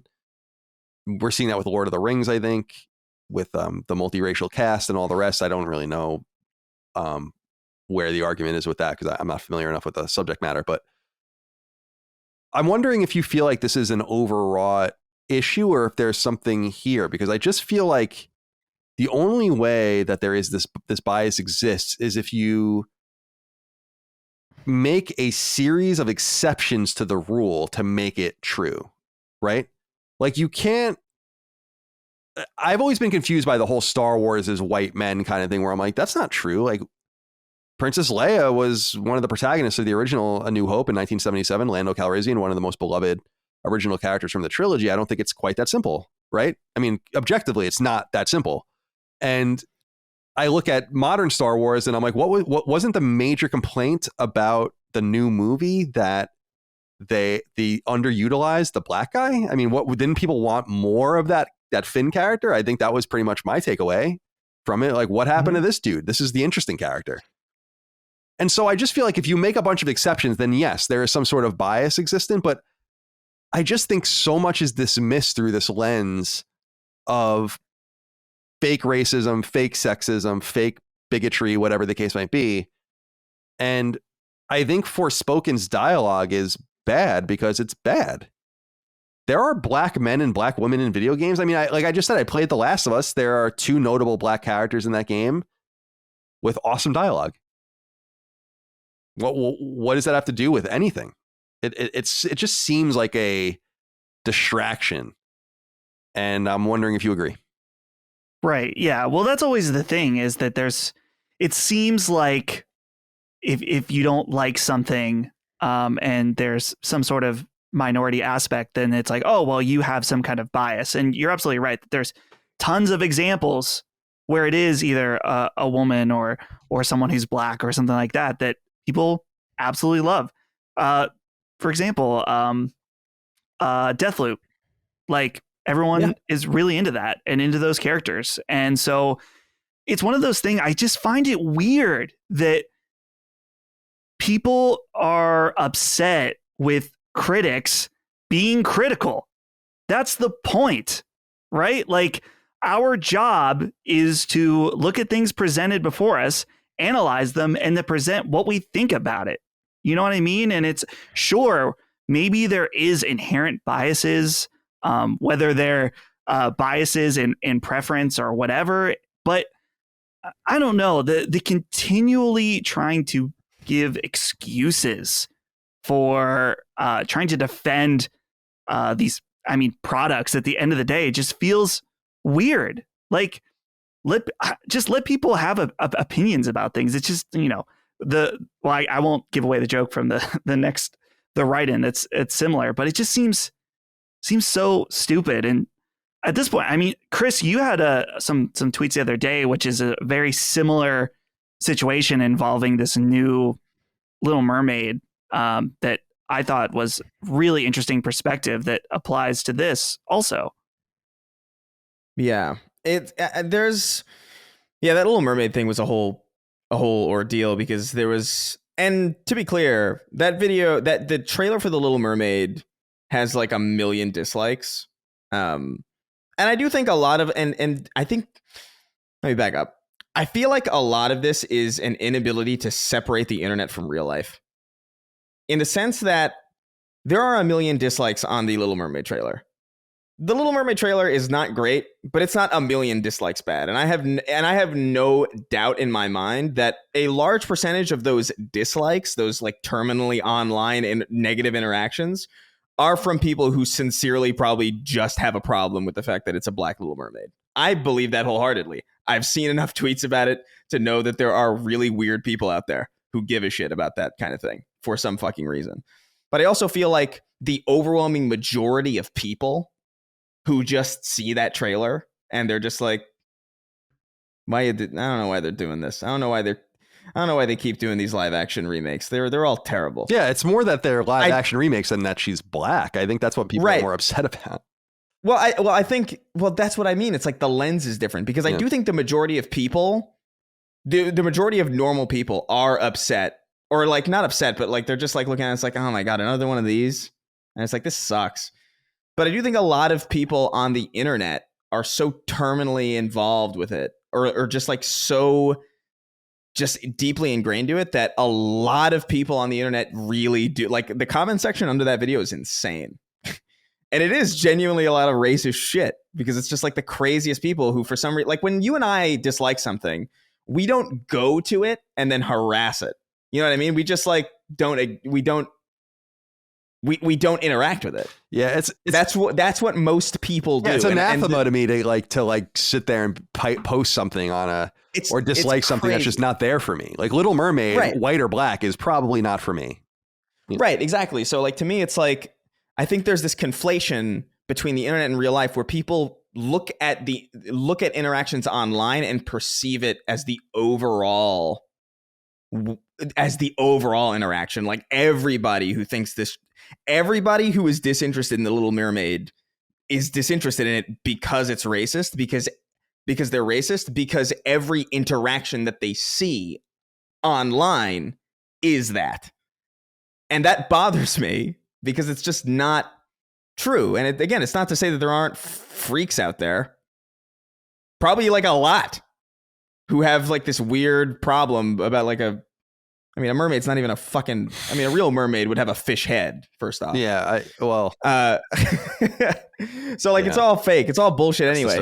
But yeah, I think the thing that I don't like about it is that it gives giant corporations this kind of this shield that they don't deserve, because now people are defending a Disney movie and treating it as if it's like a cause.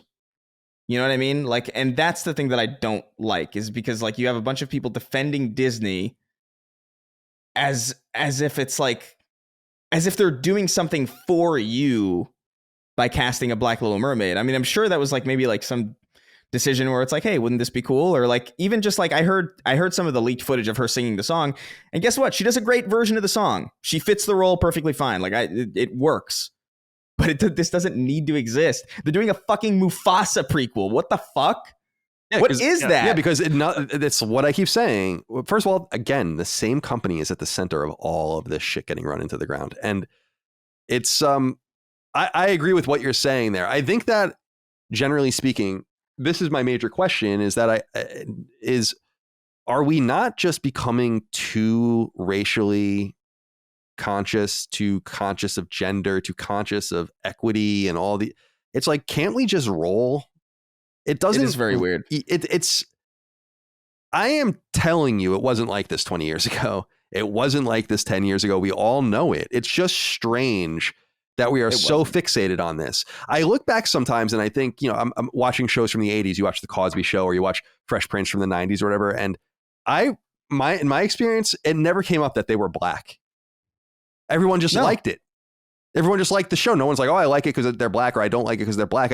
Not that I'm saying that stuff didn't exist. I am just saying, in the consciousness of American society anyway, it just felt like we were beyond it. And when I see like people's Twitter profiles and they're like, Latinx, trans, vegan, I'm like, boring. Black, they, them, boring. Like, who are you? Who are you? Can you tell me who you are without your gender, your race, your sexual preference, your social status? Like, who are you? And people are putting these stupid fronts up that are meaningless. I could never tolerate someone so race obsessed like a lot of these people are. It is. I'm marrying a black woman. I assure you that it's what I'm saying is shared by many people. Yeah. Yeah. No, it is weird. Like, because I do think about like, man, if there are so many video games that I go back to every now and again, or even just like shows and movies where I think back to like, man, if this exact show came out today, there would be a whole thing about it because it would be on this weird pedestal, or people would really hate it for no reason, or people would like analyze it for no, like the Fresh Prince was one of those where like people would be like, oh man, they're making a woke sitcom. Like, that's real. Like, that I bet $1 million fucking dollars that would be real. If the Fresh Prince came out today, people would be like, they're making a woke sitcom. Well, they did bring it back, didn't they? But it's like a serious. Yeah, but that was just, nobody paid attention to that because that was just bad, which is nice, by the way. That's how we should interact with things that are just kind of like, it's just like, that wasn't good, but instead it's very hyper focused, and it's just like really over analytical in a way that like it was not like that a long time ago. Like even just some video games that I remember playing back in the day with like female protagonists, like there was no big sexism thing or wasn't like, oh, this is a woke video game because it has a female protagonist. It was like none of that shit. It was just like, hey, ooh, interesting. What's this?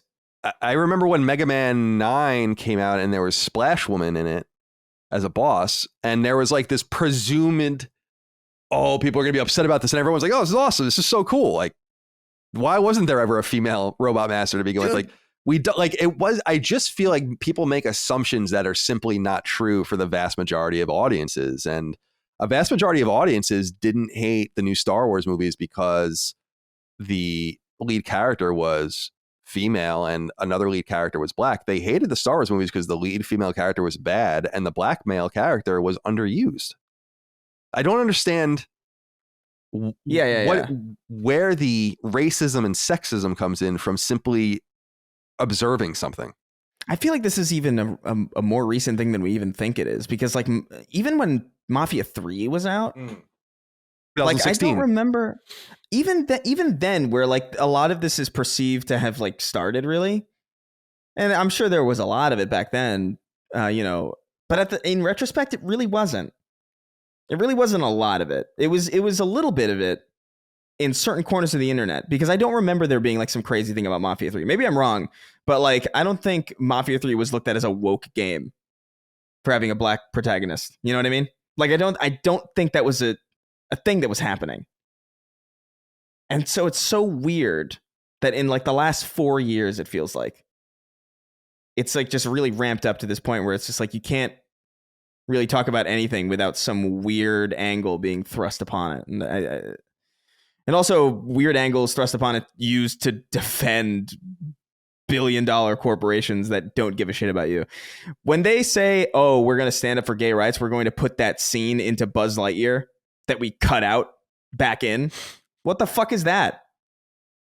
You're celebrating that they admitted that they cut out a gay scene, likely to appease like China and other countries, because that's usually what a lot of that shit is. You're gonna praise them because they put it back. That is so crazy. What is that like? Sell you? What is it that they sell you the disease and then sell you the cure or something? There's like some phrase, some turn of phrase like that. It's like it's so it's I don't know. It's frustrating to exist in. I don't like this. I don't Take either. us back. I don't either, because I just feel like people are boring. I feel like all of it's boring. Predictable. Right. I used to just like knowing people, and having friends and people in your life and neighbors and people at the store, and everyone was kind of just going about their business, and you felt like you were in a modern post-racial society, and people turned it back voluntarily and then pretend that there's this massive problem that doesn't exist. I mean, that to me is just, it undercuts all this social progress we made that was portrayed often first in fiction. People look back at the original Star Trek as being so revolutionary. I mean, there was a black character and an Asian character, and I think open gayness and later, so there's like a place in fiction to push the boundary, not be regressive and annoying. And but now it's like first gay protagonist. And it's like, it's 2022. This is like the 400th. Yeah, probably. first, and who cares? And who cares? I'm sorry, if you are reduced to your race and that's what you want to talk about, or your sexuality or whatever, you're boring. You're fucking boring. One thing I will say, just to round it out in not necessarily a devil's advocate thing, but I was seeing some videos going around on Twitter of little, like, basically like families kind of recording their children's reactions to the new Little Mermaid, right? And it was like mostly like black families, and it was like children being like, "Whoa, she's black," and they're like they lit up, and that's cool. Like I do like that, because I do think representation is cool. Like I spoke about this in when we were talking about Miles Morales. It was very, very cool to see Puerto Rico represented in that way, like where there was that flag everywhere, and they spoke in that actual dialect, and that I recognize certain things. It didn't mean I couldn't empathize with the character if that wasn't there, but it was cool to see it, because it's like, oh, I don't know, there is something to that I value and I understand. But at the same time, I feel like maybe let's all just focus on the positives of these things instead. Totally. Like we can acknowledge that, like, yeah, this is probably a big deal for a lot of young people of color. I think that's cool. But we can also acknowledge that it's like a cash grab movie that really does not need to exist. And those things are fine to believe in tandem. Like, it's totally okay to be a sane person. Well, I'll let you have the last word. Dustin, do you have anything you want to add before we move on to the next question? No? Then I'll kick this next one over to you first, and it's connected. He says, it's Awesome055. He writes in and says, "Hi, CDC. How hard do you think it would be to rewrite Forspoken's terrible dialogue? Most of the preview coverage said it's unbearable. Are there any games you wish you could completely rewrite? Don't make fun of the marketing assets. Thank you, Awesome, for writing in. I will not make fun of it." How hard would it? I mean, it would be impossible to do that at this point. It's over. They would have to do all of the mocap, not even the mocap, but they could probably figure out how to go in and redo the lips and all of that. But no, this is all done. This is the stuff that's done earliest. A lot of the stuff that's done earliest. And so, no, this is locked in pretty much. They can go back and rewrite like quest dialogue and all that. But the stuff you're saying, no, I don't think so. But I have a particular game that comes to mind that I would go back and rewrite if I could. But I want to hear what you have to say first, Dustin. Yeah, it would be definitely too hard at this point to go back and do anything. As far as games that if I could rewrite, the most fresh one in my mind is Mega Man Legends 1 and 2, because there's like a really interesting core idea in those games dealing with like an ancient race and stuff like that left behind. And Mega Man's character is one of them, but he has like memory loss and stuff like that, but it's not really fleshed out in a way that's very good. And some of it's kind of dry. And some of that also is just delivery. In fact, I kind of wonder sometimes when it comes to when you think bad writing, it's also bad direction and bad performances. Specifically thinking about some of like the Destiny, like the Peter Dinklage situation. I think that a lot of that was he wasn't directed well on how to say it. They're like, "Oh yeah, you're like a robot, kind of monotone." And he's like, "Okay," and then just read it that way when it didn't necessarily work out. So yeah, I do think that was intentional. I just don't think it landed the way that they wanted it to land, because it feels like it felt intentionally like robotic. This will sound weird, but a game that I think has some bad dialogue, but I like it for it, is Kingdom Hearts. And I don't really know how to describe it other than it is totally biased of it being nostalgic for me. It wasn't bad when I played it in second and third grade. And now as an adult, it definitely is not very good, but it's fun to me. Like there's a scene in Kingdom Hearts 3. Everyone should look this up, even if you don't care, where it's the scene with Toy Story, and Woody basically tells one of the members of Organization 13, he tells him that basically he has no friends and nobody loves him. And it's this really dramatic scene involving Woody and Sora and this character. It's amazing. Go check it out. But I don't know. It's like I wouldn't rewrite that, even though it's bad. It's like it's part of the enjoyment for me now. That's such it's like, gosh, Mickey, where were you on 9/11? Like I can't, dude. I can't conceptualize Woody talking about how lonely he is and how he's on the verge of being a fucking statistic.